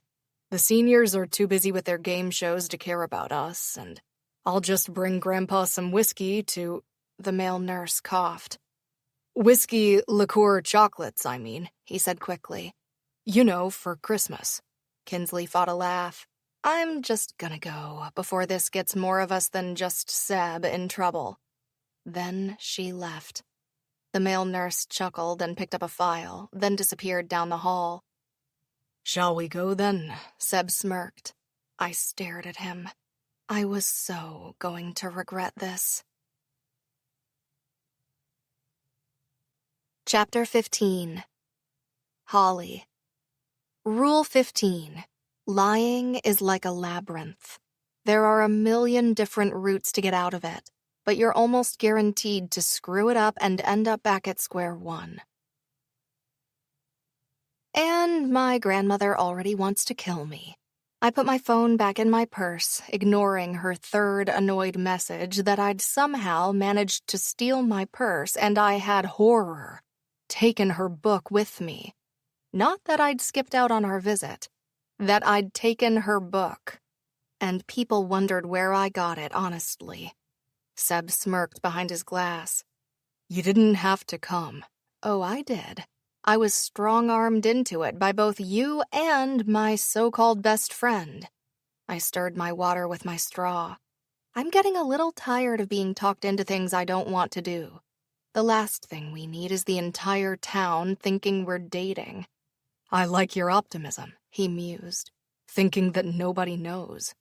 Does everyone know? I think so, Seb said slowly. My grandfather doesn't exactly understand being discreet. He also believes this is real, I replied through gritted teeth. Have you stopped to consider that you should tell him the truth? He sighed and leaned forward. I tried. I ended up having to tell him we were taking a break, and he insisted we got back together. And my mother told him we did, so... You know, I'm starting to really dislike your mom. He actually looked somewhat sympathetic at that. I know. I can't say I'm too fond of her either right now. I'd hope not. She's the reason we're in this mess. I mirrored his position, leaning forward with my forearms crossed on the table. Now how do we get out of it? We could give it a week and mutually break up. Yeah, no, that's not gonna work for me. I shook my head. I was thinking more that you cheat on me, so I slap you, scream at you, and run out in front of the entire place. That doesn't really do anything for my image. I don't really care about your image. I know, but as my fake girlfriend, you could pretend to. Sebastian, I can't pretend on both accounts. I don't like you nearly enough to do that. He clutched his chest. You wound me. And here I thought we'd reconnected this weekend. I gave him a withering look. Reconnect is a strong word. We cleared the air, but that's about it. Holly, we shared a bed. If that's the criteria for connecting with someone, there's a whole lot of dating coaches about to be out of a job. I paused. And Sailor could probably get a second job. Seb fought back a laugh. We're friends, and you know it. How do you figure that? You wouldn't be here if you really hated me. That was annoying. I hated it when he was right. He had a terrible habit of it, and it was really starting to grate on me. I didn't say I hated you. I didn't even say we weren't friends. You're putting words in my mouth. I'm sorry. Are you not in control of this situation? Is it bugging you? You're bugging me, I snapped. And you know I'm not in control of it. If I were, I'd be back at my bookstore, minding my own business with some soup, and not here with you. You can get soup here. I am getting soup here. But I can't eat it in my sweatpants on the floor of the stockroom when I'm here. You keep sweatpants at your store? Of course I do. What, you think I do stock taking in my Sunday best? No. I pull off my jeans, put on my sweats, and get to it. If I have to lug boxes of books around, I'm going to be comfortable while I do it. Fair enough. He sipped his water. Well, I'll keep that in mind for our next date. Do you really think there'll be another date? I raised an eyebrow in disbelief. Sebastian, this isn't a date. This weekend wasn't a date. If you want to be friends, that's fine. But we have to drop this little charade. Is it ruining your non-existent dating life? Little bit. He stared at me for the longest moment, then burst out laughing while he shook his head. I didn't know what was so funny. For all he knew, I was ready to jump into the dating world with 2 feet and make a big splash. I said as much. To his credit, he at least attempted to hide his second bout of laughter. Not very well, but he tried. Right. Is that what you're doing tonight then? Finding a date? So what if I am? It'll really ruin this little charade. Excellent. I'll download a dating app right now. I pulled my phone from my purse and unlocked it. Seb took it from me with a wry smile. Don't be rude. I opened my mouth to speak, but our food was brought over by Joanna, who beamed at us. Look at this! White Peak's hottest new couple. I pinched the bridge of my nose. Not you two, she grinned at me. No, honey, I know the truth. I just like messing with ya. Please don't. I'm hanging on to what last thin thread of sanity I have left as it is. You're so dramatic, Seb told me, and not for the first time today. How did the bakery sale go? Any news? What bakery sale? Joanna sighed and wiped her hands on her apron. Yep, but it's not good, I'm afraid. Allison called me yesterday and said they'd had another offer, and the other person's offer is higher than I can afford, so... She shrugged and held out her hands. What can you do? That's business. Seb smiled sympathetically. I'm sorry, Joanna. I know you wanted it. It's fine. It means I don't have to hire anyone else. Felicity can keep working for me. Saves me a job, she winked. Can I get you anything else? Just some more water, please, I replied. No problem. Your soup will be right out, Holly. She left us alone. The bakery is up for sale? I asked Seb as soon as she was out of earshot. Was, he corrected me rather dryly. It was a secret. Allison and Martin want to retire. But they just upgraded the kitchen. I think that's why they did. My mom said it was old and was negatively affecting the price, so it was worth it for them to upgrade the appliances. Makes sense. I wonder who bought it. He dipped 2 fries into ketchup. I have no idea. I bet my mother knows. Is there anything she doesn't know? Yes. How to keep her nose out of my life. He bit off the end of the fries and grinned. Well, I won't argue that. I cut my burger in two and split the halves. "Do you know who bought it?" Seb asked, and I glanced up to see Joanna was back with a big jug of cold water in her hand. Shaking her head, she refilled my water and set the jug down between us, then put a small bowl of hot soup next to me. "I have no idea. I didn't ask, if I'm honest, and she didn't offer. I'm sure we'll find out soon enough. It's not like anything stays secret in this town." Her lips quirked in a knowing smile, and she glanced between us. "I'll leave you kids to your lunch." Thank God she didn't say date. I was going to stab myself with my fork if I heard that again. My phone buzzed as I took a bite of my burger. I used my napkin to wipe the corner of my mouth as I reached across the table to retrieve my phone. Tori. "Dinner tonight, don't forget." I wrinkled my nose up. I'd already managed to get out of it yesterday, but there was no way I was going to be this lucky again. Seb quirked a brow. "Who's that?" "Tori, telling me to not forget dinner tonight." "Oh, is that the one where you all talk about me all night?" "I sincerely hope not," I muttered, turning my attention back to my phone. "I'll be right back." Me. "I won't." That didn't mean I was going to let her get away with this. I opened my message thread with my sister. Me. "Can we have dinner tonight?" Her reply was instantaneous. Ivy. "You mean all of us at the bar where you don't have to talk about Sebastian?" Me. "Yes, all of us, including Sebastian." Ivy. "Ooh, it's that bad, huh?" Me. "No, it's not that bad." Ivy. "It's that bad." Me. "Shut up. And bring my baby so I can cuddle her." Ivy. "I am not bringing my baby to a bar." Me. "It's not just a bar, it's your family bar. It's totally okay." Ivy. "You're insane." Me. "I feel it today." Me. "Can you at least come with your husband so I don't lose what little slivers of sanity I have left?" Ivy. "I'm laughing so hard I just peed a little." Me. TMI. Ivy. "Yes, we'll come.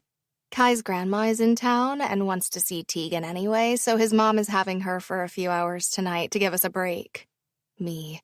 "Now I feel bad for making you come to dinner." Ivy. "Good, you should. Do you know the last time we had alone time?" Me. "When you got pregnant?" Ivy. "No, I was in labor. I would rather not do anything that could lead to that hellish experience again." Me. "And I would like to never hear the story again." Ivy. "I'll be sure to save it for dinner tonight." Me. "Looks like I'm coming down with a violent stomach bug." Ivy. "Shut up.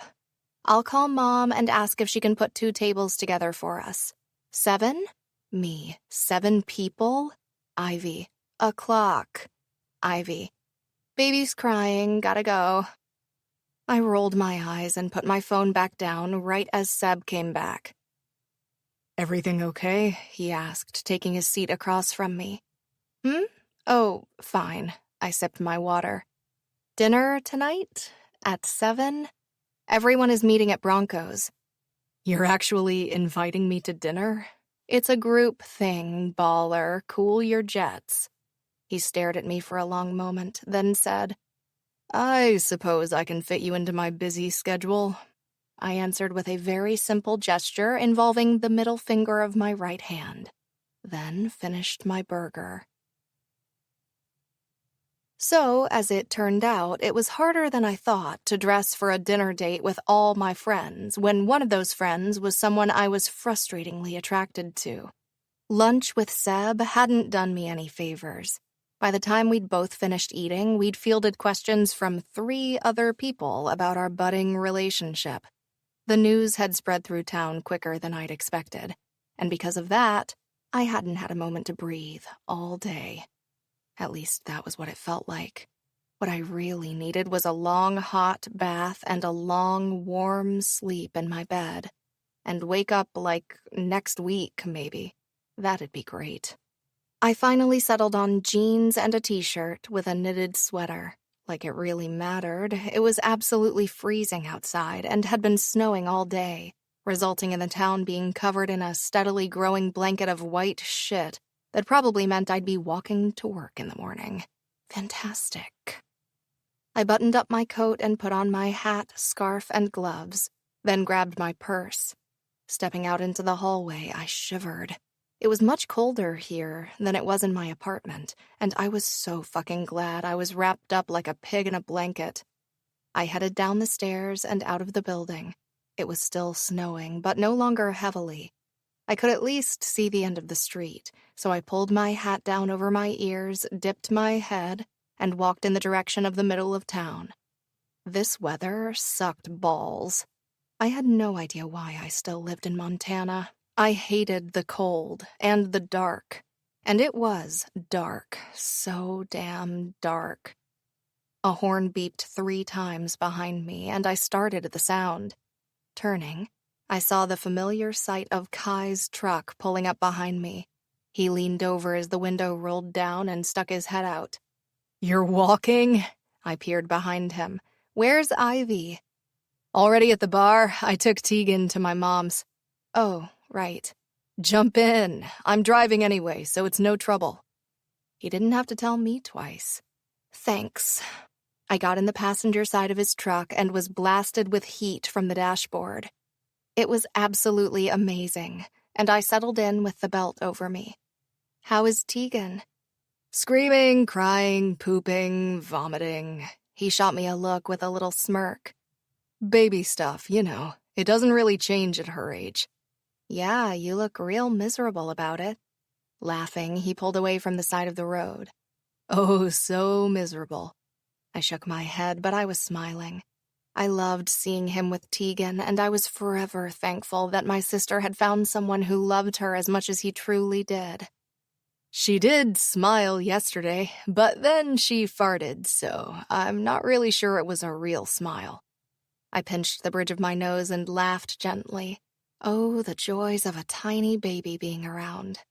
"Is this really the first time you and Ivy have had alone time since she was born?" A frown marred his brow for a moment. "Yeah, I think it is, actually. Wow. To be honest, the last few weeks have all kind of merged into one.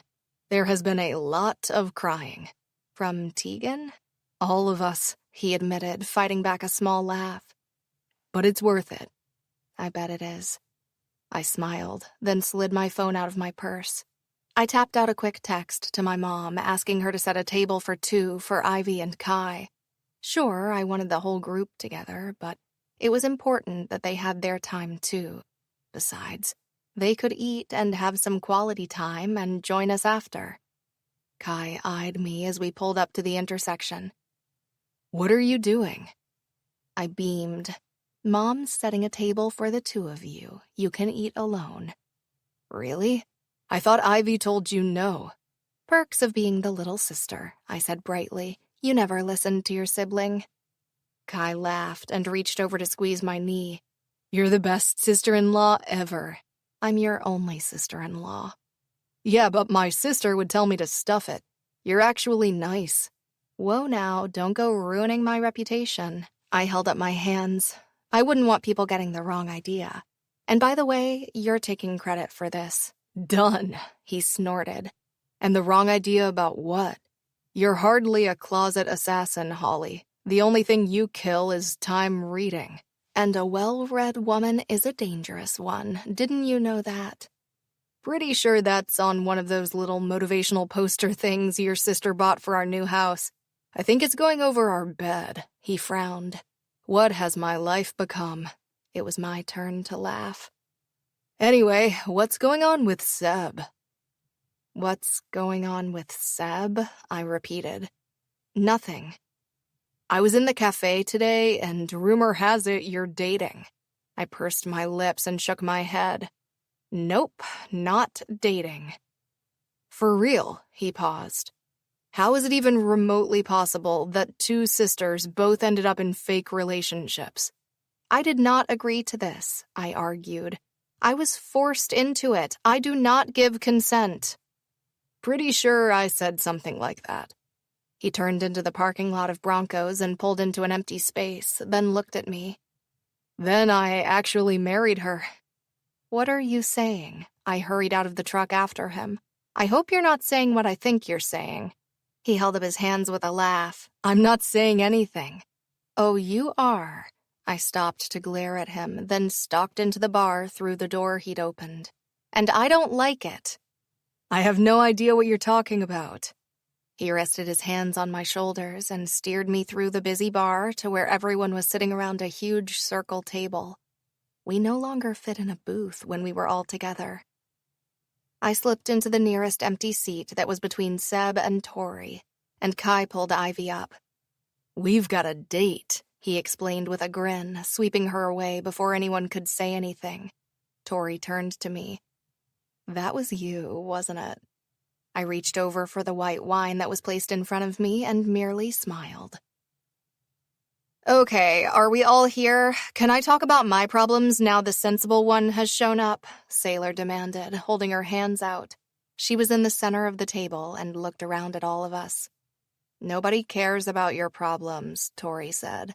Unless you're dating a guy in a relationship again, because that was fun. You're a bitch, Sailor said without batting an eyelid. Thank you, I know. Kinsley's brother, Colton, looked between them.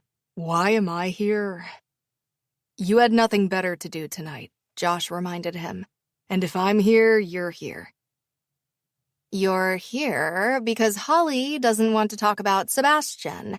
So by inviting you all, she gets out of it, Tori said, lifting her cocktail glass to her lips. Tell me I'm wrong.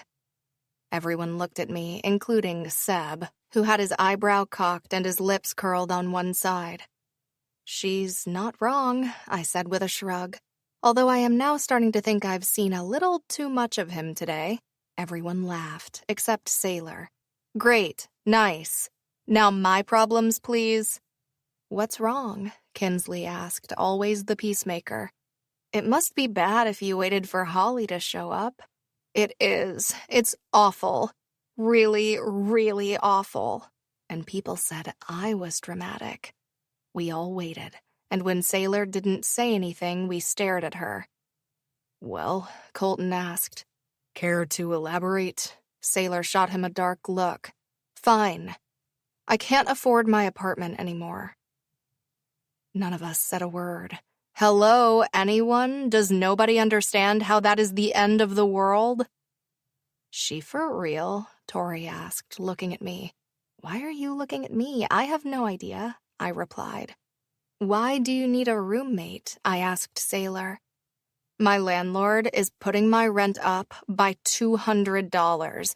It's extortion, and I won't pay it. She downed the last of her wine and put the glass down. Josh frowned. So why don't you just move? Joshua, if I can't afford an extra $200 a month in rent, do you think I have the money to move? She raised her eyebrows, then turned to me. This is why I waited for you. You're the smart one. What do I do?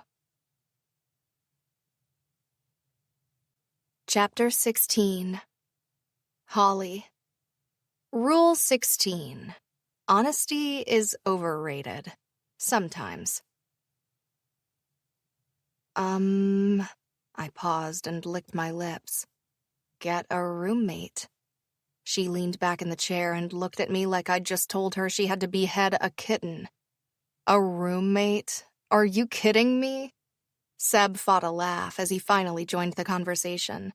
Why is that so terrible? It'll actually cut your rent. I don't want anyone living in my space, Sailor said slowly. Is that not obvious from my reaction? Well, then you'll have to move, I said brightly. I think there's a place down the road from me up for rent, Kinsley said, chewing on the end of her straw. I don't think it's less than your new rent, though, Sailor grunted. Well, I have 30 days to fix this before I have to pay money I don't have. I actually know someone who's looking for a new place, Seb said after a moment. She narrowed her eyes and sipped her drink. He's not a baseball player, is he? What's wrong with baseball players? Everything, I muttered. Everyone looked at me. I didn't say anything. So full of shit, Tori said out of the corner of her mouth. Seb's eyes glinted when they met mine, and he turned back to say, "Well, look, don't take this the wrong way, but I'm going to be offended, aren't I?" "Cleat chasers," Sailor said simply. "If I'm not getting laid, I don't want to hear anyone else getting laid. I like my privacy. And if I have to share my apartment, I don't want to do it with some asshole who's going to bring random girls into my space." She had a very valid point. "Dylan isn't like that," Seb said. "He's a nice guy. Look, he just took a job with my team as one of the personal trainers and needs a place to stay. He's in a shitty house share in Helena right now. It's too far, but he's struggling to find a place." "Why doesn't he live with you? Your house is huge." "I don't like sharing my space," he replied. "Neither do I," Sailor said in a biting tone. "You don't really have a choice," Seb said blithely. "Besides, I already offered a spare room to Dylan, and he said no." "A spare room? No need to brag," Tori sang. "Don't you have a spare room?" Colton asked her. "Why doesn't Sailor move in with you?" Tori smirked. "She doesn't want to listen to people having sex, Colton. I don't mean to brag, but I have a lot of that." "Your vibrator doesn't count," Kinsley said, her straw caught between her teeth. She waved toward the bar and motioned for another round. "If you think a vibrator doesn't count, you need a new vibrator." Josh leaned forward. "She's just fine, thank you. Can we not discuss this?" Colton held up his hands. "Just because I'm okay with the relationship doesn't mean I want to think about what they do when they're alone." Seb leaned back in his seat with a grin. "I missed this." "Really?" I replied dryly as Colton and Tori bickered. "I regret this." He laughed. "Sailor, Dylan is coming to White Peak in a few days to go through a new workout with me. My doctor said I can start lifting weights again, so he'll be here for a couple of days. I'll introduce you." She made a noise that could either be interpreted as reluctant agreement or downright annoyance. It was probably a little weird mixture of both, but she picked up her empty glass before realizing it was empty and putting it right back down again. "That went well," I remarked. "It did not," Sailor said sharply from the other side of the table. "Nothing about this is a good thing." Seb knocked his foot against mine and winked. "Did I tell you he's British?" 4 sets of female eyes swung his way. Mine, Tori's, Kinsley's, and Sailor's. "Come again," Sailor said, her eyelashes fluttering frantically as she blinked. "What was that?" "And there it is." Colton smirked and raised his beer to Seb. "Looks like she's interested in your friend after all." "Is he the one you mentioned at the wedding?" I asked Seb, picking up a menu, even though I already knew what I wanted to eat. I mean, I'd had a hand in the menu. "Yeah," Seb turned in his chair so he was facing me. "I just spoke to him this morning when I saw my doctor.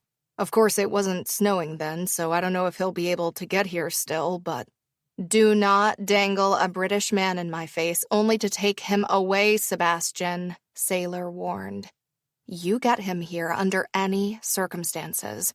Do you hear me? You're rich. Get a helicopter or something to get him here." "I thought you didn't want a roommate," Kinsley grinned. "I don't want a roommate," Sailor agreed. "But if I'm going to have one, there's worse I could do than a hot British one." "I never said he was hot," Sebastian said. "Is he hot?" He held his hands out. "I don't know." "How can you not know? Guys don't pay attention to that kind of stuff." "Straight guys don't," Tori corrected him. "So ask Colton, maybe he knows." Colton didn't even look at her. "I've never met him, and I'm straighter than she is anyway." "Excuse you," Tori said. "Thank you. How are you straighter than me?" "Have you or have you not kissed a woman?" She paused. 3 times. Seb blinked. "The same woman?" "No," she replied brightly. 3 different ones." In my defense, I was drunk in college. I don't think you need a defense for that. Josh stared at her, then looked at his girlfriend. Kinsley hit him. Not gonna happen. She's a great kisser, Sailor said, perusing the menu. All three guys shared a look. I'm sorry, what? Colton asked. I said she's a great kisser, Sailor repeated, still not bothering to look up from the menu. I was one of those. How did we never know this? I asked, glancing between them. Seriously? Tori nodded. Let's see, it was my sophomore year, and there was a birthday party for the head of the sorority. You were in a sorority? You? Colton raised his eyebrows. No, fuck that, Tori replied. Neither of us were, but they liked us, so they let us come to the parties. Also, I knew where to buy good pot. Ah, Seb muttered. The key to all good parties. I choked back a laugh. If I didn't already think I was the nerd of the friend group, this just confirmed it. Man, my college years were boring compared to the years my friends apparently enjoyed. Shut up, Tori shot at him. It was a huge blowout that almost got shut down by the cops. Almost everyone left, and a small group of us stayed behind to play Spin the Bottle. And I don't think I need to elaborate on that. Spin the Bottle doesn't count, Kinsley said. Everyone's kissed a member of the same sex while playing that. I haven't, Josh offered. Me either, said Colton. Thirding, added Seb. Fine, Kinsley shot them all a dark look. All girls have kissed girls during Spin the Bottle. I think we were playing with the wrong girls, Seb mused quietly. I rolled my eyes. Well, I haven't. Tori wiggled her eyebrows at me. You wanna? Sailor snorted. Good luck. I spent a whole year trying to get her to party with us at college, and she never did.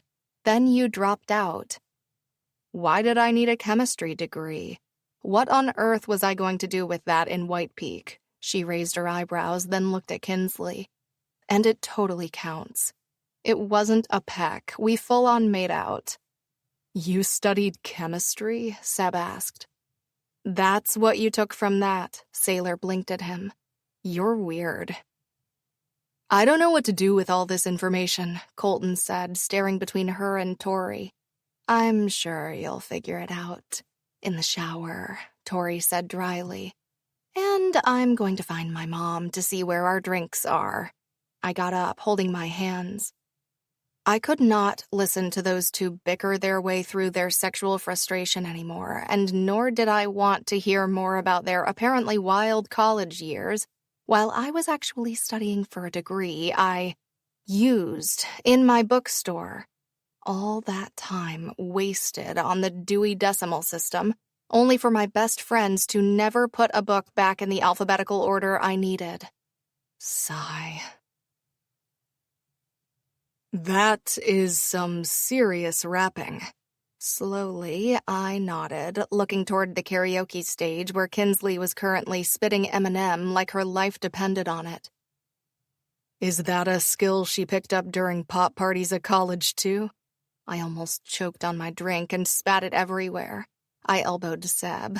No, it's one she's always had that only comes out when she's drunk. Oh, she's drunk? And she can rap like that? His eyes widened. I know rappers who can't rap like that. Apparently, my friends are full of surprises, I replied dryly. It seems to be a theme tonight. You really didn't know about their adventures in college? Why would I have known? Unlike them, I actually studied. I can't believe Sailor was a chemistry major. Yeah, nobody can. I can't imagine why, I finished dryly. She realized that while she loved chemistry, it was a waste of money because she knew she'd never leave White Peak. So she dropped out, got a full-time job, and stayed living with us off campus until the year was done. She didn't come home? Why would she? What would she have done?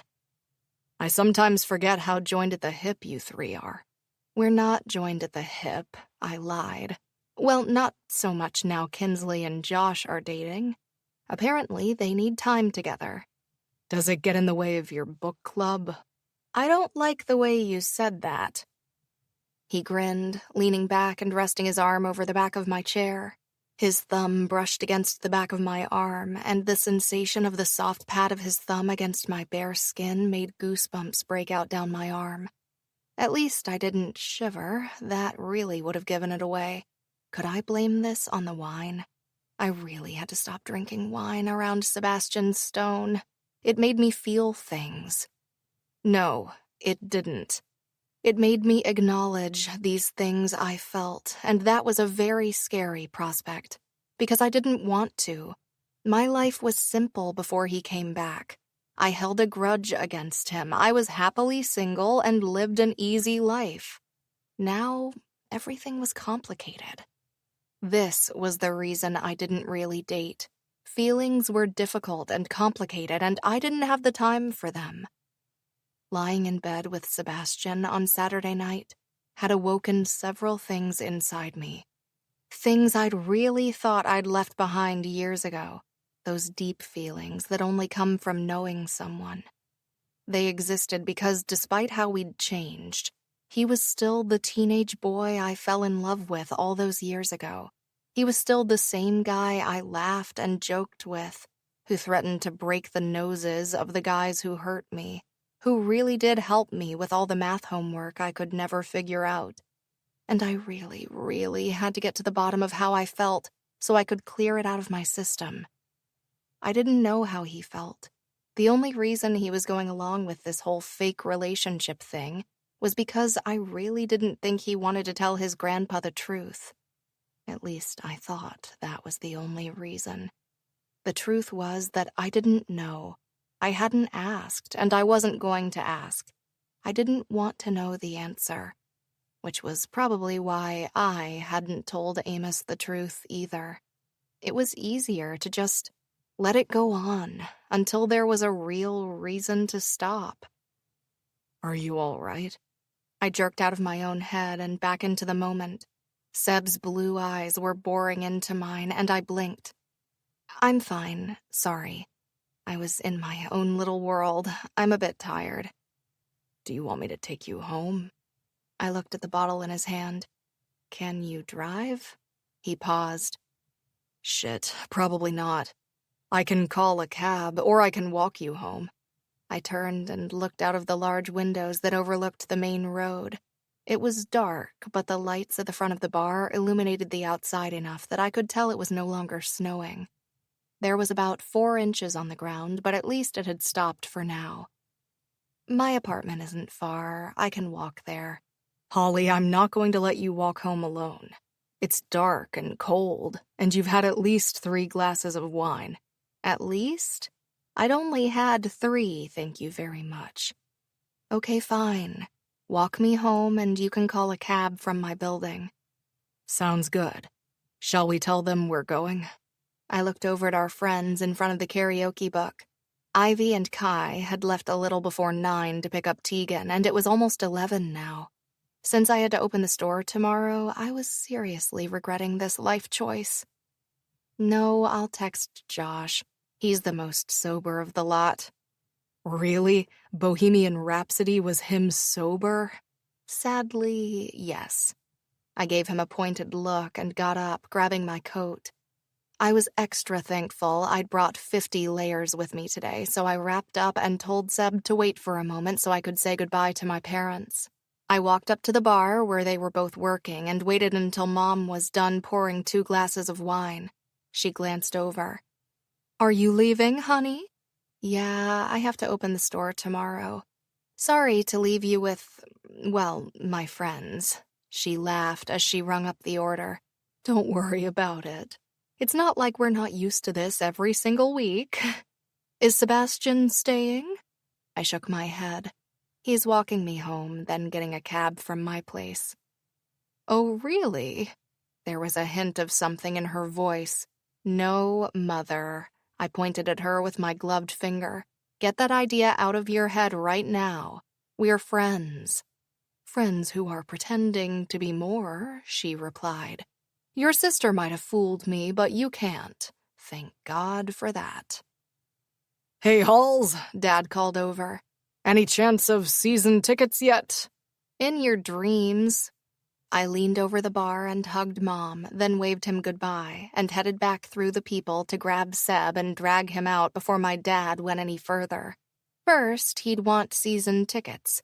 Then he'd want a wedding. It was just how his weird little brain worked. Okay, Seb questioned as we stepped out into the freezing tundra that was White Peak's main street. Fine, my dad is asking about season tickets again. I shoved my hands in my pockets and buried my chin in my scarf. He laughed, his elbow bumping mine as we walked. I can probably get him season tickets if he really wants. Or he can come to the home games as my guest sometimes. It's fine. No, I said quickly. Don't tempt him. He'll never leave you alone if you open that avenue. I don't mind. I like your dad. I peered over in time to catch his smile. I shook my head. You're insane. Maybe a little bit. That's not something you should agree with. I paused. Although you did turn down that hot girl who tried to buy you a drink. You think she was hot? We've had a whole discussion about this tonight. Right after the whole making out thing, we literally talked about how girls tend to notice how hot other girls are, but guys aren't really bothered by that stuff. Point well made. He nodded his head slowly. Why did you turn her down? She didn't seem like one of those weird groupies who chases baseball players around. His breath puffed out in a cloud of steam in front of him, and he looked at the streetlights that lined our path. I wasn't interested in her. She's not my type. A tall redhead with an ass better than my boobs isn't your type? There's nothing wrong with your boobs. How do you know that? We shared a bed. You wore a tank top. It was hardly intentional. My cheeks flamed red. Shit. I really hadn't thought that through the first night. Okay, well, this is awkward. Seb laughed and bumped me with his elbow, deliberately this time. Nah, it's all right. It's not like I saw a nipple or anything. Oh my God, please stop. I shook my head and looked down at the fresh snow in front of us. I guess I don't understand how she's not your type. She just isn't, he replied, his voice quieting toward the end. I know exactly what kind of woman she is, and while it's fine, she's not for me. What kind of woman is she? She's the kind who recognizes me, but probably isn't entirely sure where from. She knows I'm semi-famous, but can't place me because she's only ever seen me if I've been spotted with someone she knows, or my face has flashed on the screen if her ex or her dad have been watching a game, he started. She wants to place me to see if I'm worth her time. She's not a chaser, not really, but she's definitely not going to settle for the bakery owner, or the guy who changes her oil for free because he's got a crush on her. His tone was getting drier the longer he speaks. And that's fine. I don't begrudge anyone their choices. And if those are the ones she wants to make, then good for her. But I won't be one of them. Besides, she's clearly overly confident, which is why she was furious when I turned her down, and I don't have the patience for that kind of drama. Have you met your friends? We're the most dramatic group of people outside of Hollywood. He looked at me, lips curving again. Yeah, but I like this drama. It's harmless. It's fun. It's overreactions at stupid shit like you being a good little student and studying, while your best friends were getting drunk, high, and making out over Spin the Bottle. I'm still mad nobody ever told me about that. I don't think they'd ever told anybody, to be honest with you. I know, but I'm still mad. I mean, Sailor tells me every detail about her periods. You'd think she'd mention that she played tonsil tennis with Tori. The kissing thing was fun, but can we avoid the periods? I don't care to know about sailors. Neither do I, but I don't have a choice, I mumbled. Is that why she turned down Colton? Who? The redhead. Oh. Seb put his hands in the pockets of his jeans. A little, yeah. But I think mostly because Tori was glaring at her, and she and Colton clearly have some issues. No shit. We're all just kind of waiting for them to fuck and get it over with. He barked out a laugh. That's one way to put it. I shrugged as we turned toward my building. It's true. It's been going on for weeks, but they both insist they hate each other, so here we are. We actually have a betting pool going on. You don't. We do. I bet they'll do it by the end of the year. Ivy thinks April, Kinsley says by the summer, and Sailor reckons they're already doing it. They're not doing it yet. Oh, totally not. It's still too tense. They won't last long, though, so fingers crossed for December. I crossed my fingers and dug into my purse for my keys.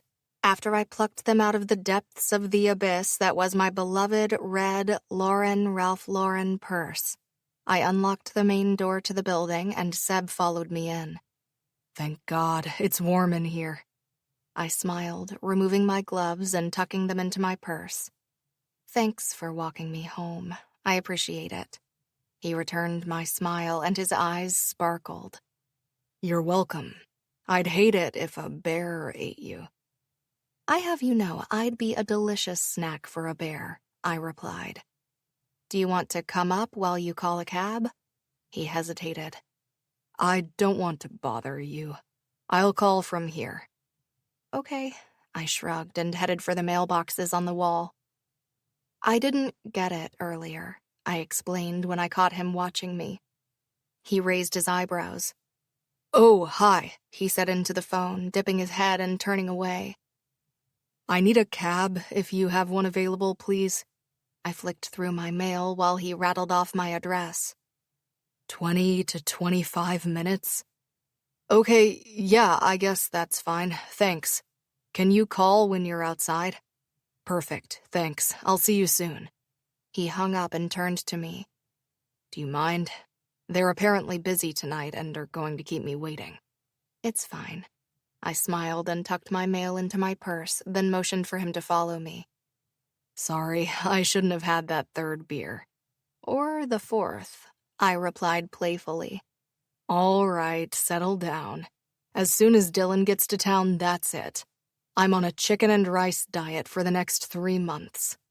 I'll think of you while I eat my weight in pizza.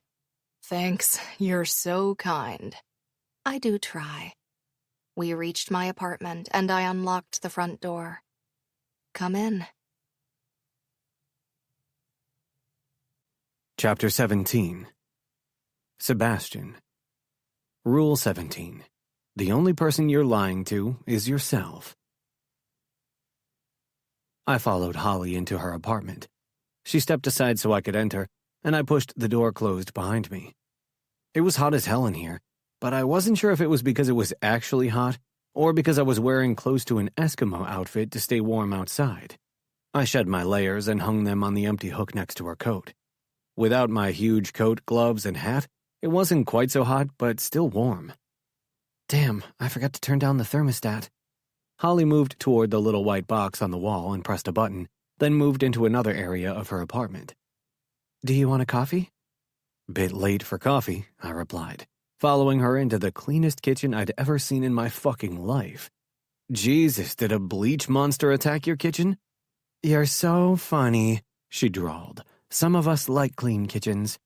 I know why you don't date. You're too busy pulling crumbs from your toaster. You can wait for your cab downstairs if you want. I love how you've organized your plates, I said quickly. By color and size. Wow. Sebastian? Yes? Get out of my fucking cabinets. I shut the cabinet door with a chuckle and leaned against the counter. Done. Would you like a hot chocolate? Holley asked, holding up the jar that I assumed was full of the hot chocolate powder. No caffeine, but just as yummy. Sure. I tucked my hands in my pockets and watched as she expertly navigated her little hot drink station. It was fucking adorable. There was a coffee machine, an electric kettle, a mug rack, and various storage jars that were labeled with their contents. There was even one for marshmallows. I'd take that. Holley fixed my cocoa and handed it to me in a mug that proclaimed me to be a book lover. I side-eyed it for only a moment before I sipped the hot drink and let it warm me from the inside out. It was good. No marshmallows? I asked, peering into the mug. Oh, drama queen, she replied, shoving her hand in the marshmallow jar. She grabbed a handful and crossed the kitchen, unceremoniously dumping them into my mug with a glare. "Thank you," I said with a smirk, then sipped. That's better. See, just when I think we could be friends, you irritate me, and I realize it's only in a group setting that we can be friends. You're in a sweet mood. I'm never in a sweet mood. I sipped the hot chocolate, then set the mug down on the counter behind me. Holly didn't move from her spot on the other side of the kitchen, and she cradled her mug as if it would slip out of her hands any second. "Can I ask you something?" She peered over the rim of the mug as she lifted it to her mouth, raising her eyebrows in a move I assumed to be a yes. "Why did you care why I didn't go home with that redhead?" Holly choked. She quickly put down her mug and banged her fist against her chest, waving me off with the other hand. After a minute, she was fine, but was gripping the counter that, judging by the whiteness of her knuckles, was with one hell of a tight grasp. "What do you mean?" she asked, frowning. "I was just curious. Pretty much every guy in there was staring at her, so..." "So you assumed I would?" "I didn't assume anything." She shook her hair out. "I didn't care if you left with her or not. I was just wondering, like friends do." "Nobody else asked me why I didn't go home with her." "Colton did." "Only because Colton wanted to go home with her," I replied. "Not the same." Holly shrugged, but it was somewhat stunted thanks to her grip on the counter. "I don't know what to tell you, Seb. I was just curious." "Did you know that you're a really bad liar?" I pushed off the counter and crossed the kitchen to her. I stopped only a few feet in front of her. "You always put your tongue in your cheek right after you're done talking." She swallowed. "I just do that sometimes." "When you lie." "What could I possibly be lying about, Sebastian?" She went to move, but I shot my arm out and blocked her. She fell back against the counter, gripping the edge once again. I flattened my hand on it next to her and leaned in. "Everything?" "Well, it certainly feels like I'm living a lie when I have to pretend to be your girlfriend." "That's not what I'm referring to, and you know it." "I have no idea." "The redhead." I dipped my face closer to hers and met her gaze. "Why did you really care when I said she wasn't my type?" "I didn't." She put her tongue in her cheek and immediately dropped her tongue again. "Your cab is going to be here in a minute, so do you want to know what I think?" "Not particularly," she whispered. She paused before she cleared her throat. "No, I can't say I do," she said, this time a lot stronger. "Ever since I told you the truth on Friday night about what happened at prom, it's been different, hasn't it?" "I guess I don't have a choice." "No, you don't. Now answer the question." She shifted uncomfortably. "Yes, it's been different. I no longer want to castrate you on sight." "Always a good thing." "Holly, I don't know what you want me to say to you." "The truth." I moved so I was standing in front of her. "It's not that hard to do." She looked at me with her big blue eyes. Her cheeks were flushed, and there was a little panic to her expression, like I'd bashed down a wall she'd been desperately trying to keep up. "There's nothing to say," she said after a moment. "There is no ulterior motive to my questions, Sebastian. Yes, it's been different since you told me the truth about prom. I've done some soul-searching, and I'm sorry I was too stubborn to hear the truth back then. But now I know, we've cleared it up, and we can move on, as friends." "Can we?" I raised an eyebrow. "Because it feels like there's something we haven't dealt with." "We were 18. We were kids. It's all irrelevant now. There's nothing left to be dealt with." She moved, but I put my arm out once again. This time I wrapped it around her body and pinned her against me. She took a deep breath in and it shuddered out. She was trying to control her breathing, but failing, and dismally so. I reached up with my free hand and tucked her hair behind her ear. Her sweater had fallen off her shoulder, exposing her skin, and all I wanted to do was drop my mouth there and kiss a path from her collarbone to her shoulder and back again. "Here's what I think," I whispered in her ear, staring at the curve of her collarbone. "I think there's a whole bunch of stuff we haven't dealt with. We sorted out the issue that ended our friendship, but not the feelings that led up to that issue." "There's nothing to sort out. It was years ago." Her voice was quiet, and her still juddery breaths gave away her uncertainty. "There's a lot to sort out," I replied, my own voice barely above a whisper. "Mostly to do with the fact I'd intended to kiss you that night and never got a chance to." You're not kissing me. I'm not. But I could. But you won't.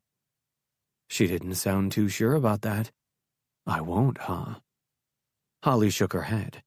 Because we're friends, she breathed out, staring at the wall in front of her. And that's not what friends do. Besides, you tried it earlier and it didn't go well. Like I said, that wasn't a kiss. That was a placation. It was a kiss. No, it wasn't. I moved so I was standing in front of her. I hooked my finger under her chin and tilted her head up so she had to meet my eyes. Holley, when I kiss you, you'll know about it. She said nothing, just stared into my eyes. It was almost a challenge, daring me to follow through with the threat I'd just made. I held her gaze and only moved when my phone rang in my pocket. Then I dropped my hand, stepped back, and pulled it out to answer. Hello, I said, never taking my eyes from her. Mr. Stone, your cab is outside waiting for you. Thank you. I'll be down in 2 minutes. I hung up and put it back in my pocket. That's my cab. Holley nodded, swallowing. Bye then. I shrugged on my coat and wrapped up warm with the rest of my stuff. Just bye? That's it? What else do you want me to do? I don't have the time to throw you a going-away party, Sebastian. I grinned. Clearly she'd managed to pull herself together enough to inject a little sass into the conversation. I wasn't going to argue further with her tonight. I'd already made my point, and I was going to leave her to think it over. Not that I ever expected her to admit I was right. I wasn't sure she'd ever admitted I was right, even though it was a regular occurrence. See you soon. I smirked and let myself out, leaving her staring at me like she didn't know whether to kiss me or slap me. She'd probably go with slap me, but I was definitely partial to the first option. A part of me wondered if I was only feeling this way because I'd never handled this when we were 18. If it was just leftover, unresolved emotions that needed to be dealt with so they could be put in a box and never paid attention to again. Then I remembered how it had felt to kiss her this morning. That brief touch of our lips that had been a little firmer than I'd intended. I hadn't wanted to let her go. I'd wanted to lean back in and kiss her properly. I'd wanted to feel her melt against me, to kiss me back, and I still did. All I really wanted was to kiss Holley and know what it felt like to have her kiss me back. And that was fucking terrifying. The weather had eased long enough for Dylan to confirm he was coming to town this weekend. He'd stay with me for 3 nights, long enough for us to work through a new workout routine for me to hopefully further my rehab, and then he'd head back to the city until he had another place to stay. I hoped it would be Sailor's apartment. We'd already made plans to introduce them on Saturday afternoon at the store, so I had my fingers crossed that they got along and could figure something out that would be beneficial for both of them. I parked up a block away from the bookstore. I hadn't spoken to Holley for 2 days. She'd been busy at the store with a huge delivery ready to be handled before Christmas, and my mom had spent the last 48 hours talking my ear off about Thanksgiving. I had to be honest, I didn't give a fuck about Thanksgiving, mostly because she wanted me to talk Holley into coming to dinner. Not only did I think that was a complete non-starter for obvious reasons, but I also assumed she planned to spend the holiday with her own family. Hell, I'd rather spend it with her family. Her family was crazy, but not as bad as mine. I stopped into the cafe and grabbed 2 coffees, then walked down the street to Bookworm's Books. The board outside today said, "You'd look better with a book in your hand." I chuckled to myself and put the coffee tray in my other hand so I could open the door. The bell above it jingled, and then there was a clunk and something hit me in the head. Ow! Holley's head poked out from behind a bookshelf. Are you okay? No, I think your bell just attacked me. My bell? She looked up. Oh, for fuck's sake, not again. She came out from behind the bookshelf and set a pile of books on the counter. Sailor was supposed to fix that. I put the coffees down as she grabbed the bell from the floor. What's wrong with it? It's old, she replied. It's been wobbly for a couple of weeks, but I think the chain finally broke. Here, let me have a look. I took the bell from her. It was surprisingly heavy, and a quick search of the bell and the chain it hung from was all I needed. The metal is bent, I said, taking the chain between my finger and thumb. You see? The link needs closing up. Holley leaned in. Damn it, how do we do that? You use some pliers to squeeze it back together. I don't have pliers. Sighing, I handed her back the bell. Give me 2 minutes. I'll run down to the hardware store, grab some, then come fix it for you. You don't have to do that. I can call my dad, or Josh, or Colton, or Kai. I raised an eyebrow. I'm here, aren't I? It's a simple job. She opened her mouth, presumably to argue, then gave up. Oh, fine. I'd offer to go, but I have Tegan in the back room. The baby? No, the model, she shot back. Yes, the baby. Ivy and Kai are picking up the keys to their new place today, so I said I'd watch her while they do all the grown-up stuff and start moving some of their stuff over. Really? You have a baby? Here? She gave me a withering look. I run a bookstore, not a brothel. Right, that told me. I adjusted my scarf. I'll just, go buy those pliers. I'll be back in a second. Okay. She offered me a smile, one that was a little too much on the sardonic side for my liking. Thanks. It's no problem. I returned the smile, albeit a nicer one, and left. It was a quick trip down the street to the store. I wasn't sure what size I needed, so I bought a 3-pack of long-nosed pliers and took them back to the bookstore. Holley was busy arranging a table at the front of the store. All the covers were red, and there was a chalkboard on a tabletop easel that bore the words, I can't remember the title, but the cover was red. I laughed. That's smart. She jumped, almost knocking the easel over. Jesus, we need that bell. I had no idea you were back. You didn't hear the door? If I'd heard it, do you think I would have jumped? All right, calm down. I swung a chair around to the front door. I flipped the sign quickly to show closed so that nobody would open it and knock me over, then took off my coat. It was hot as hell in this store, presumably because of the baby, and I was going to melt if I kept my coat and sweater on. I put my coat over another chair and pulled off my sweater, resting it on top of the coat. Do you have any scissors to open this? I held up the packet of pliers. They were wrapped in awful plastic, the kind you needed a machete to get into. Behind the counter. She pointed in the general direction of it. Where's everyone else? Let's see, she mused as I went in search of the scissors. Kinsley is at the senior center with the new releases. We took a library cart in a couple of weeks ago and they loved it, so we've said we'll do it every couple of weeks. It means they can shop without going out and, well, that. She flicked her hand in the direction of outside. And Sailor is clearing her crap out of her spare bedroom. I think you really hooked her when you mentioned Dylan was British. I pulled the pliers from the package with a laugh. Yeah, something told me that might work. You will be here on Saturday, right? Yeah, Sailor told me the plan. Kinsley is off this weekend, but I'll be here in case they hit it off and she wants to show him the spare room. I bet the room won't be all she'll want to show him, I said wryly, walking over to the door. I wish I could disagree, Holley said, turning to watch me. I'd ask you if he's hot, but I already know you don't care. Is one of these coffees for me? No, I bought myself 2, but asked Joanna to write your name on one. I looped the link through the catch on the bell and pulled the pliers from my back pocket. I guess as far as it goes, I would consider Dylan hot. He's a personal trainer, so he's in good shape. He's got black hair, bit of a beard. He gets plenty of attention wherever we go, usually after he started talking. I'll bet. She sat on the edge of the table and cradled her cup. Do you have a picture of him? Why, are you going to meet him first and hope you can get his attention instead of Sailor? I surveyed my handiwork and gave the bell a little tug. It stayed on, so I jumped off the chair and grinned at Holley. No, she replied, unbothered. If I've learned anything, it's that most people pale in comparison to Sailor, she said dryly. It's her larger-than-life personality, and her boobs. Can't say I've paid them much attention.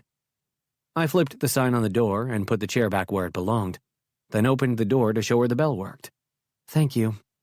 She gave me a closed-mouth smile from behind the takeout cup. Well, they're hard to miss.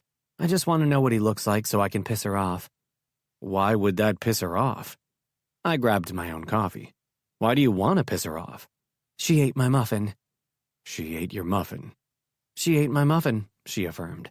I was saving it for today, but she ate it.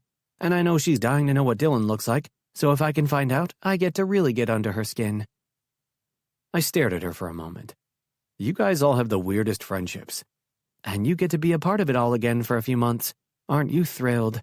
Thrilled is a strong word. I put down the coffee and got my phone from my coat pocket.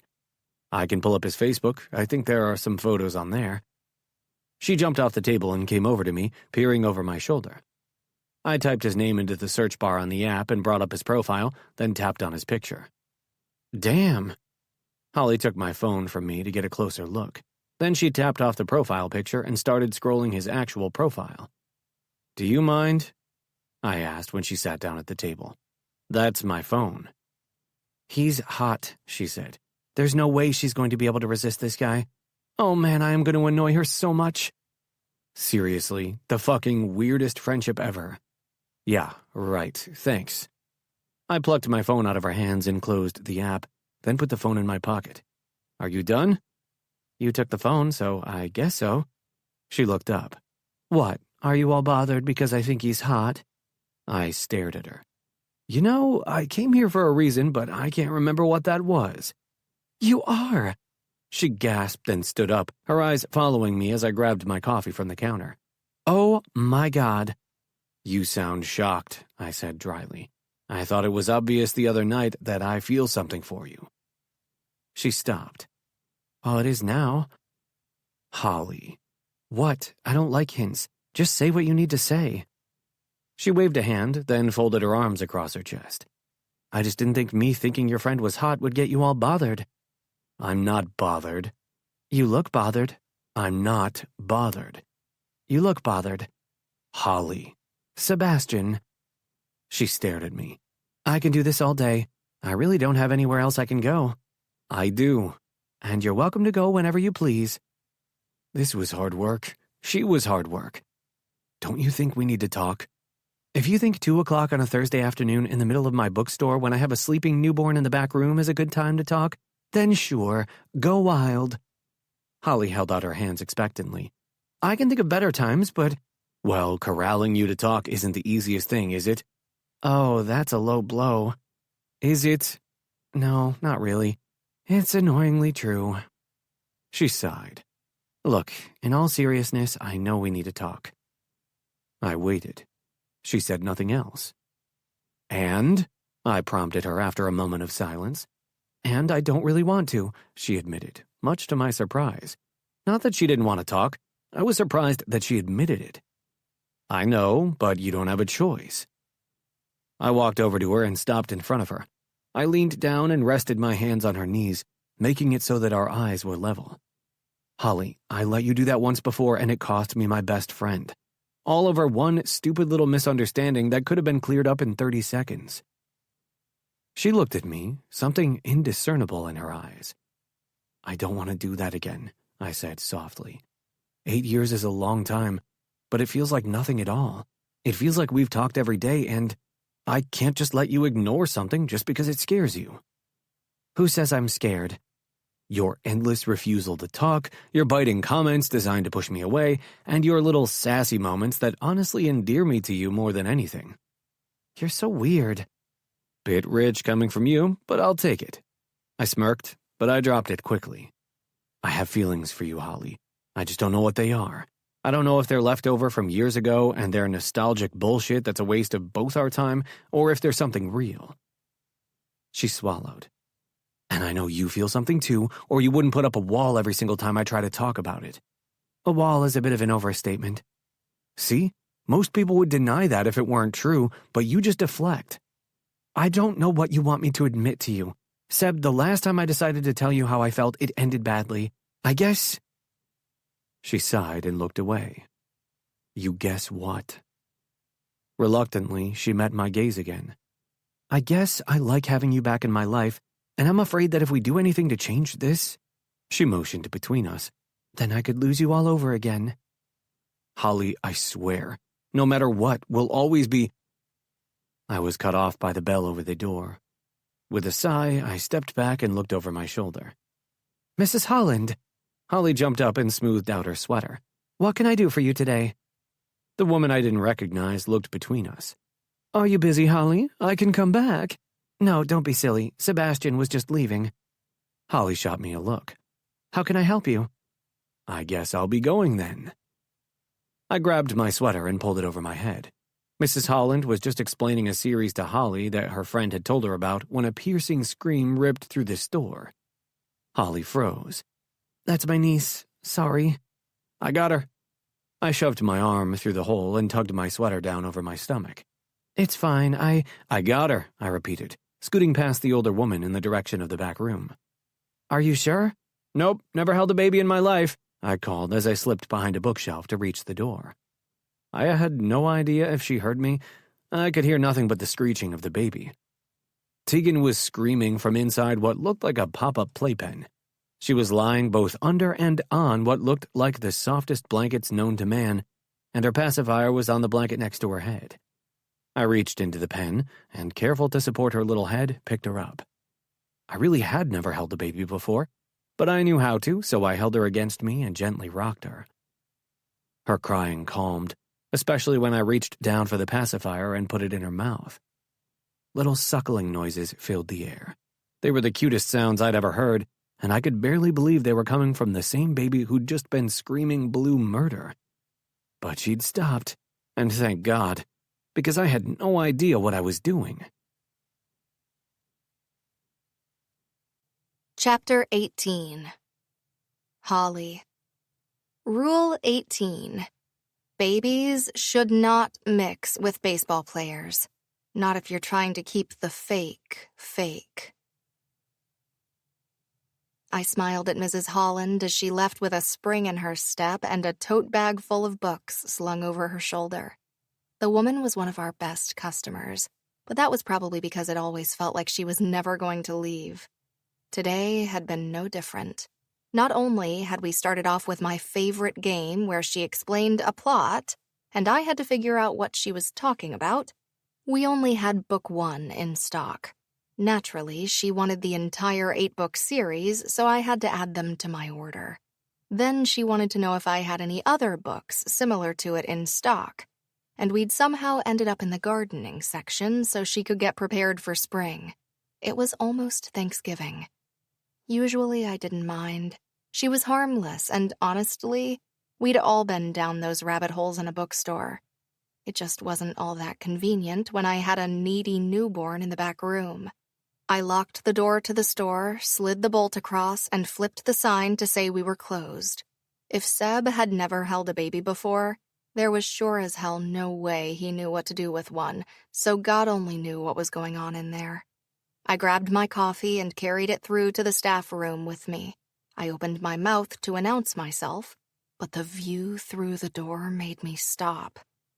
Seb was standing in the middle of the room, cradling Tegan and feeding her a bottle. In case you didn't hear that explosion, it was just my ovaries. No big deal. One day I might look back at this very moment and recognize it was the straw that broke the camel's back, the one that meant I was well and truly fucked. That despite all my best efforts, there was no more running to be done here. I did have feelings for Sebastian.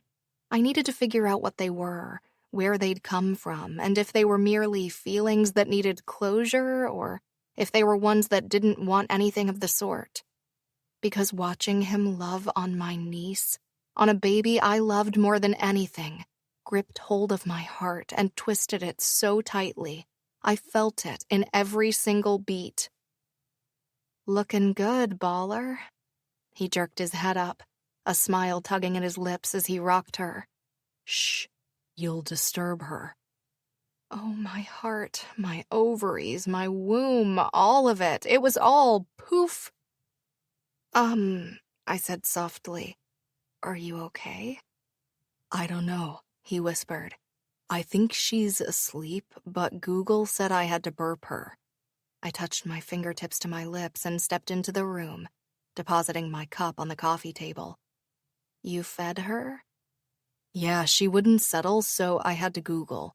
He pulled the bottle from her mouth slowly and handed it to me. "She's not wet. She hasn't shit. And I think she's too young for teeth, yeah?"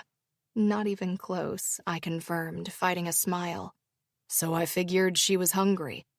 I found a bottle in the fridge, so I put it in hot water like it said and checked the temperature. It might have been a little cold, but I didn't want to hurt her." You could have just come and gotten me. Mrs. Holland would have come back. No, it's fine. We figured it out. Right, Teagues? Tegan's lips popped as if to confirm they had indeed figured it out.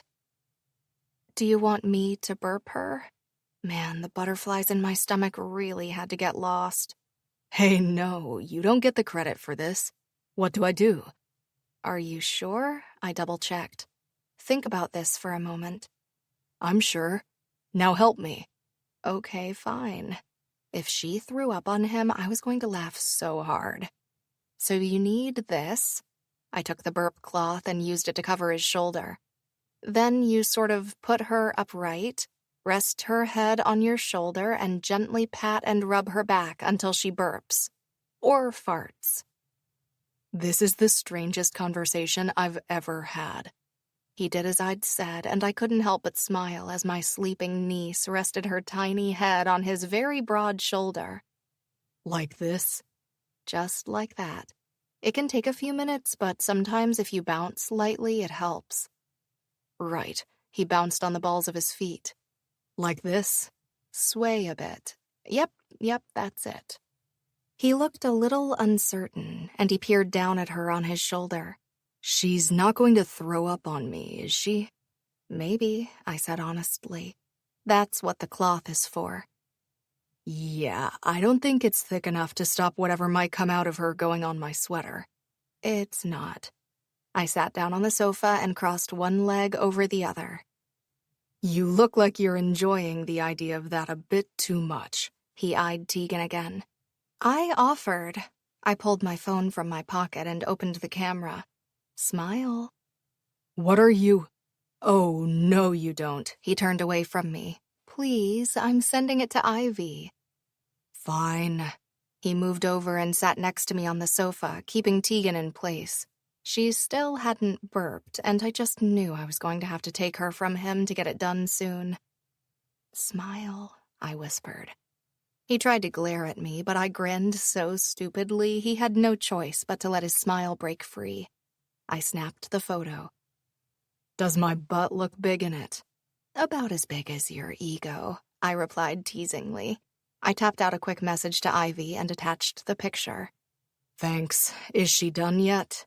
I shook my head. Pass her here. I reached over and took Tegan from him, including the cloth, and put her in the same position he'd just held her in. Within 30 seconds, she'd burped with only a little spit. That's not fair, Seb said, staring at her. I did all the hard work. Don't worry. I got up to put her back to bed. I'll tell Ivy you were a superstar. Hey, if I'd left when you told me to, you wouldn't have made that sale. That was true. And it wasn't like it was just one book. It was a ton of books, both for now and for next week when the next order came in. All right. I sat down and patted his thigh. Ooh, solid. Thank you. I really appreciate your help. His eyes bore into mine.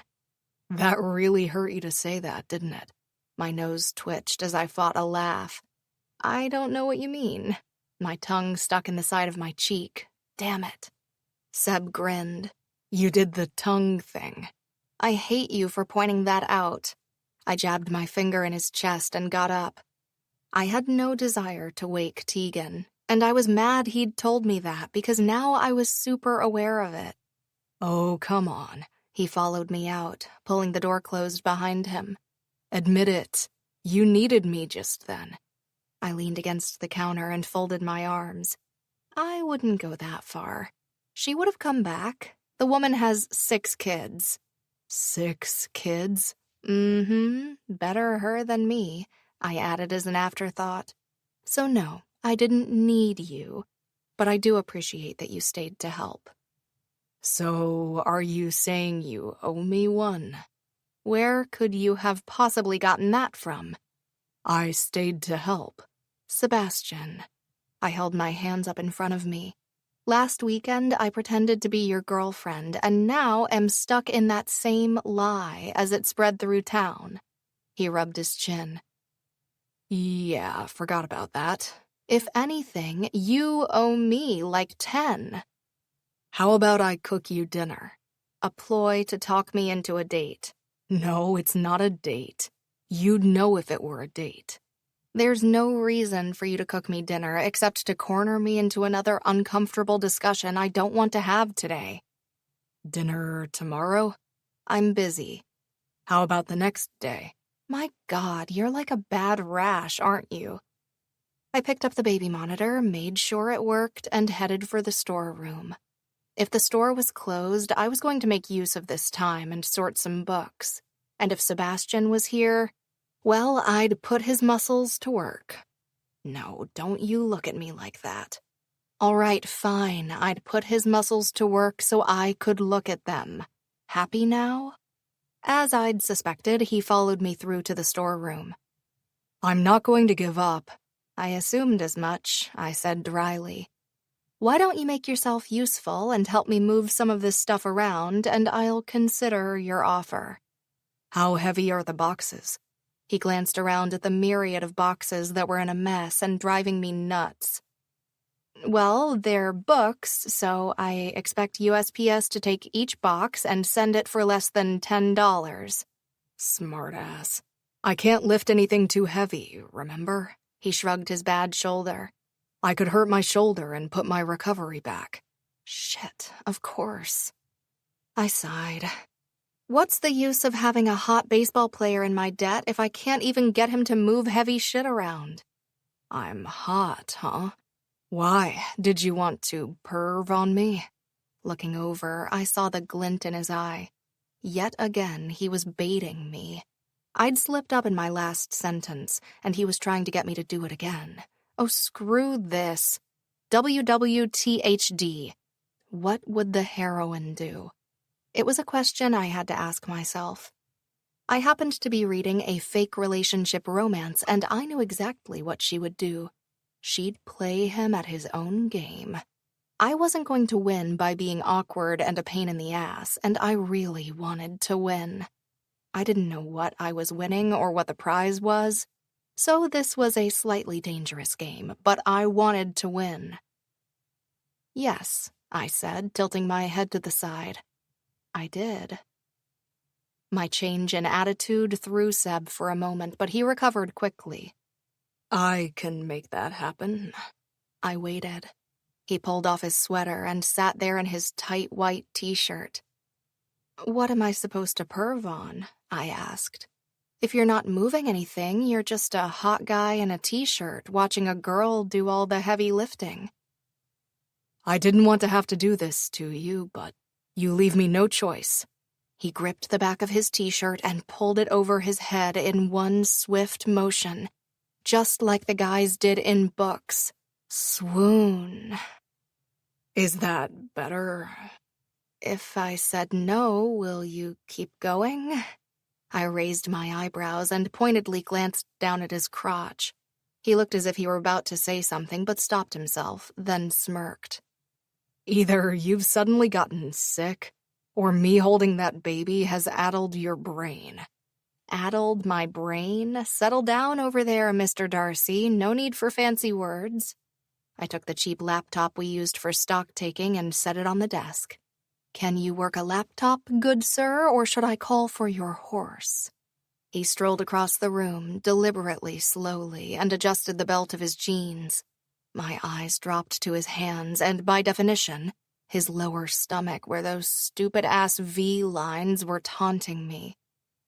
I think I can figure out a laptop, ma'am. It was fun till you called me ma'am. He clicked his tongue. Yeah, kinda sucked all the joy out of it, didn't it? Little bit. I logged onto the laptop and brought up the software. It's pretty simple. I have 3 boxes left from this week's delivery that my delightful business partners never got around to doing. Probably because they knew you would. So, I'm going to call out the number. You type it in the search bar just here. I tapped the screen. And then I'll count, and you just log how many copies there are right here. Another tap. Think you can manage that? Can I take it to the sofa? I glanced at the sofa Sailor had just moved out here, mostly so she could read while she was pretending to organize stock. Sure, as long as you don't mess up my stock intake. That's a lot of responsibility. So don't mess it up, I repeated. This was a terrible decision, Sebastian muttered, moving to the sofa. I know. Chapter 19. Holley. Rule 19. Fake it. Even when you feel something real, fake it. That's the most tedious thing I've ever done in my life. It's really not that bad, I said, locking the store behind us. And it only took that long because you messed up. Seb huffed. I did not mess up. You said we had 10,000 copies of A Night to Remember. We had 3. I don't even know how you did that. I tucked the keys to the store in my purse and zipped up my coat. It was snowing again, and it was way darker than I was happy with. Ivy and Kai had picked Tegan up almost 2 hours ago. Seb and I had been stuck in the back after he'd somehow managed to create an entirely new formula in the software that had it doubling and tripling all our stock. Then he'd inserted a whole new product line of takeout cups. Don't tell him, but I really liked that idea. And I was going to take credit for it, so... It had taken me half an hour to find and restore the software to a backed-up version, which, of course, had taken us right back to the beginning. We switched after that. He called the stock numbers and put books on the shelves. It was a smart choice. I was about ready to beat him with my laptop. Okay, now you have to let me cook you dinner to say sorry for screwing up your day. I stared at him. I don't have a choice, do I? Holley, I've just paraded around your stockroom half naked for the past 3 hours. And the problem is... You're having dinner with me. I'm cooking. You can't cook. I can cook. You used to burn fried eggs. He paused as we reached his truck. Well, I had to learn. I can make a mean lasagna. Garlic bread? What? Do you have garlic bread? I asked. He hit the button on his key fob. Yes, I think. I sighed. That's a big risk, baller. Yes, I have it, and if I don't, I'll go buy some. How does that sound? He opened the passenger side door. Get in. What about my car? I'll bring you back after dinner to get it. I got into his truck. I was running out of things to stall him with. Do you have anything I can use to make dessert? You're going to bake? He asked, starting the engine. I can bake. I'm a very good baker, I replied. I just don't always do it. It's messy, and, well, I could be reading in that time. He slid his gaze over to me, his mouth pulled up into a half-smile, but he dragged his eyes back on the road as he pulled away. I sat back in the seat and looked out. It was snowing hard now, and I was glad I wasn't driving. I probably would have walked home anyway, just because the visibility really sucked, and I hated driving in heavy snow. Wow. Even the weather was working in Seb's favor now. We didn't speak as he drove us to his place. I hadn't seen his house up close, but as we approached, I was surprised. It was smaller than I thought and had an adorable modern/mountain cabin vibe that shouldn't have worked in the way it did. You look shocked, he said as he pulled into the garage. I thought you'd live somewhere bigger. He turned in the seat and pointed his keys at the garage door. I have a lot of land.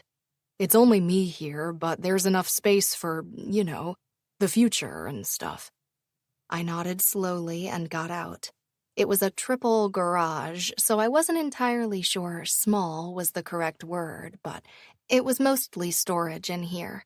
Boxes lined one wall, stacked so haphazardly I wanted to go over there and straighten them all up. A fake Christmas tree was still up, like he'd just picked it up by the base and carried it out here. 2 bikes, some skis, snowboards, all kinds of outdoor exercise equipment that made me want to tie myself to a chair and never ever go anywhere like that. What? It's a big garage for one truck, I remarked. He met my eyes. You want to sort those boxes, don't you? So bad, I admitted. They're really irritating me. Seb took me by the upper arms and steered me toward a door. Come on, another time. But, Holley, he said my name slowly. It's just an excuse to get me to come back. 100%. He laughed and pushed open the door. We stepped into a laundry room that was thankfully much neater than the garage.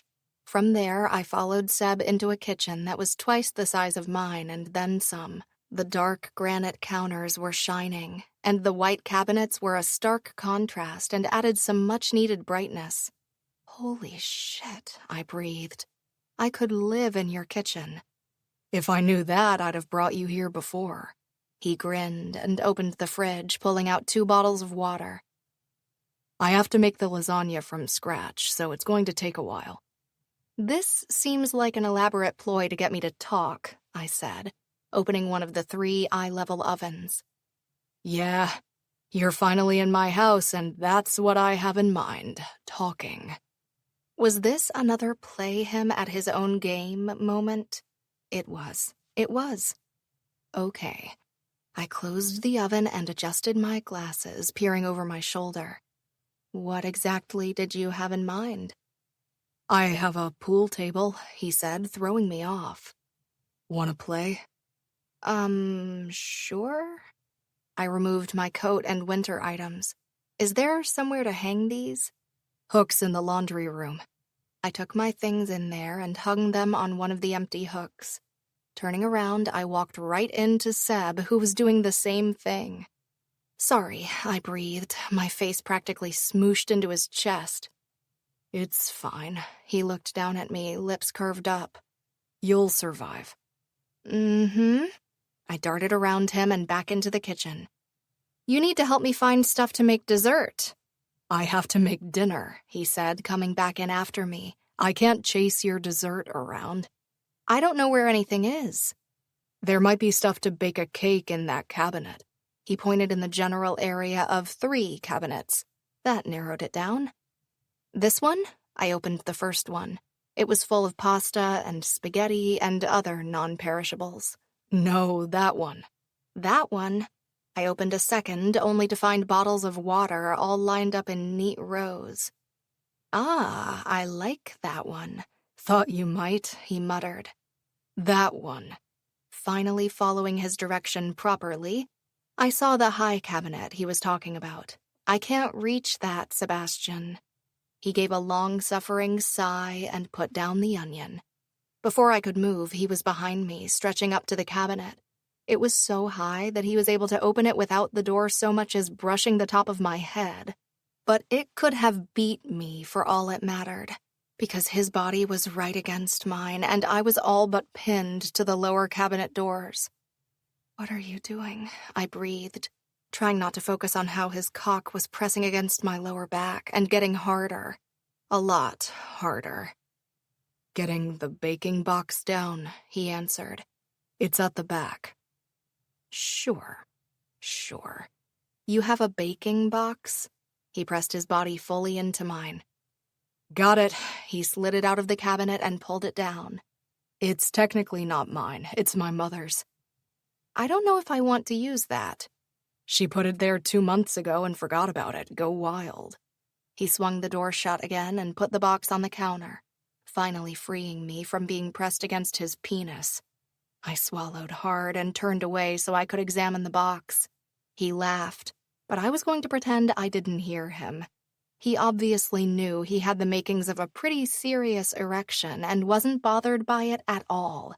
That's fine. Neither was I. Nope. Not bothered. Not at all. Ahem. I rifled through the box and pulled out all the ingredients for chocolate brownies. I was pretty impressed by the contents of the baking box, if I was honest. It was a cool spread, more than I had in my own kitchen. I side-eyed Sebastian. This is your box, isn't it? I told you, it's my mom's. The flower is open, baller. Fine, it's mine. He turned around with his hands on his hips. I bake. Is that a problem? I stared at him for a moment, then I burst out laughing. This was a terrible idea, he muttered. Are you kidding? This is the best thing ever, I laughed, leaning on the huge island where he was dicing garlic. I shouldn't have told you that. What do you mean? You baking cookies has to be the best thought that's entered my head all day. He paused in his dicing and peered up at me. Really? Everything we've done today, and that's what gets you? Do you have a little apron? Holley. Well, do you? If not, can I buy you one for Christmas? I regret this wholeheartedly. Me coming here or admitting that you bake cookies? It's not something I do a lot, he said, returning to his garlic. I used to bake with my grandma, and she passed some recipes down.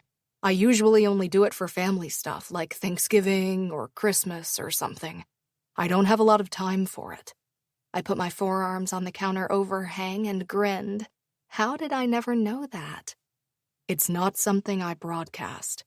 Should I be doing the lasagna while you do the brownies, or... He tossed the garlic in the pan with the ground beef. Go and bake your brownies, Holley, before I change my mind about having you as my dinner date. Dinner date, eh? I knew you had ulterior motives here. Me? Surely not. Mm-hmm. I pulled all the baking stuff to the island and set out what I needed. Where are your scales? He pointed to the cabinet behind me. Thankfully, these were easier to find than the actual box had been. I pulled them out and set them down, then went hunting through all his other cabinets for mixing bowls. Weren't you just telling me this week to get out of your cabinets? Yes, but you were being nosy, I said, with my head stuck halfway into one corner cabinet. I actually need things. What could you possibly need that means half your body is inside a cabinet and your ass is in the air? Is it a problem? Is what a problem? The fact your ass is in the air in the middle of my kitchen? If that's the one you want to go for, sure. I moved to the next cabinet and repeated my position. The only problem is that you're doing it while still wearing pants. I'm not sure stripping in your kitchen is a good idea. Really, I can't think of a better one, I snorted, and the jerk my body made meant I hit my head on the cabinet frame. Ouch! Oh, for God's sake. The mixing bowls are in the cabinet next to the sink. I got up. That's the other side of the kitchen. And that's where the pans are. Your stove is over there. I pointed to the glass-topped stove. Why is your kitchen such a mess? Nothing is where it should be. Next, you'll be telling me your plates are in your laundry room. I don't mean to be a jerk, Seb said, lips twitching. But this neurotic organization thing you have going on is giving me so much material to work with. I'm not neurotic, I replied. And if being organized is a crime, then you can shoot me. You are neurotic. Just a little bit. It's quite endearing, actually. He tipped a jar of sauce into the pan. Neurotic is not endearing. Well, you make it look cute. I'm not a bunny rabbit. I don't like rabbits. Their ears are weird. Yeah, and I'm the strange one, I muttered. What material are you getting to work with? I wondered when you'd give up arguing and finally ask that. He stirred the meat mixture and used a small spoon to taste the sauce. I'm having the time of my life. I mean, you're dying to get your hands on those boxes in my garage. Just a little bit. And my kitchen is driving you absolutely insane. More than a little bit. I just can't wait until you see my closet. I took a deep breath and let it out slowly. Are you trying to kill me? No, but I do think I can use all this to my advantage. How can you use this to your advantage? I'll let you reorganize my kitchen if we can talk about what's going on here. Ooh, that's mean. I folded my arms across my chest. I don't think I want to see your closet, or your bathroom, or anything else.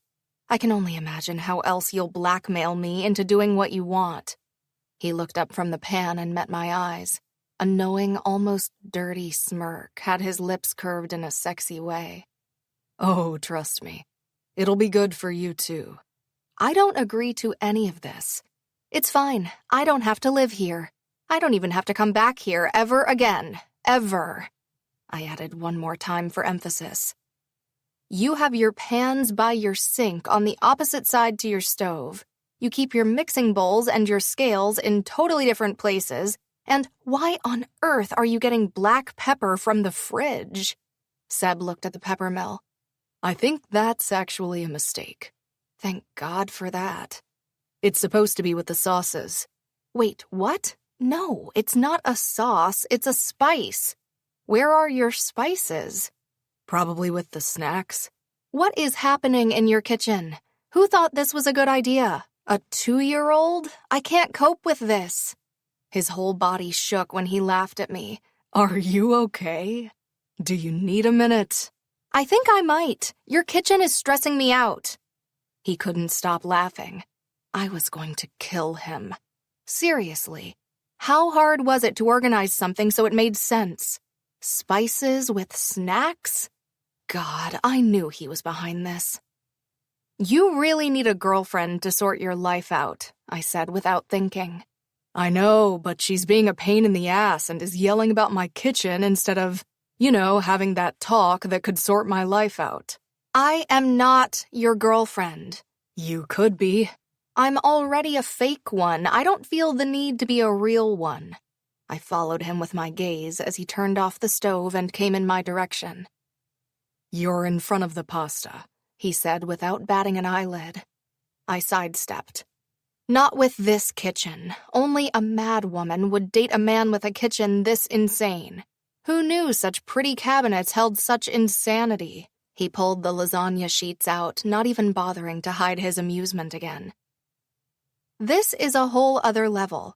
Completely crazy. I don't know how I was cut off when he slammed the cabinet door shut. He shoved the pasta box on the counter so hard I thought I heard a few of the sheets break.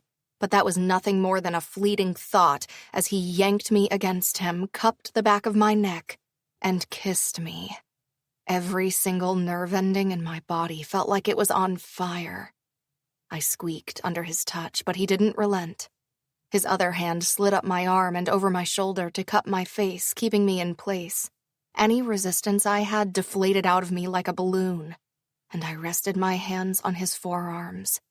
It was the best kiss I'd ever had. The kind of kiss I'd read about 1,000 times. The one designed to shut you up. The one designed to put an end to any and all doubt about feelings. The one that kicked you in the soul and imprinted itself there. I leaned into it, unable to ignore the way my heart was pounding in my chest. This had been building all day. I'd known it was coming, and I was both happy and wary that it had, because I knew there was nothing residual about my feelings for Sebastian Stone. Nothing left over from our high school days, from the lack of closure I'd had. What I felt for him was very, very real, and I could no longer hide behind a curtain of denial and snarky comments to keep him at arm's length.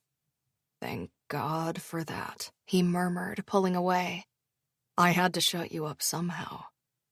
Opening my eyes, I looked up at him through my lashes.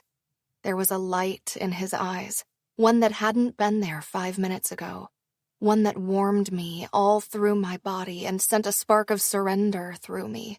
And fear, so much fear. Beyond everything, I was deathly afraid of being hurt. Sebastian was the only person who could hurt me in the way I feared so badly, and I knew that because it had happened once before. While I knew that hadn't been intentional, and my own stubborn ass had been to blame, that didn't change the fact I was terrified. I'd always been afraid of falling, out of bed, from a tree, in love. Is it just old feelings? I asked softly, inhaling slowly. Because we never sorted it back then? Is this all nostalgia? Slowly his smile fell and his lips turned downward, but that light in his blue eyes never left. No, he replied after a moment of searching my face. Not for me. It never has been. I was in love with you, Holley, and I'm not sure I ever got over you. I swallowed, sliding my hands down his arms. Is it for you? Just something that could have been. No, but I don't know what to say. I don't have the words. Ironic, considering how many you read each day. I fought a smile. I don't want to fight with you anymore. He drew me closer to him and dipped his head, brushing his nose over mine. Then let me in, Hall. Just stop fighting and see what happens. But what about when you leave again? To play again? He sighed. It was a bad tear, he said in a low voice. Everyone is happy with my progress, but they told me this week there's a 75% chance I'll never play professionally again. My stomach dropped. What? Yeah. It's not uncommon for a torn rotator cuff to end a career, but I'd hoped I'd be a few years older before I had that particular conversation with my doctor. It's why Dylan is really moving nearby. His job is to try and change those odds up. His eyes never left mine. But I'm not going to pin my entire life on a 25% chance when I know I'll never be the same player I was before. It's not like it's a pulled muscle where you're fine after a couple of weeks. Are you giving up? No, he laughed quietly. I did not work this hard to give up. But I'm also being realistic. If I can't play again, that's fine. It's nobody's fault. I'll just teach it instead. I smiled. I'm going to plan ahead for a life without being on the road, and that's okay. But either way, no matter what happens, I just know I want you to be a part of it. However it works out. He tilted his head to the side. So, what do you say? Will you give us, a chance? Can I organize your kitchen and the boxes in the garage? Is that really your criteria for this? Perspective. You're rich and famous, and all I want from you is to organize your kitchen. When you put it like that, a grin slowly broke out over his face. Fine, you can organize my kitchen. The garage I'll hold for later. Oh, so mean, I pouted. He took that as a cue and kissed me again. He slid his hands down my body and pulled me against him, wrapping his arms around my body. My hands were flat against his firm chest, and as his lips moved against mine, I was completely lost to this moment, and to him, and I had no idea what to do about it except roll with it. Chapter 20. Holley. Rule 20. Really, as a bookworm, you should know how this story goes. Well, thank God for that, Sailor said, swinging her legs from the table. It's about time. I was getting really fed up of all your lollygagging. Lollygagging? Kinsley raised her eyebrows. Say picked up her book. Grandma wanted me to read this. Ah, that explained it. It was a historical romance. I squinted at the cover. That's book 4, right? Kinsley took it from her. Yeah, it's book 4 of the Potters. Why are you reading book 4?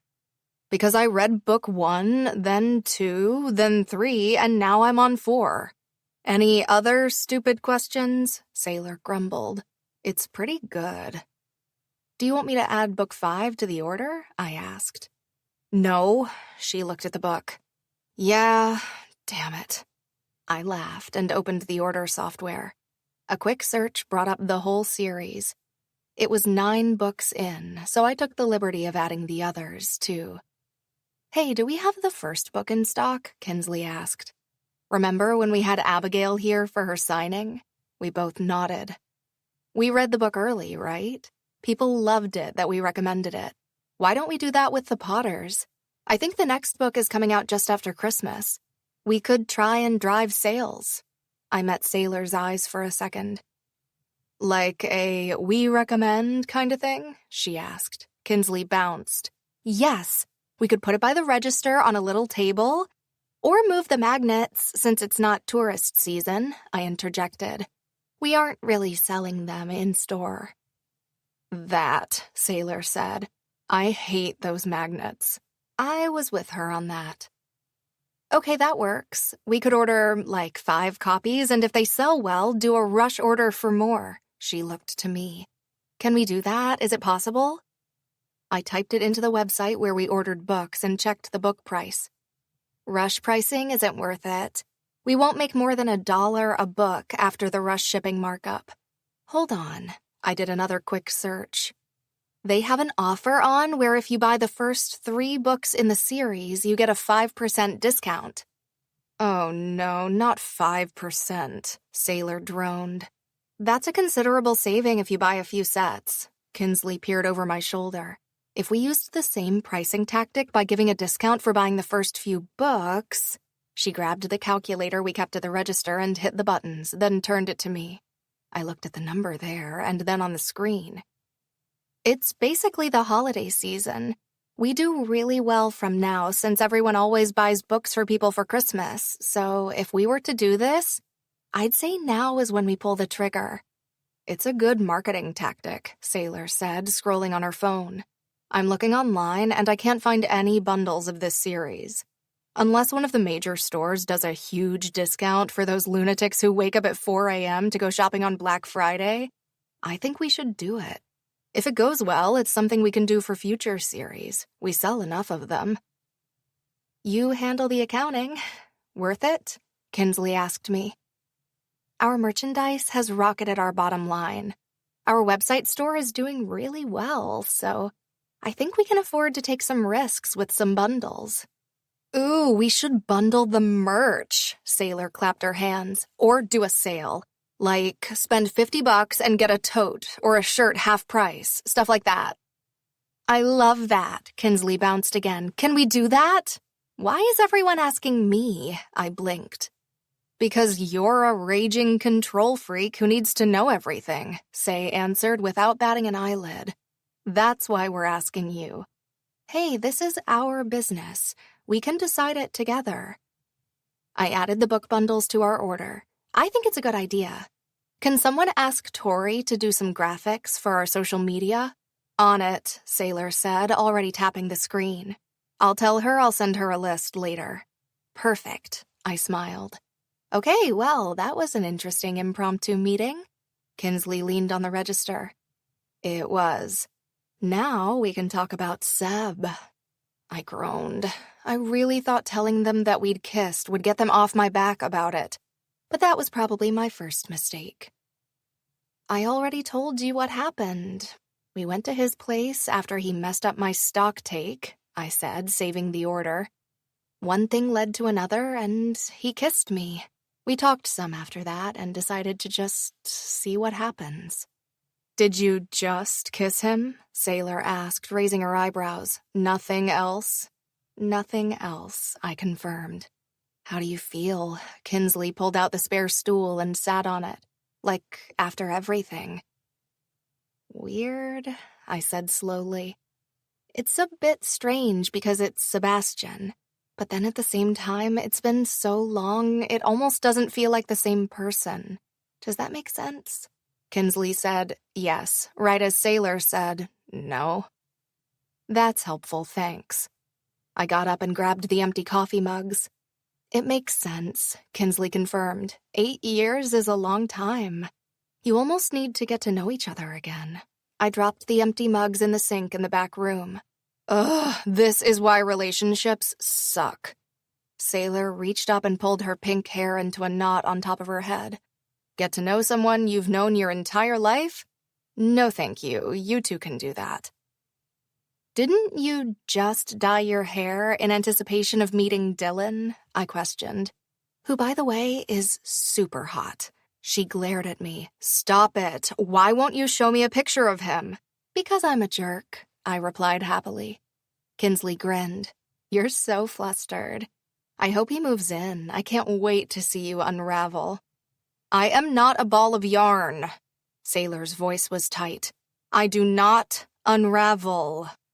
Whatever you say. Kinsley slid off the stool. Hey, do we have a lot of cookbooks here? My parents are coming to town for Thanksgiving and staying at my brother's. Mom wants me to cook a side dish, but it has to be something new. I just restocked them yesterday. There's a ton back there. Thanks.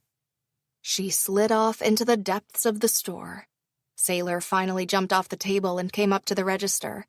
"Holley, please." Even if I wanted to, I couldn't. I don't know his last name. I shrugged and set about tidying the register. "You're just going to have to wait until tomorrow." She groaned and stalked off down the store to the front windows where she fiddled with the pom-pom turkey in the display. This is so unfair. He's hot. He's British. The door over the bell rang. "Here," I finished for her, my lips pulling up at the sight of Sebastian and someone I recognized as Dylan from the pictures. Dylan was tall, the same height as Seb, and had dark brown hair that matched his eyes. There was the hint of a 5 o'clock shadow on his jaw, one that was more unruly than deliberate, and his eyes lit up when he saw us. "Hey, what are you doing here?" I asked, tilting my head up. Seb leaned over the counter and kissed the corner of my mouth, sending a little shiver down my spine. Dylan got into town early, so I thought I'd show him around. "Holley, this is Dylan. Dylan, this is—" He paused.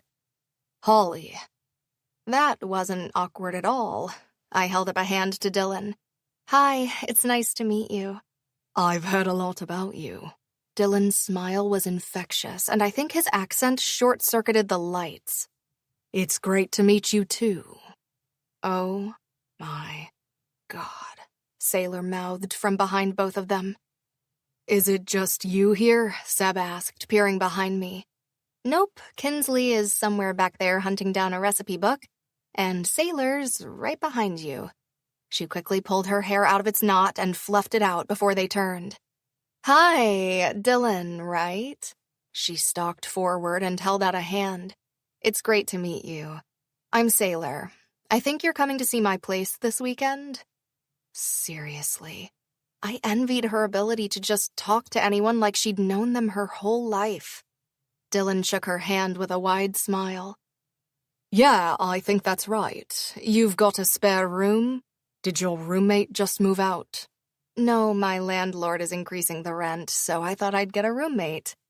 Seb came around my side of the register.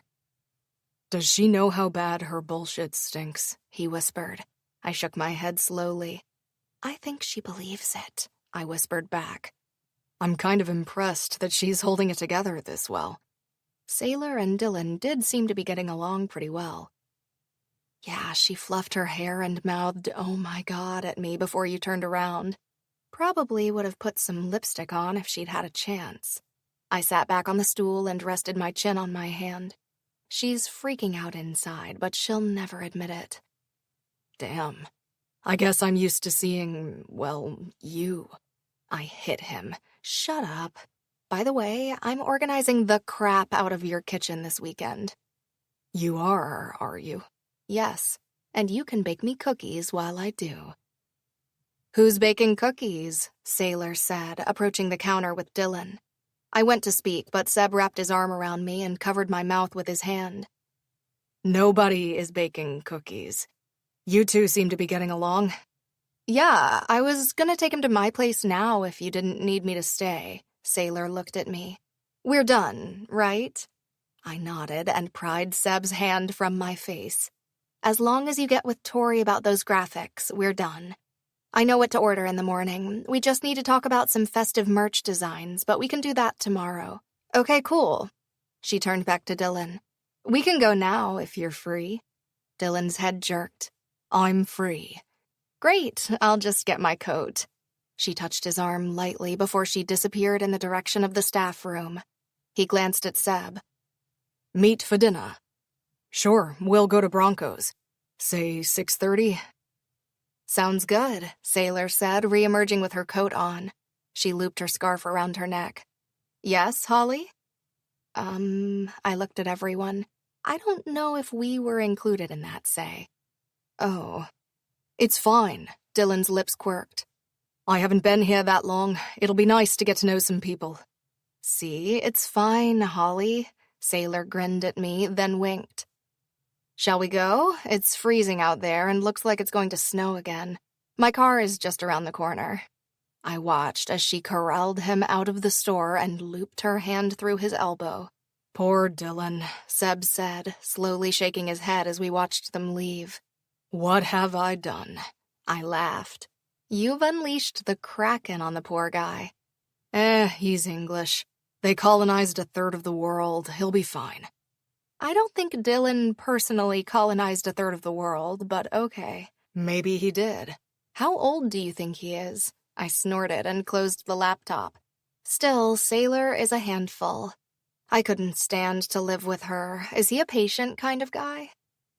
He's a personal trainer to athletes. It's basically like trying to get toddlers to sit still. Found one. Kinsley came back at that moment with a cookbook tucked under her arm. Who's a personal trainer? Oh, Dylan was just here, I replied. Is that the hot British guy? I believe that's how you refer to him, yes, Seb drawled. Oh, damn it. She put the book down on the counter. Why does nobody tell me anything? Did Sailor see him? See him? I raised my eyebrows. She couldn't show him that spare room fast enough, she huffed. All that teasing, and I didn't even get to see her see him. This sucks. Well, luckily for you, we're having dinner at Bronco's tonight. Unlucky for me, you mean? I'm having dinner with Josh's parents. Is this your first dinner with them as a couple? Yes, and I'm shitting my pants, she replied. It's not like I don't know them, but still. It's weird going as his girlfriend. Seb looked between us. I have nothing to add to this, so I'm just gonna go home and put Dylan's stuff in the spare room. Oh, I turned to him. Okay, shall I meet you at Bronco's later? Depends. Do you want to drive in the snow we're forecast, or... I can drive, Kinsley snorted. I'll come and get you. His lips quirked up. I know you hate driving in heavy snow. How do you know that? Because you spent half our senior year bitching about it every time it snowed, to the point I used to drive you to and from school. Remember that? Now that he mentioned it. I tried my best innocent smile, but it felt a little pained, even to me. I forgot about that. Snow is gross, Kinsley muttered. You live in the wrong state. Seb laughed and cupped my chin. I'll pick you up at 6:15. Does that work? Yes, thank you. You're welcome. He leaned in and pressed a kiss to my lips. But I draw the line at driving you to work. Another quick kiss, and he pulled back, heading for the door. I ignored Kinsley's grin. You might as well drive me. The whole town thinks I'm having your babies. You will one day. He darted out of the door before I could say a word in response. Wow, you're already talking about babies? Considering how long it took you to get your shit together, you're moving really fast. Oh, wipe that grin off your face. I frowned at her, but I was fighting a laugh. We are most definitely not discussing babies. It's not my fault I saw him with Tegan and my ovaries got ideas, okay? I can't take any more babies, Holley. She held up her hands. Especially not in your family out of wedlock. We have ducks and old people to deal with. Don't leave me alone. Mabel is the ringleader. Tell Sailor. She's an enabler. She paused. Hey, maybe Dylan will be a good thing. He'll distract her enough we can instill some order into the seniors. Yeah, right. I scoffed and grabbed my phone. The only way we'll instill any order into our grandparents is when we're burying them. You know, in the grave plots they all bought that are in one long line in the cemetery. That's right. Our grandparents bought a line of plots together, not with their families. Kinsley sighed. Oh, God. They're going to buy plots for the ducks, aren't they? Sadly, they probably would. Chapter 21. Sebastian. Rule 21. You never know where the path might lead. Think of this like an interview, Sailor said. How early do you wake up? Dylan ran his tongue over his lips and thought about it for a moment. Depends if I have to drive to the stadium, or if I can work at the training ground. Or in this case, at home. That's a lot of variables. 5:15 for the stadium, 6 for the training ground, and 7 for working at home. In the morning? Horror flashed across her face. Dear God. Holley sipped her wine. People do wake up before 9, Sailor. I don't. Dylan fought a smile. My alarm isn't loud. I won't wake you, I promise. Will you often be waking up before the sun rises? Most of Seb's sessions are moving to personal training rather than physical therapy, so I'll be spending most of my time in White Peak while his rehab is being done. We'll do 2 sessions a day. Holley and Sailor both wrinkled their faces up. I laughed. That's child's play compared to actual training. We're usually out there for hours every day. I'll stick to my books, Holley muttered, dipping a fry into the dregs of ketchup that were left on her plate. You run around if you want to. You hike? No, I go for walks disguised as hikes. And I only do that to listen to audiobooks. That, me too. Sailor pointed at Holley. Definitely that. Dylan laughed and pushed some of his dark hair from his forehead. Don't worry. We've already secured use of the gym between here and Daughtry Mountain for our training sessions, and I don't work out at home. Only stretches before and after a run. Well, at least I know my candy is safe, Sailor said brightly. My candy is safe, right? His eyes glittered. Your candy is safe. I can't stand the stuff you call candy. Unless it's Sour Patch Kids. I like those. Oh, Sailor winced. We might have a problem. They're literally the best candy in the world. I beg to differ. If you go to an Old English sweet shop, that's the best in the world. No, I don't think so. Have you ever been to an Old English sweet shop? I've never been to England, so I'm going to say no. Then how can you make that assumption without any evidence to back it up? Holley's grin was the definition of shit-eating. This is amazing, she whispered to me as they continued to argue whatever they were actually arguing. He's holding his own. It is pretty impressive. Sailor is strong-willed, I agreed. I wouldn't have mentioned the room to him if I didn't think he could handle it. He needs a will of steel to cope with her, Holley said, finishing her wine. I'm opening tomorrow. I have to go. I'll open, Sailor said. I left early today. It's fine. You're supposed to close tomorrow. Crap, you're right. We can switch. Holley sighed, but smiled right after. I'll close. It's fine. I didn't have plans tomorrow night. Sailor leaned over and squeezed her hands. You're the best. I have a date. Dylan side-eyed her, lips pulled to one side. Now it makes sense. Holley pulled her wallet from her purse and opened it. I got it. I pulled mine from my pocket. Are we still going if you don't have to get up early? As your personal trainer, Dylan said with a grin. I think we should go over Coach Kincaid's plans tomorrow and run so I can get an idea of your fitness. I eyed the last third of my beer. Guess I'll be leaving that then. He laughed. I'm not going to kill you over a beer with dinner, Seb. You've had a rough few months. We can run or take a hike. You can show me some trails if they're walkable. Peak Place should be accessible, Sailor said. It's undercover, and we go year-round. I thought you didn't hike, Dylan replied with amusement in his tone. I don't. I walk while listening to audiobooks. That's not hiking. We already established that, Holley agreed. Even so, it was a long day, and I'm tired. That's my cue. I put money on the table. I gave you my spare key, right? Dylan nodded. I put it on my keys already. It's all good. I know where I'm going. I should be home anyway, but I have to drop Holley home, so you might get there before me. I slid out of the booth, and Holley followed suit. See you later. Dylan held up a hand while Sailor smirked. Have fun, she sang. Holley said goodbye with a very efficient gesture involving her middle finger, and I pulled her out of the bar before she could tell her to fuck off. That was usually how that exchange went. What do you think? I asked her as we approached my truck. About what? Dylan.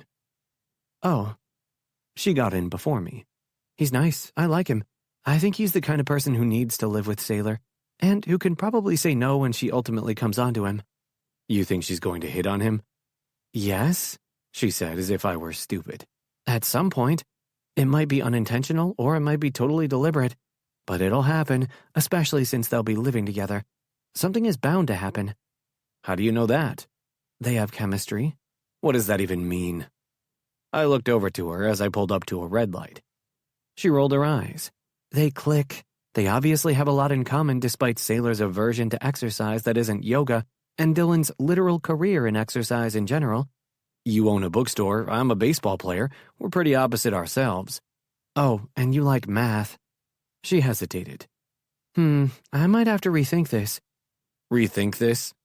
I bit back a laugh. No more thinking. You thinking is what took us so long to get to this point. Took us so long? You've been back like a day. I've been here ages. It's been at least 3 weeks since I walked into the store. And in the last 3 weeks, I've gone from wanting to kill you to tolerating being around you. I pulled up outside her building and gave her a look. Tolerating being around me. You were tolerating a lot last night when you were kissing me on the sofa. That benefited me also. She grabbed her purse and jumped out. Are you coming? Oh, are you tolerating me tonight, too? I'll let you watch sports if I can read my book. Works for me. I followed her into the building, pausing to lock my truck behind me. It was really damn cold tonight, and I was thankful to get inside to where it was much warmer, even if the lobby did have a window open. Is there even sports on? Holley asked, leading me up the stairs. I have no idea. What channels do you have? I have no idea. I don't watch sports. Surely you know if you have sports channels. Sebastian, I read and watch Netflix. How would I know? You pay the cable bill, don't you? Doesn't mean I've ever looked at the sports channels. She shrugged and pulled her keys out of her purse as we reached her apartment. She put the key in and unlocked it. I don't watch them. Why would I know? 3 billion women in the world, and I choose the one who doesn't watch any sports at all to be my girlfriend. I'm not your girlfriend. She let us in and unzipped her coat. We haven't gotten that far yet. I took off my coat. You're my girlfriend. This is feeling very middle school. Holley walked into the kitchen. Do you want a hot chocolate? I swear I'll remember the marshmallows this time. And I'm not your girlfriend. I watched as she pressed the button on the electric kettle to turn it on. We were back to bickering over semantics, which was fine, but it wasn't going to last long. By the time I left, Holley Stuart would know she was my girlfriend. I kicked off my shoes and walked over to her. She didn't know I was here, so it was easy to come up behind her and trap her against the counter. She squealed when I pressed myself against her back. What are you doing? Trapping you so I can argue with you and use my body to my advantage, I murmured, dipping my head to kiss the side of her jaw. She swallowed. It's not going to work.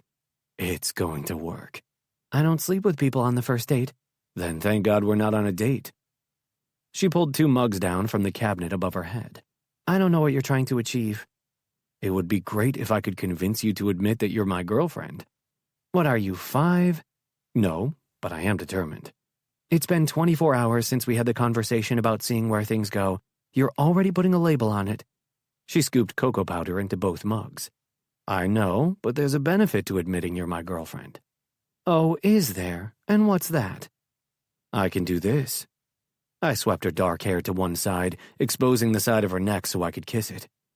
You appear to be doing it anyway, she breathed, dropping a teaspoon in the right mug. Is it convincing you yet? Nuh-uh. What if I do this? I ran my hands down her sides until I was grasping at her hips. I pulled her back so her ass was snug against me, and she had no chance of escaping my hold. My lips went to her neck once again, and I kissed it trail down from her earlobe to her collarbone. Not convinced, she said, but her voice wasn't as strong as before. No? I kept kissing her, leaving soft, firm kisses over her tender skin. Holley tilted her head to the side, her breath hitching when my teeth caught her neck. No. She was full of shit, but if she was going to play this game, then so was I.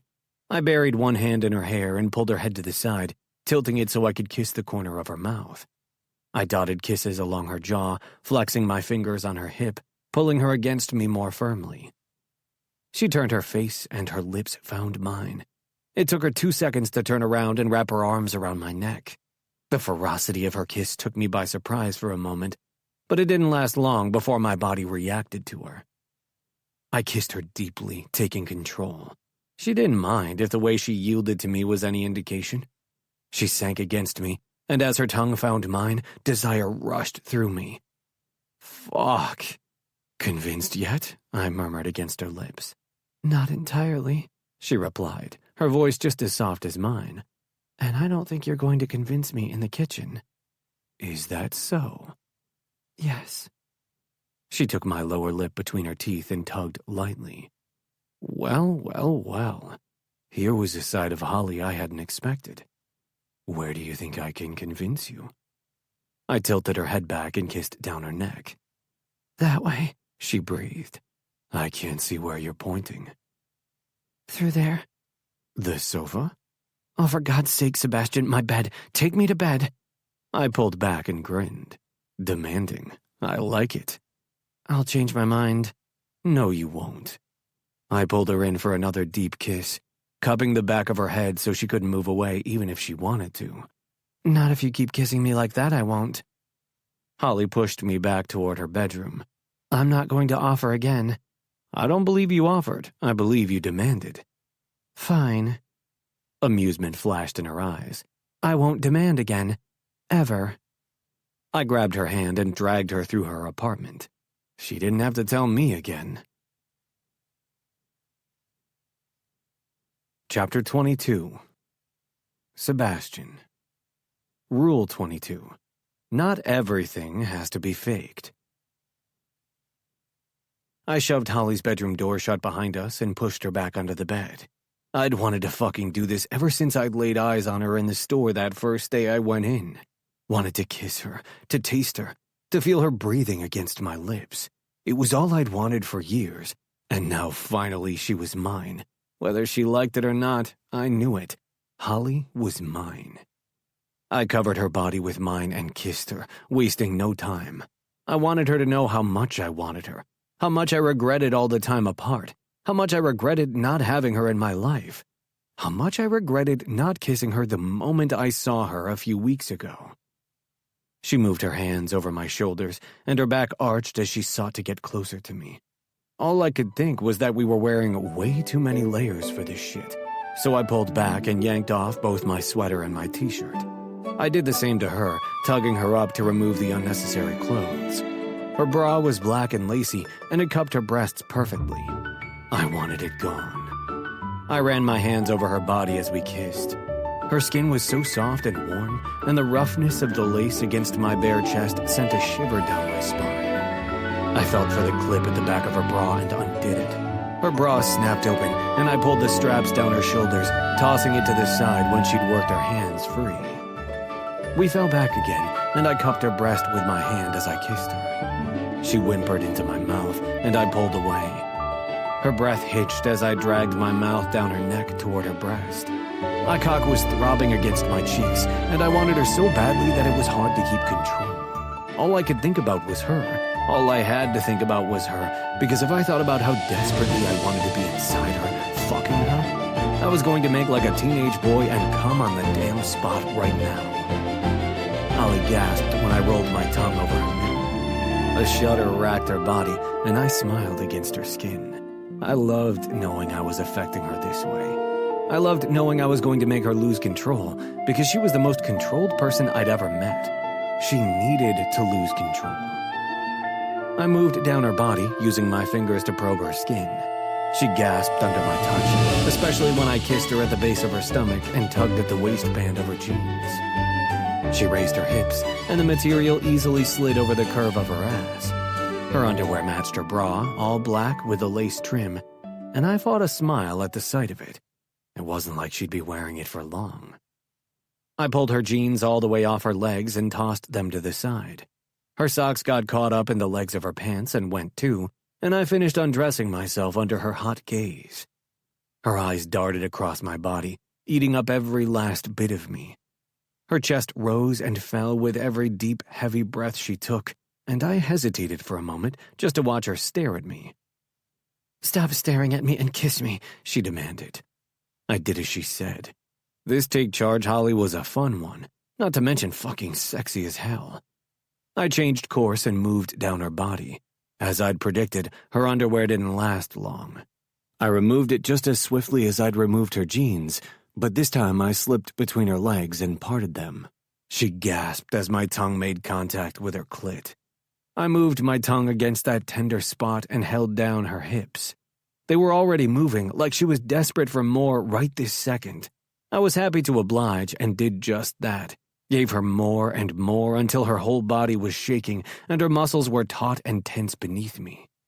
Then I moved my tongue against her clit in such a way that she came undone in mere seconds. I peered up, still licking her, and watched. It was fucking beautiful. She was fucking beautiful.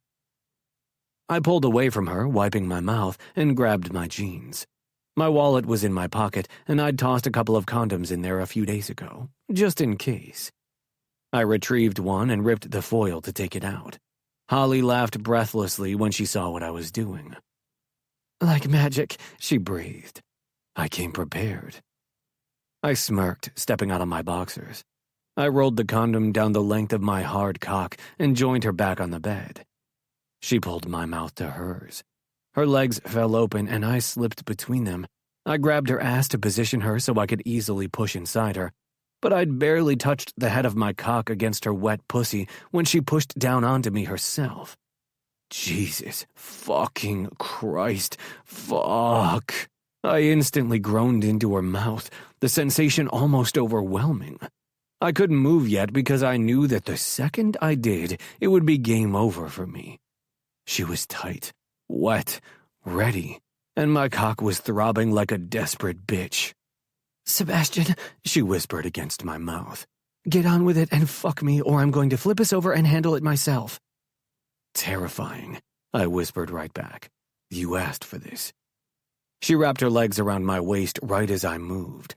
I thrust into her only to be rewarded with a breathy moan, and it hit me. She really was ready. Thank fuck for that. I gave up all attempts at holding back. Relief flushed through me as I fucked her hard and deep, letting our bodies take control of the moment. Her fingers dug into my back, her nails burying themselves into my skin. There would be marks, but I didn't care. All I cared about was this, the insane need I felt as I fucked her. I tried to kiss her, but neither of us were able to keep it up. Sweat dripped down my back, and breathing was hard and heavy. Holley's was the same, interspersed with moans that were driving me wild. I couldn't take it anymore. She cried out, and I did too. I came hard, my cock throbbing the entire time. Holley's muscles tensed and tightened around my cock, drawing the orgasm from me, and I collapsed on top of her. "Oomph," she said, gasping for air. "Sorry." I propped myself up on my elbows and dropped my head, kissing her softly. "Are you convinced now?" "Can I? A minute?" She rolled her head to the side and caught her breath. "Convinced? Yes. Me, yes." Laughing, I pushed myself up and pulled out of her. "All right down there?" "Water and a pee," she said, forcing herself to sit up. "I'm sorry?" "I need water and the bathroom." She rolled over and tried to stand up, but instantly fell back. I smirked and removed the condom, tossing it in the little wicker trash can by her door. She tried to stand a few seconds later and achieved it. "Don't look so cocky." "Can't help it." "Try." She leaned down and kissed me, but lost her balance and collapsed into a heap on the bed. "Shit." "That's fine. Come here." I lay down and pulled her against me. She entwined our legs so that we were fully knotted up and rested her cheek on my chest. "Your heart is beating like mad," she whispered after a moment. "And yours isn't?" She tilted her head back and met my eyes. "It is." "Good," I murmured, kissing her forehead. "Get used to it. It's going to happen a lot from now on." Epilogue. Holley. Rule 23. You can't fake it forever. Someone tell Sailor quick. 2 months later. "I can't do this," Sailor said, pacing up and down the front of the store. "It's too much." I blinked at her. "Sailor, you're scaring away potential customers." "Holley, my life is falling apart." "No, it's not," Kinsley interjected. "You're just horny." Sailor threw her arms in the air. "Oh, and it's all right for you, Ms. I've got sex on tap. You don't have a sexy British god walking around your apartment in sweatpants and no shirt." "We can swap," Kinsley offered. Josh farts and leaves the toilet seat up. I really wouldn't mind. Yeah, that, I pointed at her. If Seb doesn't start putting the seat down when he's done, he's gonna have to start going outside, like a dog. I almost fell into the bowl last night when I was half asleep. He didn't even sleep at my place last night. Sailor looked between us. How are you turning my crisis into something about you? Because it's not a crisis, I said simply. You need to get laid. You're attracted to Dylan, and you're only pissed off because you know sleeping with him would be a bad idea. It would be a bad idea, Sailor insisted. We live together, and we live together quite well. We don't have to see each other a whole bunch, we like the same shows, and he doesn't care that I spend half my evenings out and the other half in bed with a book. Sleeping together would change all that. So no, it's not happening. What about dating again? Kinsley suggested. It's been a while. It's almost Valentine's. We could do a speed dating thing here at the store. Speed dating? Ugh, please. That could be cute, I agreed. 2 age groups. Under 35s and one for over 35s. We have enough time to plan it, and if we do it the weekend before Valentine's, people could set a real date. Every time. Sailor threw her arms up again. You know what? I'm not speed dating. I'm not any kind of dating. Men are intimidated by me, you guys. That's why it doesn't work. I'm too much of a contradiction for them, so screw them. I'm becoming a lesbian. You did have that thing with Tori. I was drunk. You just said you were going to be a lesbian. Oh, but then I'd have to date drama queens like you. Says the one being a drama queen, Kinsley muttered. You're starting to get on my nerves. You've been on my nerves for the last week. Shut up, I said firmly. Sailor, you have 3 choices. Fuck Dylan and get it out of your system. Go and date and find someone else to jingle your bell, or suck it all up and masturbate in the shower. Sailor blinked at me. You're weird since you got a boyfriend. What did you do with Holley? I opened up, I replied. I'm letting go. Yeah, right, okay, she snorted. Did you sort his closet out yet? That thing was a mess, I pointed at her. Worse than yours. Kinsley blew out a breath. Oof. Her phone buzzed and she picked it up. All right, that's our lunch ready. I'll run to the cafe and pick it up.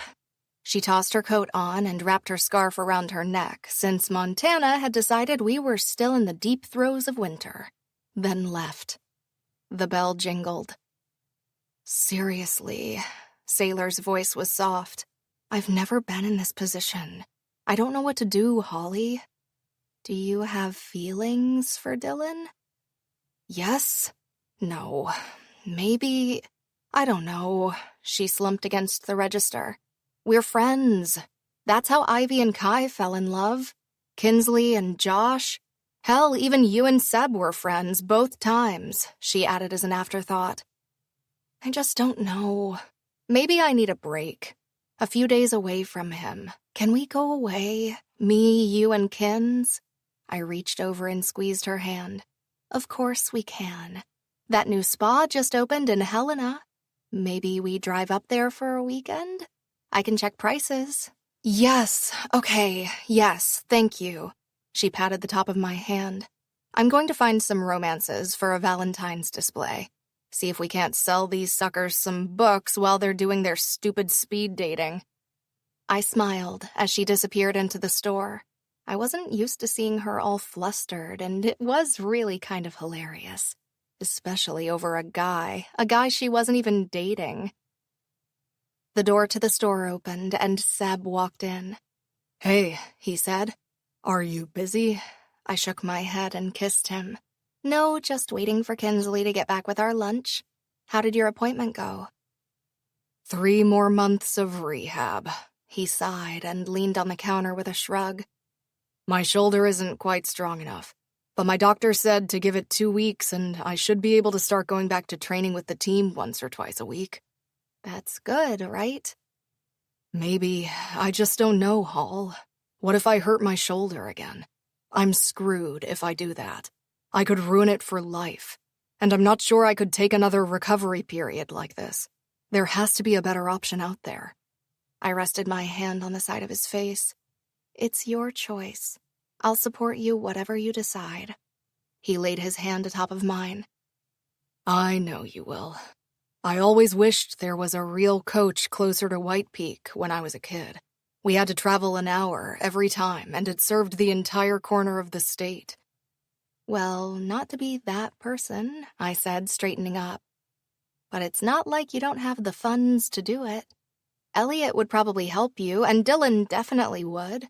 Not to mention Josh, Kai, and Colt all played in school with you. You wouldn't be short of hands. I know. Dill and I have talked about it during our sessions. You have? I was just venting. I'm not annoyed, I smiled. You don't have to tell me everything, Seb. I'm glad you have someone who gets it you can talk it all over with. You're the best. He leaned over the desk and kissed me softly. I just need to figure it all out. Weigh up the risks of going back to the team, talk to my agent, stuff like that. What about your contract? There's an injury clause. He straightened up. If I suffer an injury that leads to retirement, they'll pay out the remainder of my contract, which in this case is pretty much another 4 years. But that's confidential, so don't say anything. I mimed zipping my lips. Anyway, I don't want to talk about that right now. He looked around. Sailor not here. In the storeroom. She's hunting down romance novels for our speed dating night. Your what? I gave him a quick explanation of what we had planned and how we'd gotten there. Ah, now it makes sense. He nodded. Dylan has had something on his mind lately. If Sailor's feeling that way, he probably is too. Do not meddle, I warned him, holding up a finger. She's determined not to go there. They live together, and I think she really values his friendship. She'll figure it out. I'm sure she will. I know he's comfortable living with her, so I doubt he wants to change the status quo either. Seb checked his watch. I have to go. I have to run home and change before I meet Dylan. We're converting the garage this weekend and have some stuff to buy. Ah, right. The home gym. That little gem had been my idea, and it meant I'd finally been able to sort those boxes out. He leaned over and kissed me, humming as he did. See you for dinner? Did you bake me cookies? Maybe. He bopped me on the end of the nose with his finger. You'll have to find out. Meanie, I pouted. He grinned. Love you. Of course you do. I'm the best. Holley. Fine. I tucked my hair behind my ear and adjusted my glasses. Love you too, baller. The end. Thank you for listening to The Bookworm's Guide to Faking It. If you liked it, you'll be happy to know the series continues with Sailor's story in The Bookworm's Guide to Flirting. This recording of The Bookworm's Guide to Faking It was presented by Dreamscape Media, LLC. Narrated by Savannah Peachwood and Tim Page, and produced by Pete Cross. Text copyright 2020 by Emma Hart. Sound recording copyright 2021 Dreamscape Media, LLC. Thank you for listening. Please check dreamscapepublishing.com for Dreamscape's latest releases.